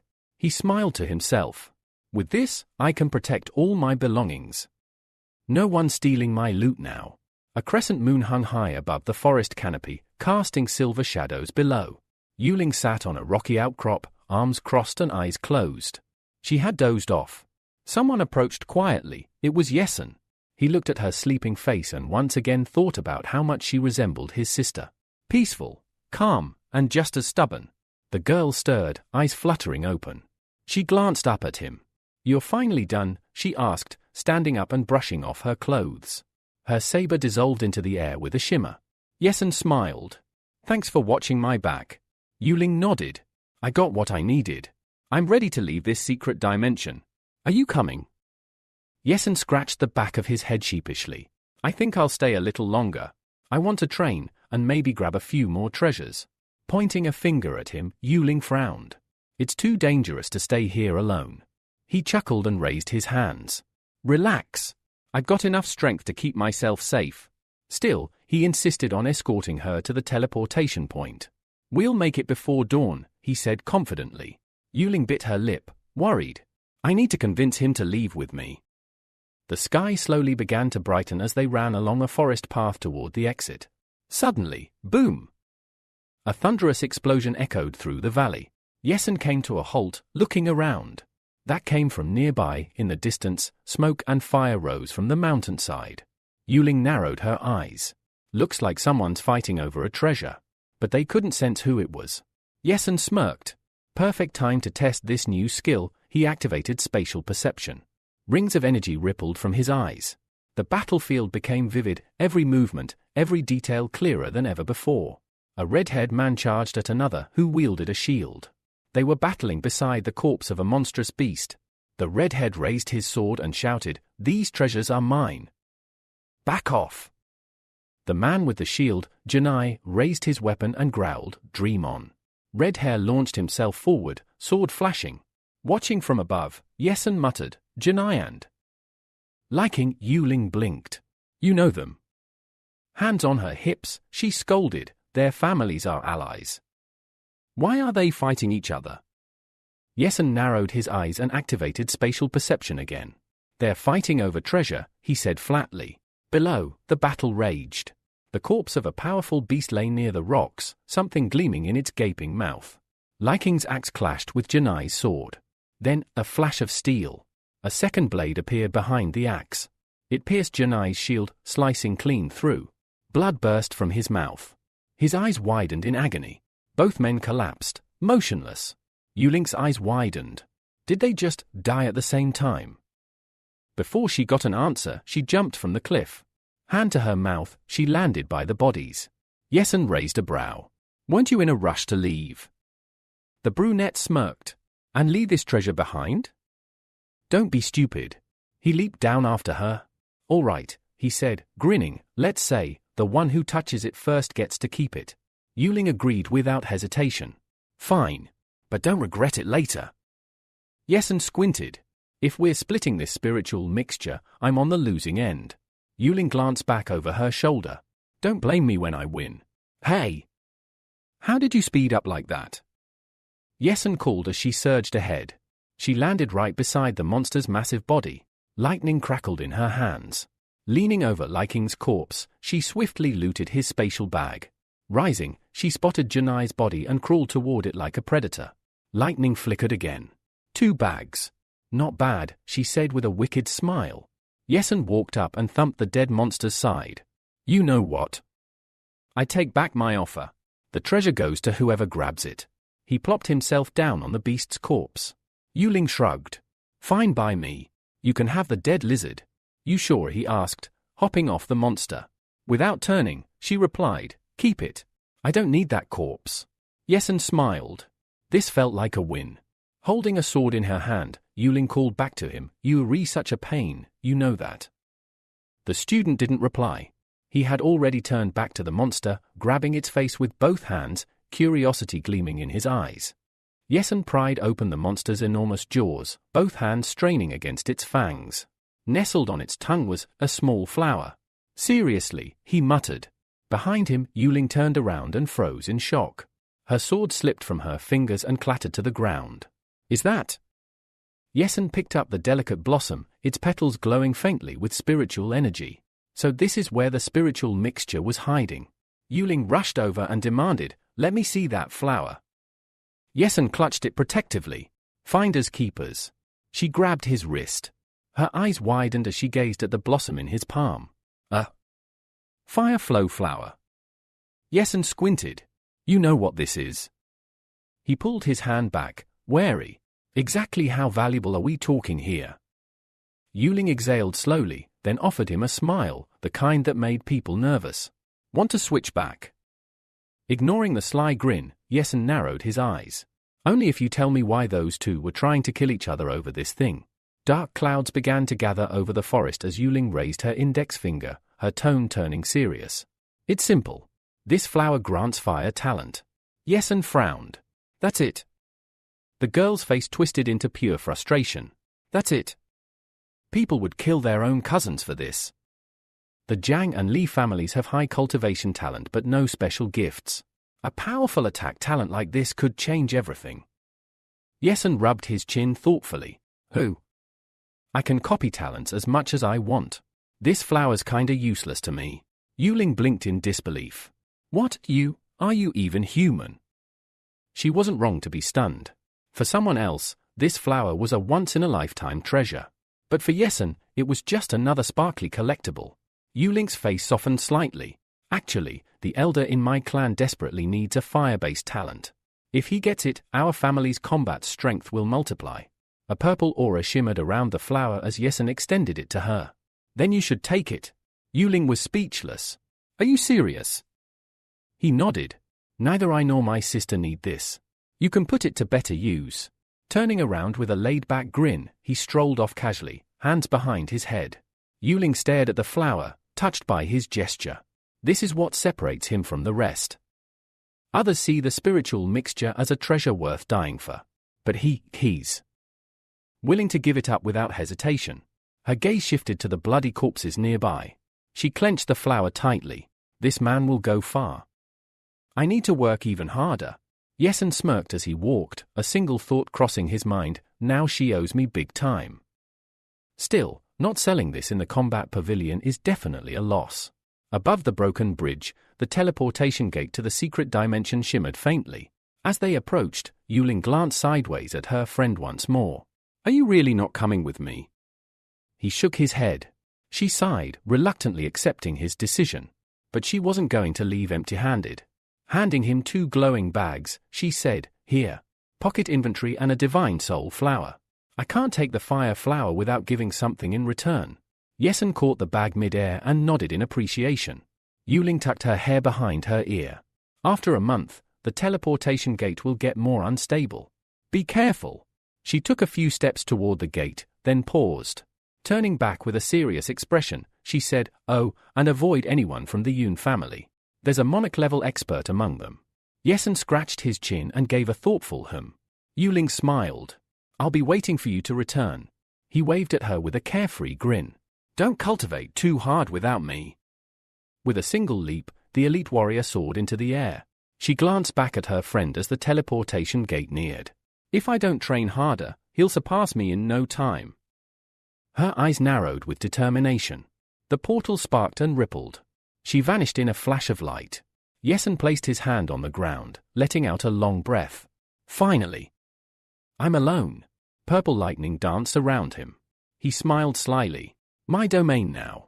Suddenly, high above the city, the entrance to the secret dimension pulsed. The portal began to tremble. Yesen looked up, eyes narrowing. Someone is coming out. It had only been 2 days. That was far too early for any of the elites to return. Boom!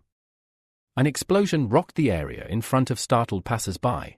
A stranger stepped out, grinning wickedly. Look at that. Bet this guy brought out some treasures. His companions scoffed. Please. If they came out after just 2 days, they're either dead weight or empty-handed. Then, thud. Something fell from the sky. Yuling. As Yuling lay on the ground, bruised and bloody, a group of men stepped forward with greedy eyes. She must have brought something back. Let's take it all. But just as one reached for her bag, a firm voice cut through the crowd. Make way. The people parted, and Uncle Ben rushed through, his eyes widening when he saw Yuling. What in the heavens? What happened to you in there? The brunette managed a faint smile, placing her blooded hand on his shoulder. Let's go back to the clan first. Meanwhile, on a nearby rooftop, Yun stood with his hand stuffed into his pants pockets, watching with mild interest. TCH. She probably ran into a beast and ran for her life. No treasure, no glory. With an impatient sigh, he mentally summoned his enricher to return faster.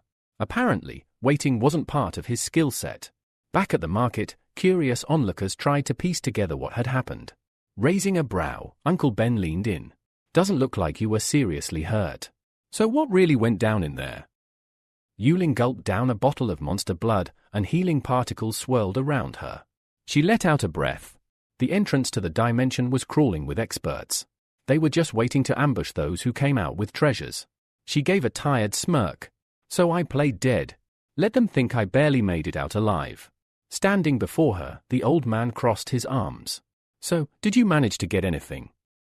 Yuling pulled out the glowing flame talent flower, its fiery light shimmering in her hand. Uncle Ben's jaw dropped.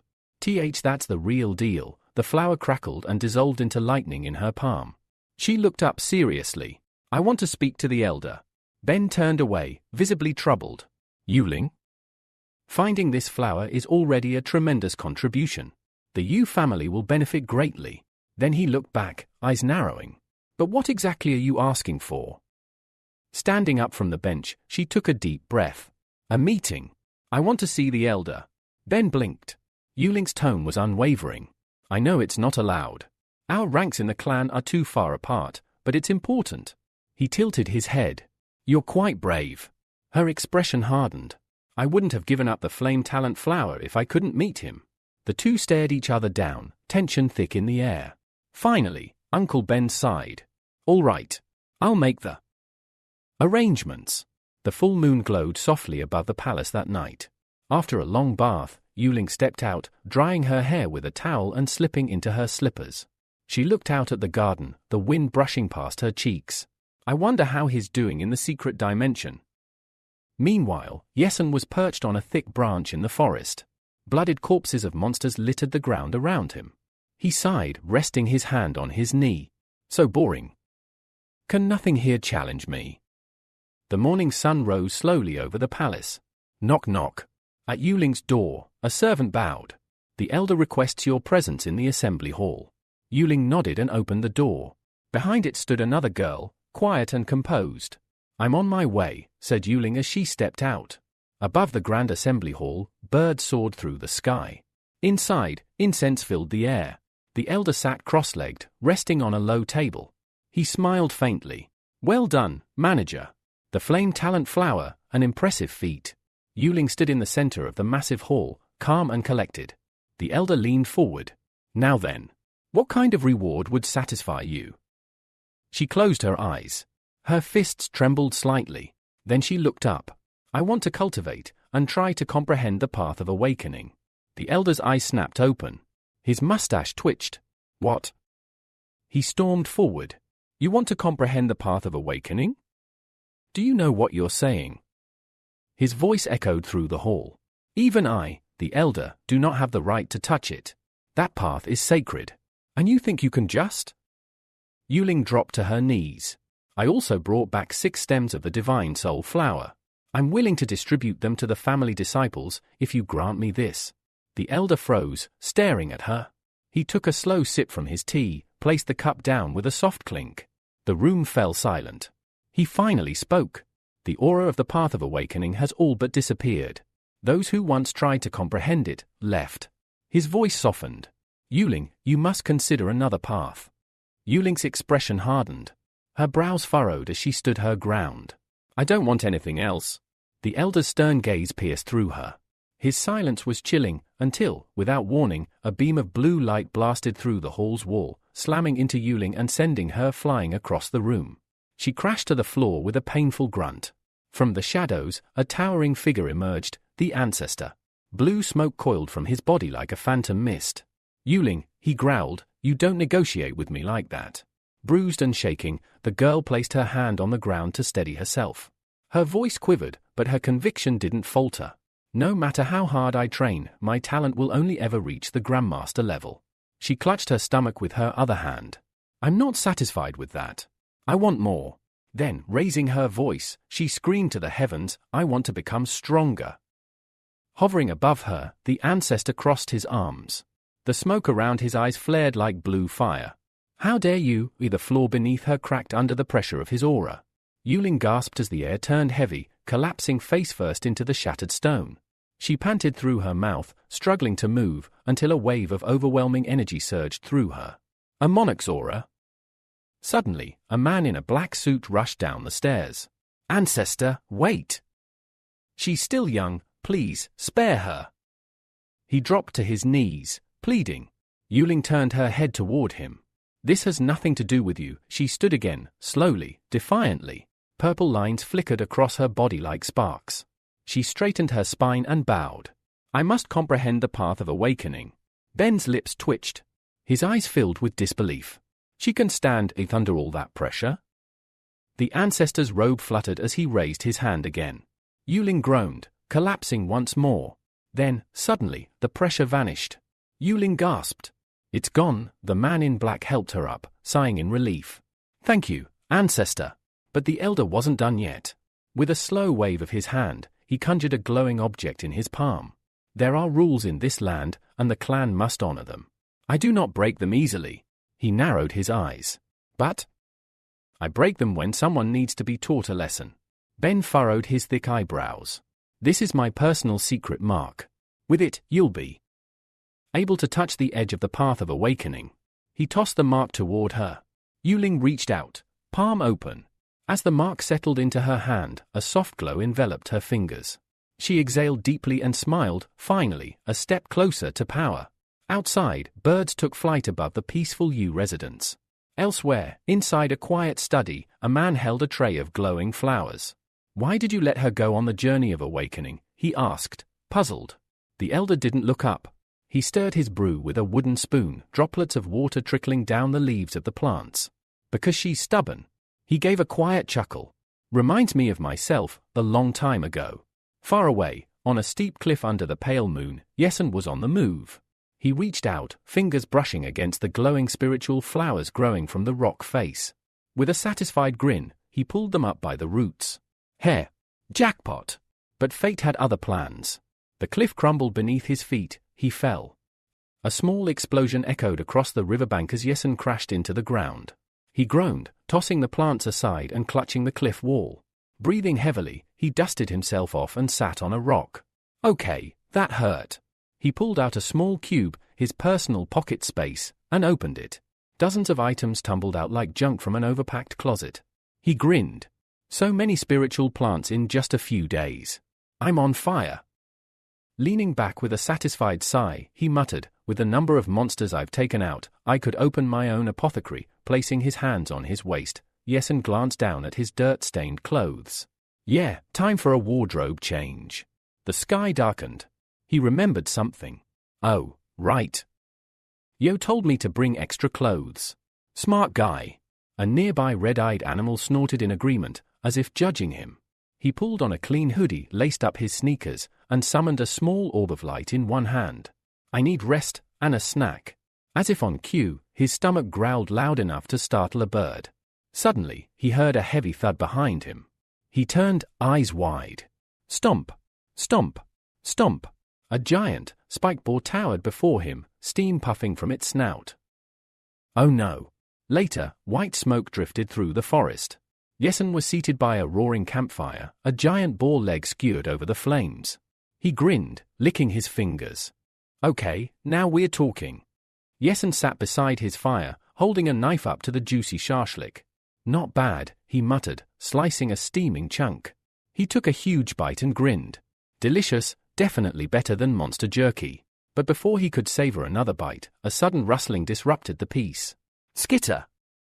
A rat zoomed in from the shadows, smacked the meat from his hand, and darted away with the stolen prize clenched in its tiny jaws. Yesun stared in disbelief. Did that rat just rob me? Wide-eyed, he jumped to his feet and gave chase. Come back here, you fuzzy thief. Moonlight glowed through the treetops as Yesun dashed between tall grass and brush. He finally crouched low, spotting the rat nibbling on the meat just ahead. You're done. Today's your last day, rodent. Nobody messes with my food. But just as he was about to lunge, his expression shifted. His brows furrowed in confusion. Wait. A system notification blinked in his mind. Detected, purple jade mouse, high talent grade, treasure-seeking affinity. Yesun blinked. A treasure-sniffing rat. Electricity sparked around his body. He shot forward like lightning. You're mine. The mouse, startled, bolted, leaping from tree to tree with unnatural agility. Yesun chased, grinning. Trying to escape? Cute. Just then, a portal flashed open in front of the mouse. Yesun burst through the exit, grabbing the rodent mid-air by the scruff of its neck. The forest sky above them was dark and silent once more. The mouse squeaked, and to Yesun's surprise, it spoke. "Let me go." He froze. "You have a female voice." The mouse kicked her tiny legs, struggling. Yesun narrowed his eyes, his tone suddenly serious. "Then you've got two options: get roasted, or accept me as your master." The mouse stopped squirming and sighed. "Fine. I accept." Closing his eyes, Yesun activated the soul-like contract. Purple energy surrounded them both. The mouse did the same, closing her little eyes as the bond formed. He placed her gently on the ground. "You've got those cool purple stripes. I'll call you Violet." The rodent stood confidently, chest puffed. Yesun nodded thoughtfully. A treasure-hunting mouse with top-tier talent. "You'll be very useful." His mind flashed back to something Yulin had once said, the most valuable treasure in this realm. "Is the energy stone mine the young family's after?" Yesun smirked. "With Violet, maybe I have a shot at finding it first." Turning toward the mouse, he asked, "So, do you know where this mine is?" Violet stood on her hind legs proudly. "Of course. I was born to find treasure." Yesun grinned. "Perfect. Take me there." She jumped into his hand. Purple lightning crackled around him as his body surged with energy. "Yulin told me not to offend the young family, but..." He narrowed his eyes with a dangerous smirk. "I'm about to rob them blind." The sky began to brighten in the distance. Yesun jumped down a slope, pressing his hand to the ground. Purple trails lit the forest behind him as he dashed forward, fast as a storm. Violet's ears twitched. "We're close, but I smell people. Others might have already taken over the place." Yesun skidded to a halt. TCH. Trouble already. Closing his eyes, he activated spatial perception. Blurry silhouettes emerged in his mind. The battlefield ahead was scorched. "Looks like the battle's still going." He crouched behind a boulder and peered out. Boom! A staff struck the ground, rock pillars exploded into the sky. Warriors fought fiercely, their elemental powers clashing in a deadly display. One man in silver armor smirked, charging into the fray. Crack! A wooden stake impaled a warrior through the chest. He coughed blood and collapsed. His opponent laughed. Nearby, two warriors faced off, both tense and breathing heavily. One wore a pink shirt, smirking coldly.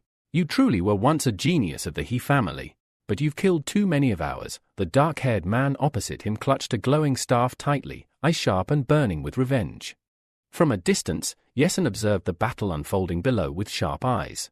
The system suddenly pinged in his mind, highlighting a name. Target identified, Hell Lionby. He watched as a young woman approached the battlefield with calm confidence.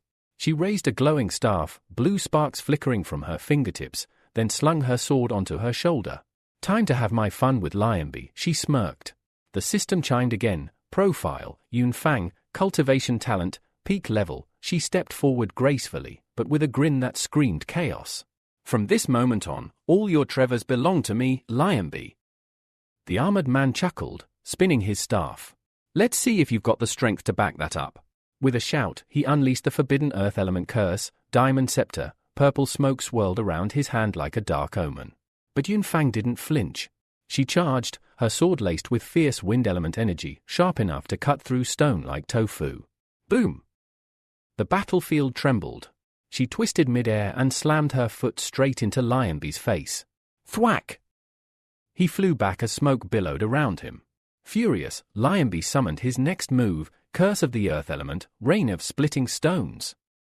A massive golden seal formed behind Yunfang. Her eyes widened, stone fragments shot toward her in a deadly hailstorm. But she deflected them with ease, slashing through each with surgical precision. "This all you got?" she taunted. Lionby growled and raised his staff again. Curse of Heavenly Descent. A monolithic boulder formed overhead and plummeted toward Yunfang like divine judgment. Her eyes widened slightly. Impressive, she rolled aside just in time, the boulder crushing the ground where she stood. Lionby blinked in disbelief. She dusted off her shoulder, cocked her head, and said with a wicked grin, "My turn again." With a single swing, she launched a barrage of wind blades, turning his precious rocks into shrapnel and knocking him flat. The man crumpled to his knees, coughing. The arraign, it's in the cave, Yunfang said, eyeing the entrance. Lionby gasped, pushing himself upright with his staff. I spent 10 years opening the arraign and preparing this realm. I won't let anyone take it. From his hiding spot, Yesen narrowed his eyes. So that's where the arraign is, but why can't I sense it? He frowned. There must be a restriction blocking his spatial perception. Meanwhile, Yunfang chuckled. You really think you can guard that vein alone? A glowing blue flower materialized in her palm. Yesen's eyes twitched. No way, she's using spiritual revival herbs directly? That's suicide. The girl closed her eyes, lips tightening. Didn't want to use this, but now I just want to slaughter you. She swallowed the herb whole. Her veins lit up. Red blood cells surged unnaturally. She screamed and fell to her knees, power surging violently within her. Whoom! A purple beam of light shot into the sky from the mountain. Wind howled through the valley. Lionby shielded his face. He stared in disbelief. This is a transcendent realm aura. Yesen's system confirmed. Yunfang, talent ascended, transcendent level achieved. She rose slowly, smiling. The sword in her hand pulsed with terrifying wind energy. Beg for mercy, she said, and maybe I'll leave your corpse whole. Lionby trembled but snarled. Even if you've reached the transcendent realm, I will never yield. A magic circle appeared beneath his feet. Yunfang's legs crackled with lightning. With a burst of speed, she broke through his defenses and shattered his staff in a single strike. Crack! Blood burst from Lionby's mouth as he was launched into the rocks. She tilted her head and chuckled. Wind talent plus high-speed enhancement. What? Thought I'd still be slow. She approached him like a cat toying with a broken toy. You used to be a genius, Lionby. Now you're just background noise. Lionby slammed his fist into the ground. You think this is it? On the path of cultivation, there are thousands of geniuses, and many will rise far above you. Lionby coughed blood, eyes dim, but his voice still carried the weight of pride. You may have won, Yunfang, but you'll just be a stepping stone, someone else's ladder to greatness. Yunfang stepped closer, arms crossed, her expression full of disdain. You look awful, she said bluntly. If you've lost, just accept it. Why waste your final breath spouting nonsense? She turned to leave, her boots crunching the scorched soil beneath her. And don't forget, she added over her shoulder, the Yuning Fang family isn't just the strongest in all of the demon sectors, we have a monarch in our bloodline. With that, she walked away confidently, her smirk returning. In front of absolute power, no one remains an enemy. Birds scattered from behind the jagged rocks. Lionby lay beneath a tree, barely conscious. His breath was shallow, eyes fluttering. Is this the end? He murmured. A shadow loomed over him. Through blurred vision, he saw a face. Elder, are you all right? Lionby weakly pushed himself onto his elbows. Who are you? The boy crouched beside him, forming a glowing bubble in the air. Does it matter? Drink this, he said, offering a vial. It might help your wounds. Lionby looked at the liquid but shook his head. No point, her attack crushed my organs. I'm done. The boy stood up slowly. Lionby narrowed his eyes at him. You here for the mine too? Yes, the boy replied honestly. The elder actually smiled. At least you're honest. But that mine, it's not just a hole in the mountain. He pointed weakly toward the distance.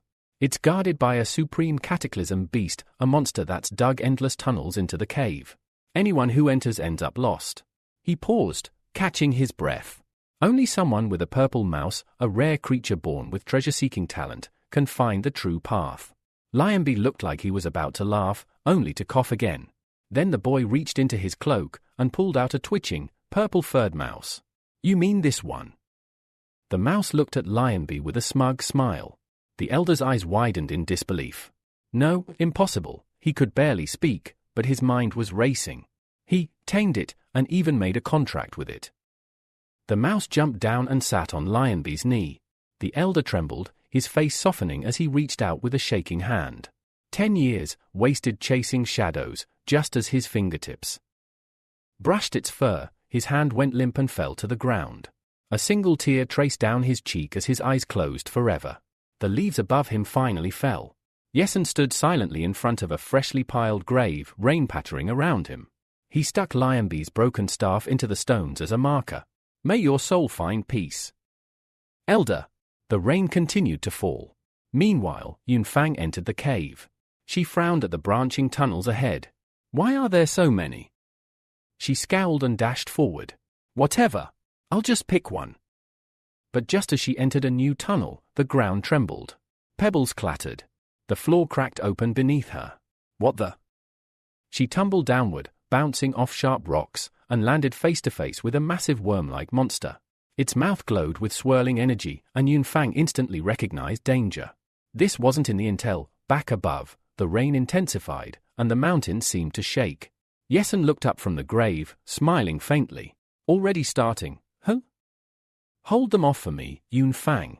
He turned toward the cave in trance. The purple mouse on his shoulder twitched its nose. It's all on you now, he said. The mouse nodded with determined eyes, well, as determined as a mouse could look, and leapt forward. It bounded across stones and sniffed around frantically, trying to orient itself. So many false paths, Yesen thought, eyes sharp. They'd meant to throw off its sense of smell. The mouse darted between walls, climbed over debris, and paused by a certain cluster of stones. Found it! It squeaked confidently. Yesen hurried to its side, grinning. That was fast. They stood before an underground river, its quiet current flowing across the cave floor. Water shimmered under the dim light. So all these tunnels were decoys. And the true entrance, he stared at the still pond in front of him, is hidden here. The water around them seemed calm and ordinary, nothing suspicious at first glance. Yesen looked down at the purple mouse on his shoulder and smiled. Ready, Violet. The mouse twitched its nose confidently. Of course, Violet replied, darting forward. Yesen plunged into the cool water after her. His eyes snapped open as he spotted a faint passage beneath the riverbed. This has to be it. He swam toward the narrow opening. Meanwhile, above ground, Yunfang struggled. Her sword was broken, bloodied and battered.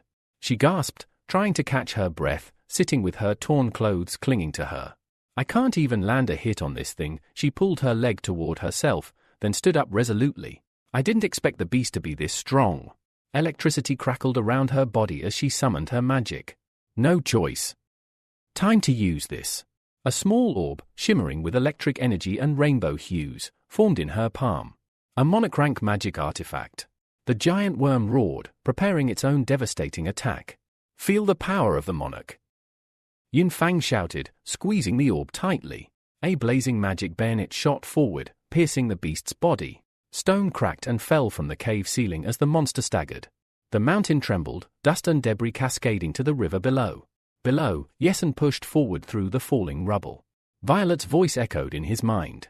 The mine's collapsing. But this surge of energy, it's not from the Yunfang clan. Yesen frowned, adrenaline pumping. Time's running out.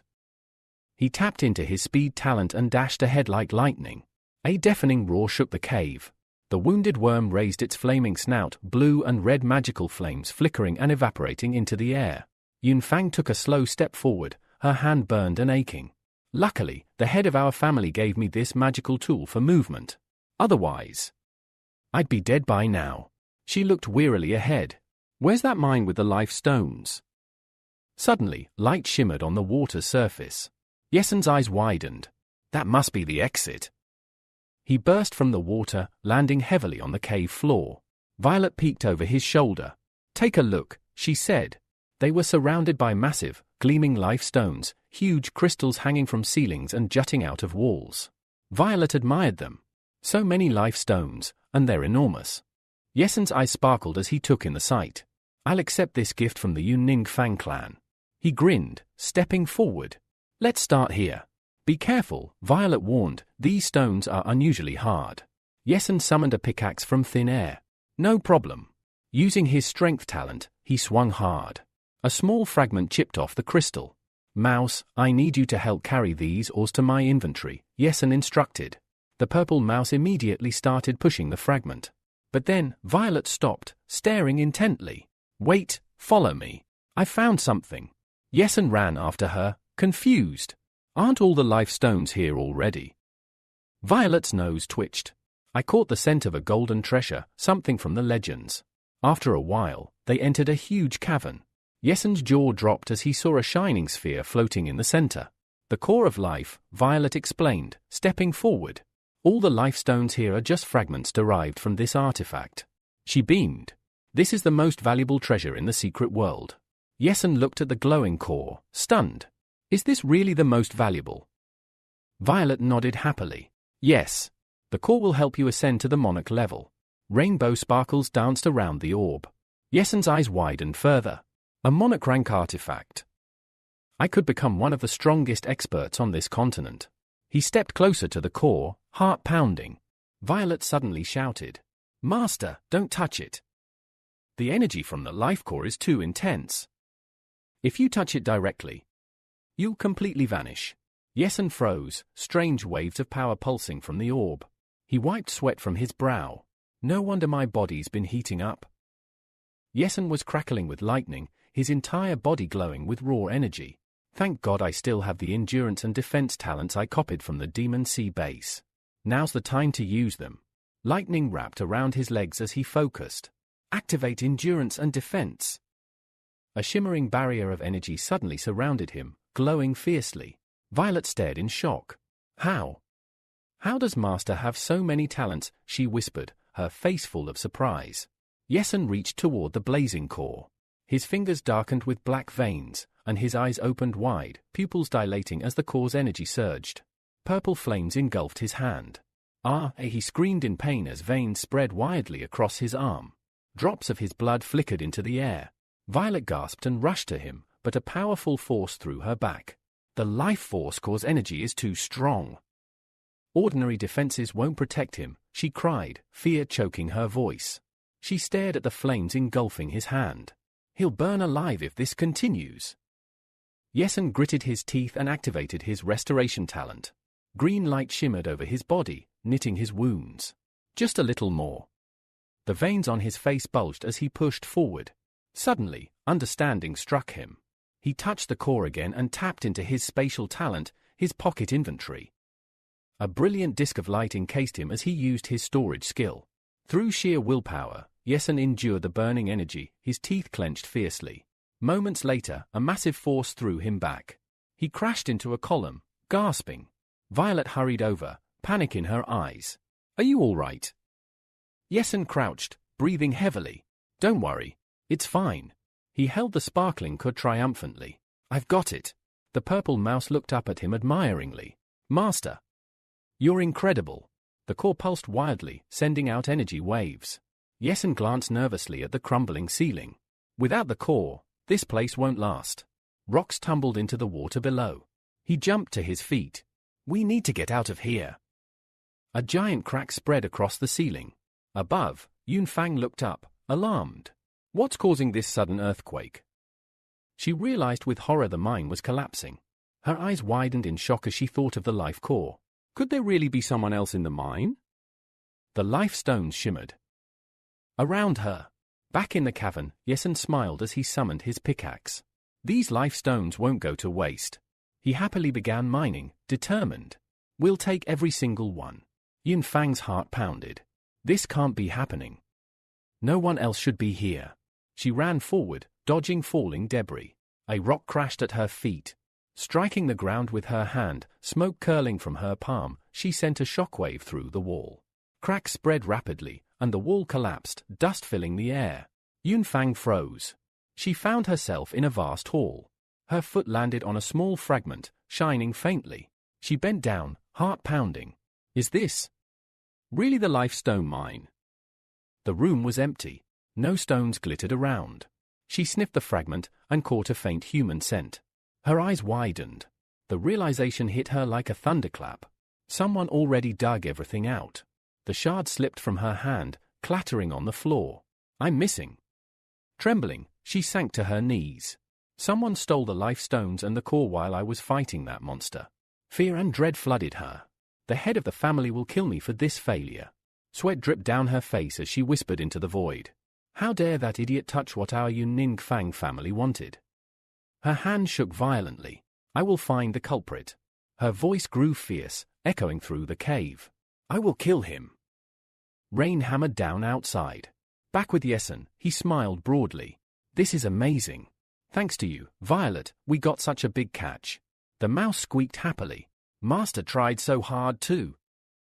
Yunfang never expected to find a life stone core hidden deep inside the mine. Lightning flashed through the forest as Yesen led the way.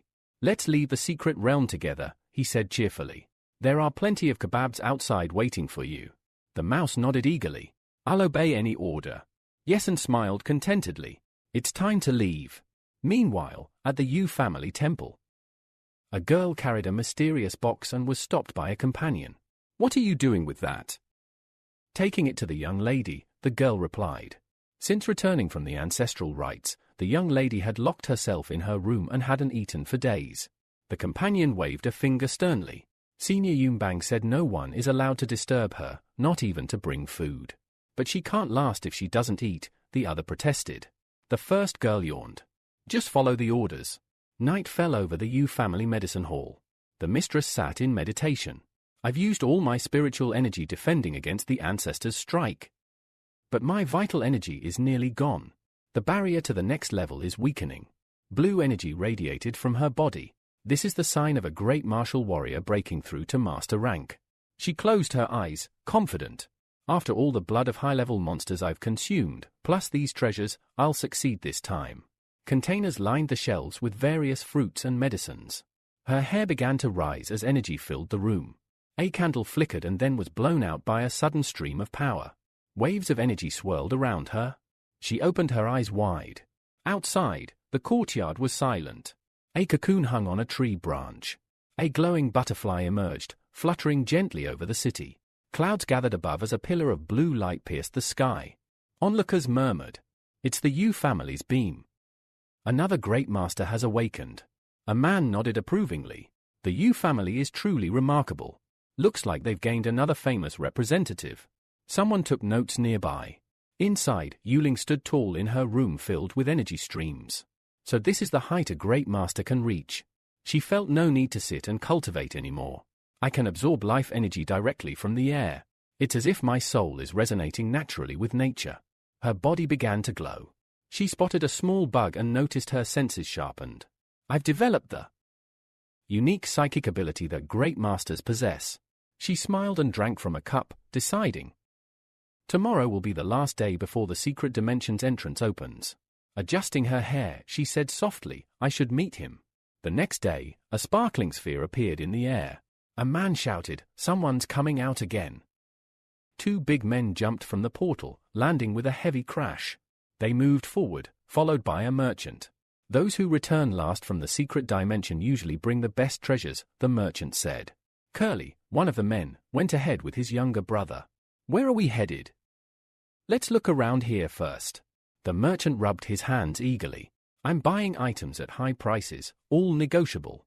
Curly summoned an item. Why hasn't it been appraised yet?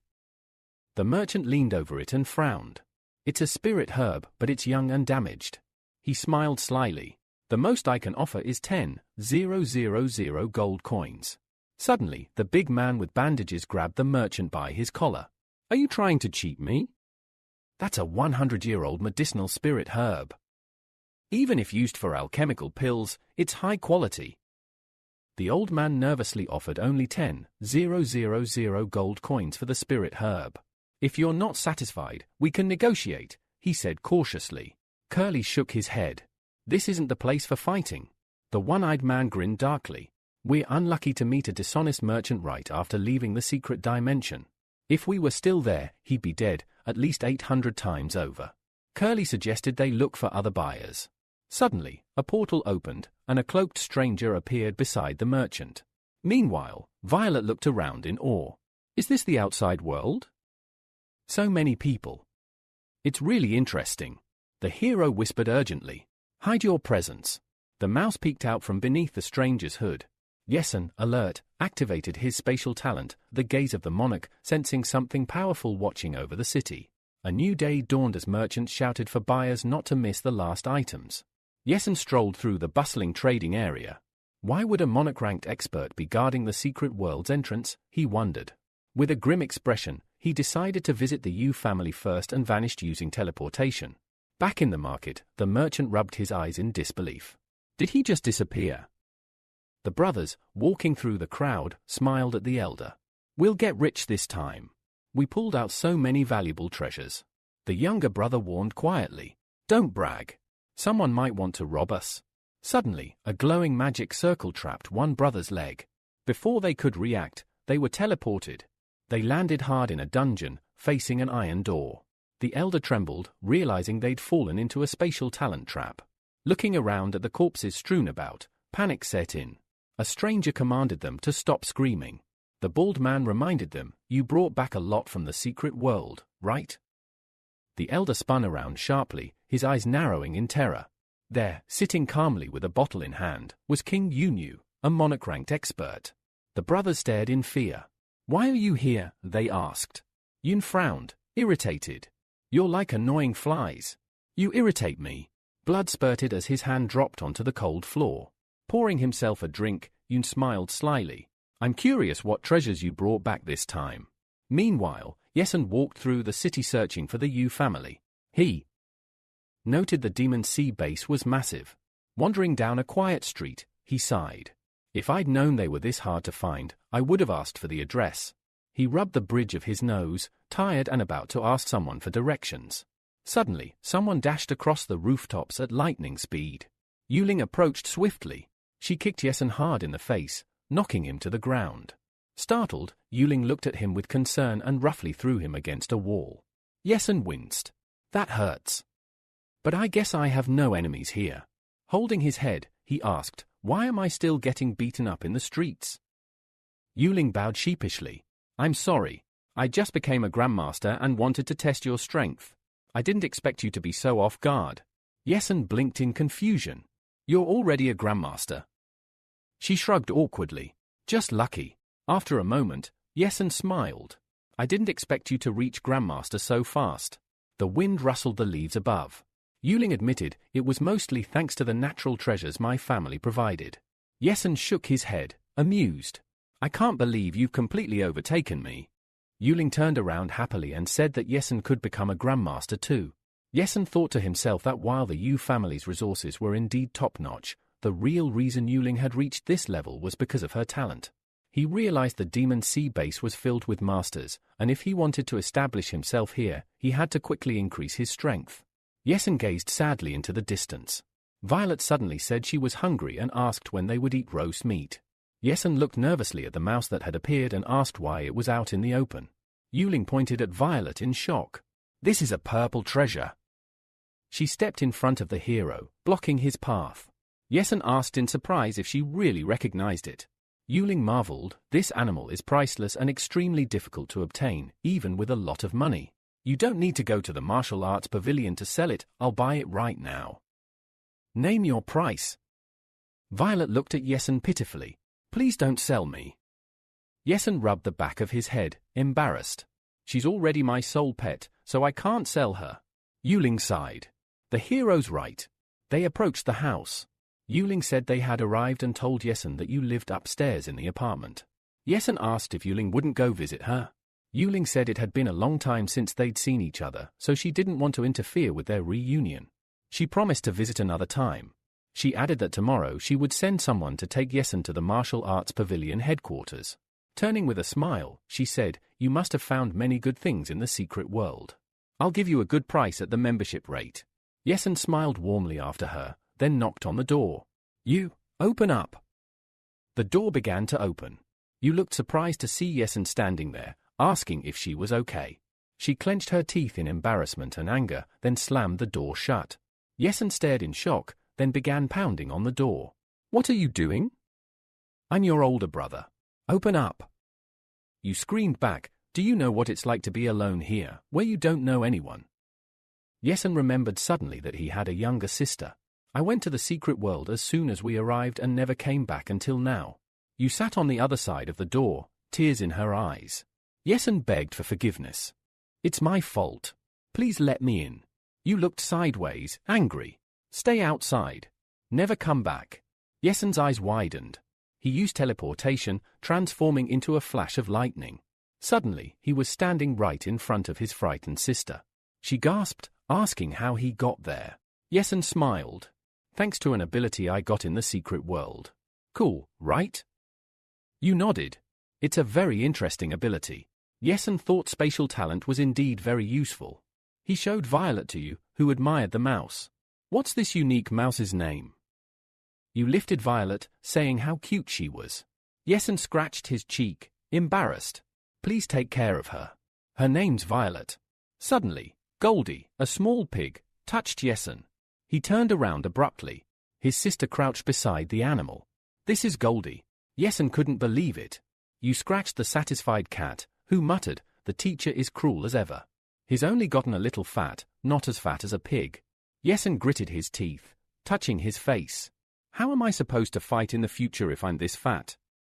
The cat looked at Violet and said, You're Violet, right? From now on, you'll follow me and call me boss. Night fell. Water poured from the faucet. Gashin was washing his face. He turned off the water, pulled a towel around his neck, and wiped himself down. Walking to his bed, he said, I'm leaving Violet and Ed in your care. I can now copy her search talent. Yesun sat on the bed and opened the interface, deciding to test the new skill he had copied. The status window popped up, showing the mouse's information. He activated her skill, and his eyes rolled back as the system updated his characteristics. Meanwhile, at the Yu family residence, tensions were high. A man called a young girl a loser, and a plate broke under the stress. Yunfang knelt before Yi, who angrily demanded how she could fail such a simple mission and still dare to return and report. Yunfang explained she was tricked. While she was fighting a disaster monster, a thief had taken the life force core and all the stones. She fixed her hair nervously and said the thief's speed was incredible. She only caught a glimpse of the aftermath and the discarded life force stones. Yi glared at her and asked if she didn't even know the thief's gender. Yunfang looked down sadly, admitting she truly didn't know. Yi yelled, furious at how she could call herself the first genius of the younger Demon Sea generation while bringing such terrible results. Yunfang begged for another chance, promising she would find the life force stone core and return it. Yi grabbed her head, smiling cruelly. Not only were you deceived, but you couldn't even identify the thief. Why should I keep you around? He pulled her hair, saying she had proven unreliable and useless. Yunfang pleaded again for a chance. Yi slapped her and warned her that to steal such precious resources right under the young family's nose, the thief must be from a large noble family. He ordered an investigation starting with families who had sent people into the secret world. Adjusting his sleeves, Yi glared. What happens to you if you fail again? You'd better understand this seriously. He walked away. Yunfang clenched her fists, trembling with anger and determination. I will definitely find him. The next day, Yesun arrived in front of a massive building. He asked if this was the main building of the battle pavilion.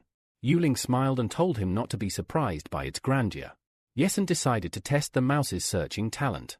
He opened the door and was surprised to see shelves filled with countless items and artifacts. Yuling asked if he was impressed and encouraged him to try some.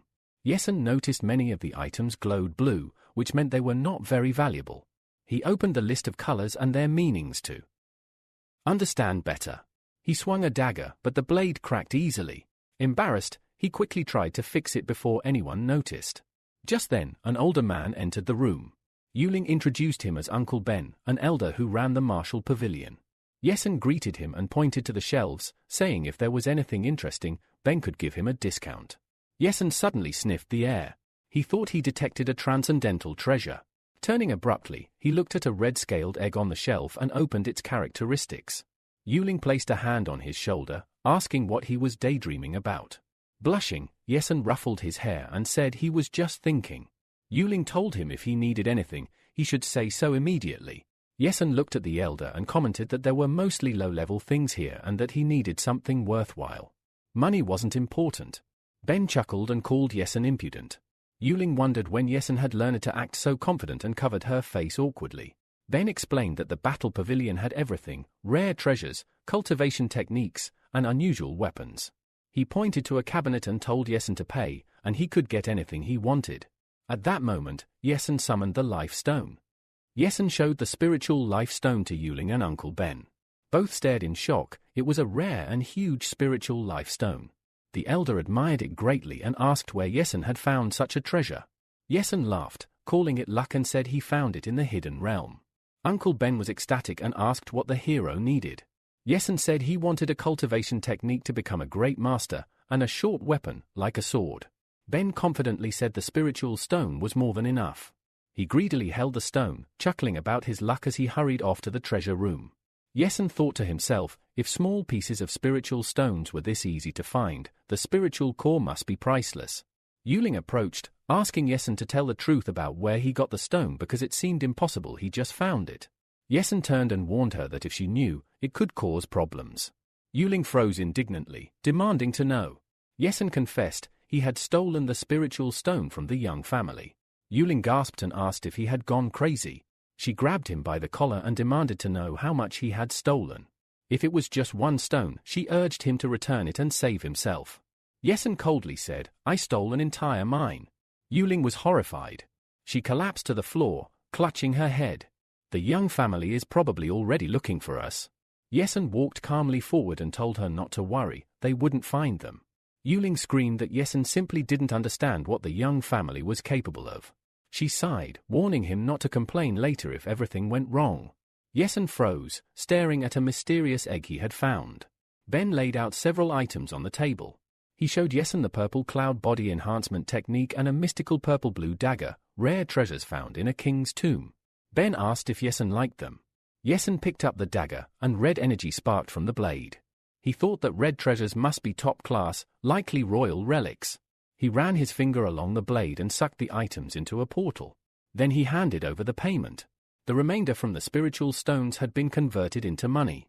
Ben handed Yesun a VIP card, saying he could now enter and exit the battle pavilion freely. He laughed, saying the card would get him a 30% discount everywhere. Yesun smiled and said he'd take care of it. Pointing to the mysterious egg, he asked the cost. Ben reached out and held the egg. When Yesun impatiently pressed for a price, Ben surprised him by simply handing the egg over. "Since the master is interested, it's yours." Yesun asked if it really was that easy. Ben laughed and said, "We'll be friends if you keep bringing more spiritual stones to the pavilion." Yesun looked at the egg, embarrassed but thinking how lucky he was to get such a treasure as a gift. He showed it to Yuling, who said it was just a dragon egg used as an ornament. Yuling explained it was sold to the pavilion long ago by a wandering cultivator. She folded her arms, saying they tried everything but couldn't hatch it. She suspected it was just a defective item.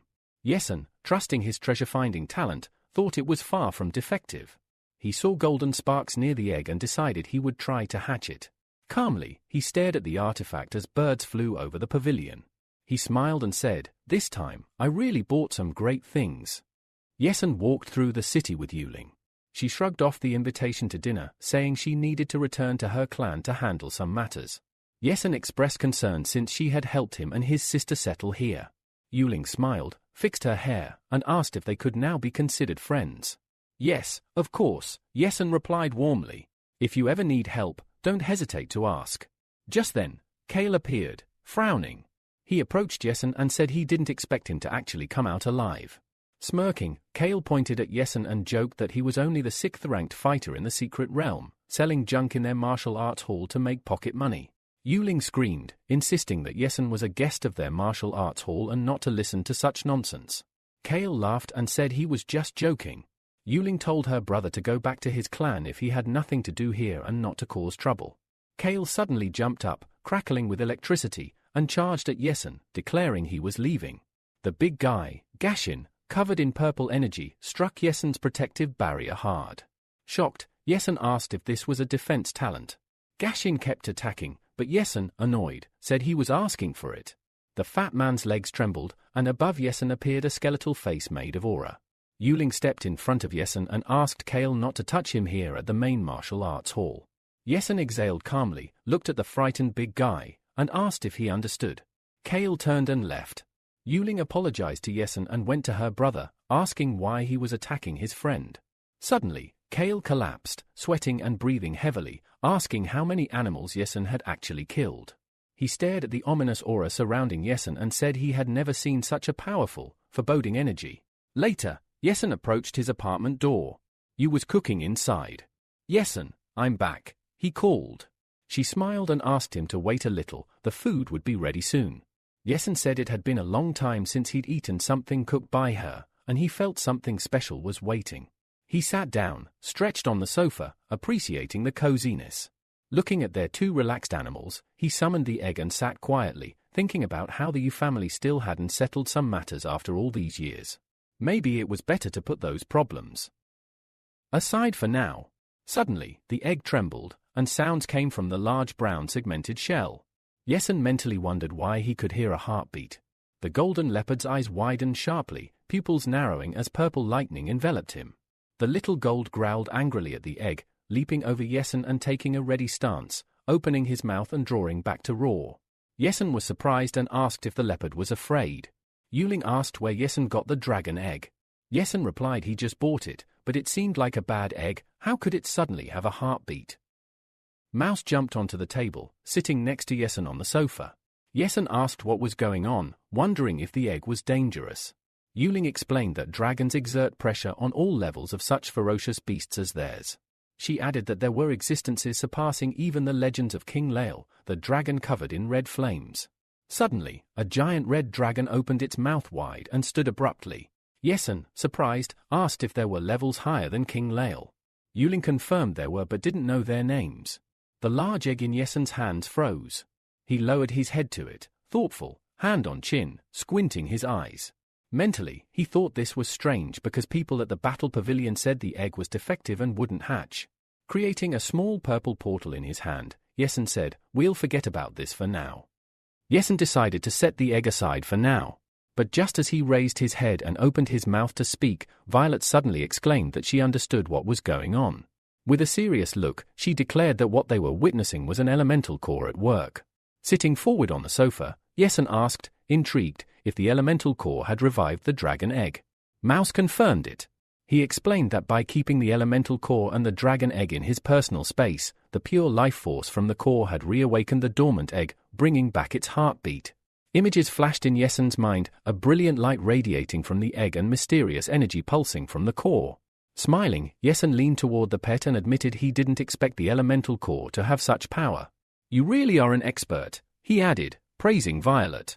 With a proud flick of her whiskers, Violet said it was only natural. After all, she was a famous treasure-hunting mouse. Meanwhile, the yellow leopard gave a long yawn, trying to complain about his disturbed nap, but fell asleep again before he could finish. Yesun folded his hands over his knees and asked what he should do next regarding the dragon egg. Mouse replied calmly that there was no need to rush. Let the elemental core grow stronger, and once the heartbeat fully stabilizes, they could move to the next step. Suddenly, tiny cracks began to form on the surface of the egg. Mouse's eyes gleamed. He said that once the egg finally hatched, Yesun would receive a soul pet that surpassed even the king level. Yesun smiled slightly, a little madly, feeling like he had struck gold. A king-level soul pet? That was beyond rare. It was worth everything. Just then, you called from the kitchen that the food was ready. White plates filled the table, carrying a warm, inviting meal. She turned to Yesun and told him to wash up. It was time to eat. "Yes, I'm coming," he replied, rising from the sofa with a rare lightness in his voice. Outside, the crescent moon hung behind drifting clouds, casting silver shadows over the darkened rooftops. Later that night, Yesun sat cross-legged on the floor, reading the scroll of the purple cloud body cultivation technique. To become a grandmaster in this technique, 2 conditions must be met, he muttered to himself. First, extraordinary cultivation talent. Second, an ideal physical foundation. He scratched his head in frustration. This technique is way too demanding. He remembered how Yuling, who only had a high-level cultivation talent, had already reached grandmaster level. And then, the image of the Sun family's grandmaster came to mind. Diagrams appeared before his eyes, hieroglyphs glowing in purple with swirling magic circles. Yesun read on. The technique was divided into 5 stages: blood tempering, flesh tempering, bone tempering, skin tempering, kayul, organ tempering. He muttered, "This leads to tempering the internal organs to their absolute limits, shattering the body's boundaries and forming an indestructible physical vessel." A glowing turquoise image of the human body's inner structure appeared in his mind, organs and bones surrounded by magical energy. But the scroll didn't stop there. It also demanded rare treasures to restore the vast energy consumed by the technique. With a deep sigh, Yesun muttered, "This technique is way too extreme." And then it hit him. Maybe that's why no one else bought it. That's probably why they sold it to me. He narrowed his eyes, scratching his head again. Did I just get scammed? Despite the doubt, he continued reading, determined to make this madness worth it. Yesen stared at the scroll in disbelief. Simply acquiring heavenly materials and earthly treasures had become a luxury for ordinary cultivators, a task far beyond reach. As he turned the page, a glowing symbol caught his eye at the bottom. Confused, he leaned in. "How is this possible?" he muttered. "Is that a spatial imprint?" Suddenly, his right eye lit up with purple energy, the white pupil shrinking, activating his talent, spatial perception. The symbol pulsed with greater intensity, and before he could react, flash! A blinding white light engulfed him. The world around him vanished. Yesen found himself floating in an endless dark void, suspended in space. Beneath his feet stretched a black and white path that seemed to extend forever. He began to walk cautiously. Looking around, he whispered, "Is this the inner space of the purple cloud cultivation technique?" Suddenly, he noticed someone up ahead. A man, walking with a confident stride.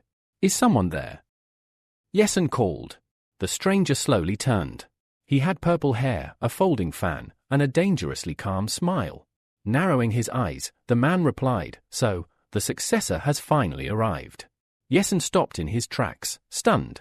His heart pounded as a glowing status window appeared before him. This wasn't a dream. Name, hidden, cultivation title, thunder-striking divine immortal lightning talent, transcendental grade minting talent, intermediate strength talent, apex grade special note, all talents are non-copyable. Yesen stood speechless. The purple-haired man chuckled and covered his face with his fan. "You've inherited more than just a scroll. You've inherited me." With a spark of thunder around him, he proclaimed again, "I am the thunder-striking divine immortal. This space, everything you see, is shaped by my power." Far away from this realm, beneath the crescent moon, hooves clattered along cobblestone. A dark-haired, muscular man rode swiftly through the night, approaching a grand estate. The young family's residence towered before him, its stone walls bathed in moonlight. He yanked the reins, jumped down, and dashed across the courtyard. His breath was heavy, voice urgent. "They found him," he muttered, heading straight for the young lady of the house. He stopped cold at the sight of a blonde girl with sharp eyes, Yunfang. "It's someone from the Yu family," he said breathlessly. When the secret realm opened, only the Yu family brought an outsider, Yesen. Yunfang's eyes narrowed. "Who is he? How did he get involved with our family?" "He came with Ulling," the man explained. "From the 5th Academy of Lion Base. That's all we know." Then he added, "Also, Ulling was promoted to Grandmaster yesterday." Yunfang raised an eyebrow. "Grandmaster? Are you sure?" He raised his hands in defense. "It's true. Everyone at the Demon SE base is talking about it. She's being called the #1 genius there." The girl's gaze sharpened. Tilting her head, she asked mockingly, "Oh? And you're happy about that?" "What? No. Of course not," he stammered, backing away. Too late. BAM. Yunfang's roundhouse kick knocked him off his feet, sending him sliding across the floor. She marched past him, declaring coldly, "I'm the only #1 genius of this generation." Groaning, the man wheezed, "Understood, but Yunfang wasn't done. There's no need to gather more intel. I'm going to meet this Yesen myself." And then, her voice dropped. "If he really stole the Life Stone core, then not even the Yu family will be able to save him." Lightning cracked through the sky as she clenched her fists. Back in the dark void, Yesen took a step forward, watching the mirage of the Thunder Immortal pace ahead. The Immortal said coolly, "If you've arrived here, it means you have potential." His voice echoed in the black space, power humming with every word. "But know this, I'm only a mirage, left behind by a skill. This entire space is shaped by my talent, and now, by yours." Yesen's eyes narrowed. Who was this man really? And what kind of cultivation rank had he reached? Yesen stared at the purple-haired youth before him, eyes twitching. Was this guy a monarch-level expert? He wondered. But before the thought could fully form, boom! An overwhelming aura crashed down on him like a mountain. In an instant, Yesen's body slammed face-first into the ground. His eyes widened, his breath caught in his throat. This pressure. It's terrifying. Stronger than even King Yunuor's monarch-level aura. But if this guy said he was just a mirage? The purple-haired boy walked forward, hands calmly folded behind his back. With an expression as casual as someone deciding on a tea flavor, he said. I'll test you now, to see if you're worthy of receiving my inheritance. Yesun gulped. The divine immortal of smiting thunder raised his ornate folding fan and gently tapped it to Yesun's head. Sparkles of light energy began to ripple through the space. The boy murmured, speed. Defense. Endurance. How do you possess so many talents? His sharp gaze pierced into Yesun's soul. Yesun grinned nervously, trying to play it cool. Well, I guess you found my little secret. He leaned on his leg, breathing heavily, and slowly pushed himself to his feet. I never imagined you'd actually see through all my talents. The immortal simply nodded, calm as ever. No need to be nervous. Having many talents is rare, but not unheard of. It all depends on luck and the opportunities life throws your way. He closed his eyes for a moment. Then, sighing, he added, don't worry. I'm not interested in your secret. Wait, you're not? Yesun blinked, confused. The purple-haired youth rubbed his nose, surrounded by a faint purple aura. Nope. I only want to guide future generations with true potential. He turned away, adding, you qualify. You have several talents, a rare trait. That's why I've decided to help you. He tossed his fan into the air, where it spun before landing perfectly in his hand again. And I've come up with the best way to help you reach Grandmaster level. Yesun narrowed his eyes. Is that really the best way? With a calm voice, the thunder-smiting divine immortal responded, yes. You may have many talents, but their diversity is your biggest weakness. Most of them are low to mid-level. Suddenly, glowing battle scenes projected into the air, clips of Yesun using multiple abilities in combat. The illusionary master explained, a true expert only. Uses top-tier talents in life-or-death battles. Using a low-level one in combat? That's basically handing your opponent a sword and asking them to stab you. Yesun looked at his hand in frustration. He's right. I've been reckless. If I use a copied low-tier talent at the wrong moment, it could get me killed. The purple-haired youth folded his arms, fan still flicking lightly. The more talents you carry, the harder it becomes to grow. That's why there's only one path forward now. He paused, eyes gleaming coldly. You must upgrade all of your talents to their highest level. Yesun's jaw dropped. Wait, is that even possible? Looking down with a serious glare, the youth replied, with enough real combat experience, yes. Your talents will evolve. Then he smirked, snapping his fingers. Let me help you, just this once. Suddenly, a brilliant light flashed, and the surroundings shifted. A massive hall unfolded before them, lined with majestic columns and filled with red carpet stretching into darkness. The air was filled with spatial distortion. A strange engraving shimmered beneath their feet. Yesun's eyes widened. This place, the purple-haired boy nodded calmly beside him. This is the reverse flow spatial room, a place where time, energy, and talent collide. Prepare yourself. Inside the mysterious spatial chamber, Yesun looked around cautiously and asked, wait, is there another one of these spatial rooms here? The purple-haired man folded his arms and explained, this one's special. Time flows differently here. 1 hour outside equals 1 month in this room. Yesun's eyes nearly popped out. A month? With a faint smile and eyes closed, the thunder-smiting divine immortal confirmed, exactly. But it's a one-time deal. Once you step out, you can never return. Yesun's face turned serious. This was a rare opportunity, one he couldn't waste. My goal is to become a Grandmaster. He clenched his fists, veins bulging with determination. If the Yun family really knows about the core of the Life Stone, I'll need that strength to protect Yayu. He looked up, eyes burning with resolve. I'll stay. I'll use this time to upgrade my talents. The purple-haired boy chuckled. Now that's the kind of student I like, very teachable. Yesun blinked and looked around. Wait. Where'd you go? Before he could ask again, the divine immortal's body dissolved into a flow of purple particles. His voice echoed from above, if fate allows, and you reach the monarch rank, maybe you shall be worthy to meet my real body someday. The particles scattered across the ceiling. Yesun squinted. What's happening now? A deep rumble echoed. I found a worthy opponent for you, the voice declared. Suddenly, a monstrous creature, veins pulsing with purple light, stomped into the room. With each step, it cracked the stone floor beneath. Yesun's jaw dropped. That's a great master-level monster. The beast roared, its mouth stretching wide. Without hesitation, it swung a giant fist down. Boom! Yesun wrapped his legs in purple lightning and dashed, narrowly dodging the massive blow. The ground where he had been standing shattered into rubble. He glanced back, another strike came down. Yesun jumped out from under it just in time, lightning crackling as he moved. This thing's insanely fast for its size, and terrifyingly powerful. The monster stared down at him as Yesun wiped blood from his face. He's strong, it thought. Very strong. Outside the spatial room, time passed. The moon hovered above the abandoned rooftops. Yesun's mind drifted for a moment. I entered this room around midnight. Only 6 hours left until dawn. He summoned a blade cloaked in a stream of blue lightning.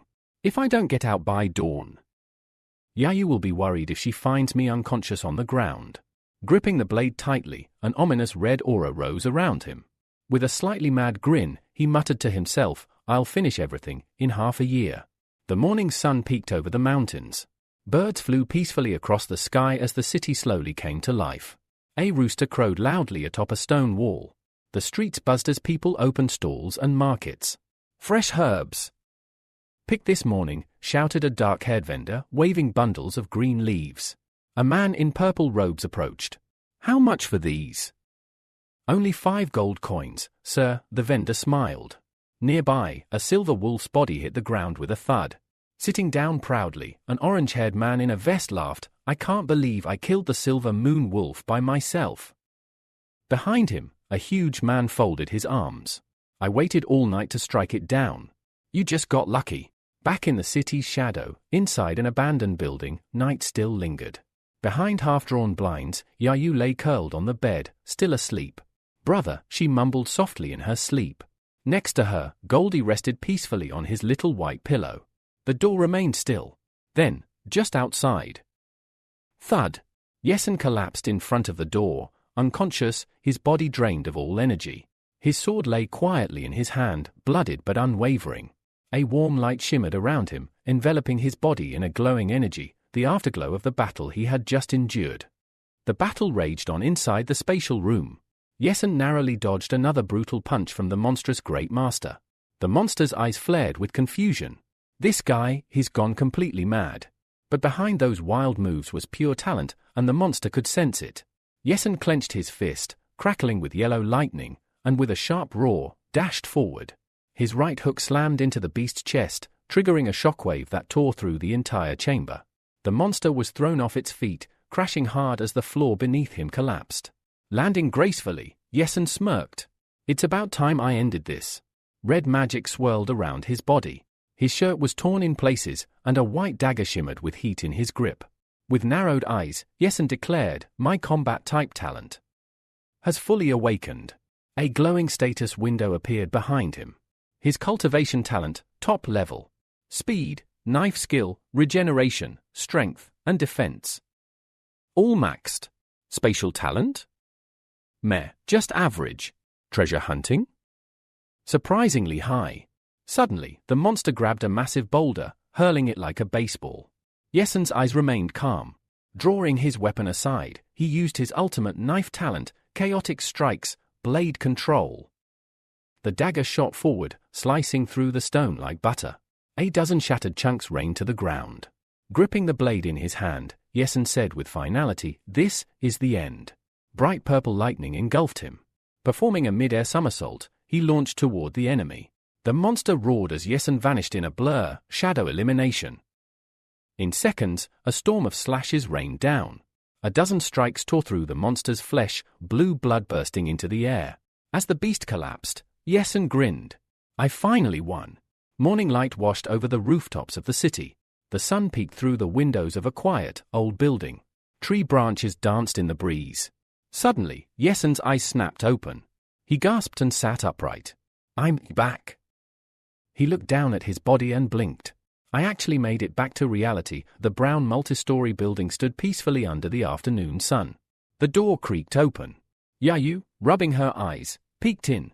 Oh, you're finally awake. Time for breakfast. She let out a tiny yawn. There's a shop nearby. The food's good. Wanna come with me? Yesun stared at her, stunned, speechless. And then, he rushed forward and hugged her tightly. What are you doing? Yayu squeaked, blushing furiously. Did you have a nightmare or something? Yesen, I whispered, no. It just feels like it's been so long since I saw you. Face beat red, Yayu pushed him away. Even if we're siblings, don't just hug me and say sweet things like that out of nowhere. Are you not ashamed? Yesen scratched his head, grinning. Sorry. He started walking toward the door dramatically. Fine then. Yayu huffed. I'll ignore you. Starve to death for all I care. Yesen turned and raised a brow. Didn't you just say we should eat together? He paused, then added with a sly smile, let's go shopping after breakfast. Can't do that normally at the Demon Sea base. Her ears twitched. Shopping. Her eye sparkled as she jumped to her feet. Wait, are you serious? You really have time to go shopping with me? Yesen nodded, still smiling. Yeah, buy whatever you want. I made decent money in the secret world. The camera zoomed out to show their humble multi-story home. Yayu, now excited, called out, wait. Let me change clothes. Back inside, Yesen stood quietly, enveloped in a soft red aura. Hands on his hips, head lowered, he muttered to himself, I never expected this. Raising my combat talent to the highest level, it's made me so strong. With resolve in his eyes, Yesen declared, just a little more, and I'll become a great master. Above him, birds soared across the golden-tinted autumn sky, fluttering over the humble city fenced by stone and wood. Below, the Demon Sea base market bustled with life. People pushed carts, sold herbs, shouted prices. Yesen looked at the flowing crowd and smiled. The market here really is thriving. With her hands tucked behind her back, Yayu smiled and said, You're right. But why didn't you invite Big Sister Ulling and Sister Xiaoyu over? She beamed. If they visit our home, I'll throw a feast big enough to make them cry. Yesen chuckled. Sounds good. I want you to get to know them better too. Especially if they'll be staying here a while. In the red bag slung over her shoulder, Violet and Goldie perked up, listening closely. As they strolled through the marketplace, Yayu stopped at a fruit stand and pointed. How much for these apples? The vendor replied, 2 silver per pound. Yayu frowned. 1 silver 50, and throw in a free one if they're sweet. Yesen watched with amusement as she bargained harder than a sword buyer in a blade market. In the center of the market stood a grand white fountain, the water sparkling under the fading light. Approaching it, Yayu asked, Is that a fountain? I've never seen one before. As the sun dipped low, painting the sky in hues of deep amber and violet, the siblings found themselves near a small bar tucked between stone buildings.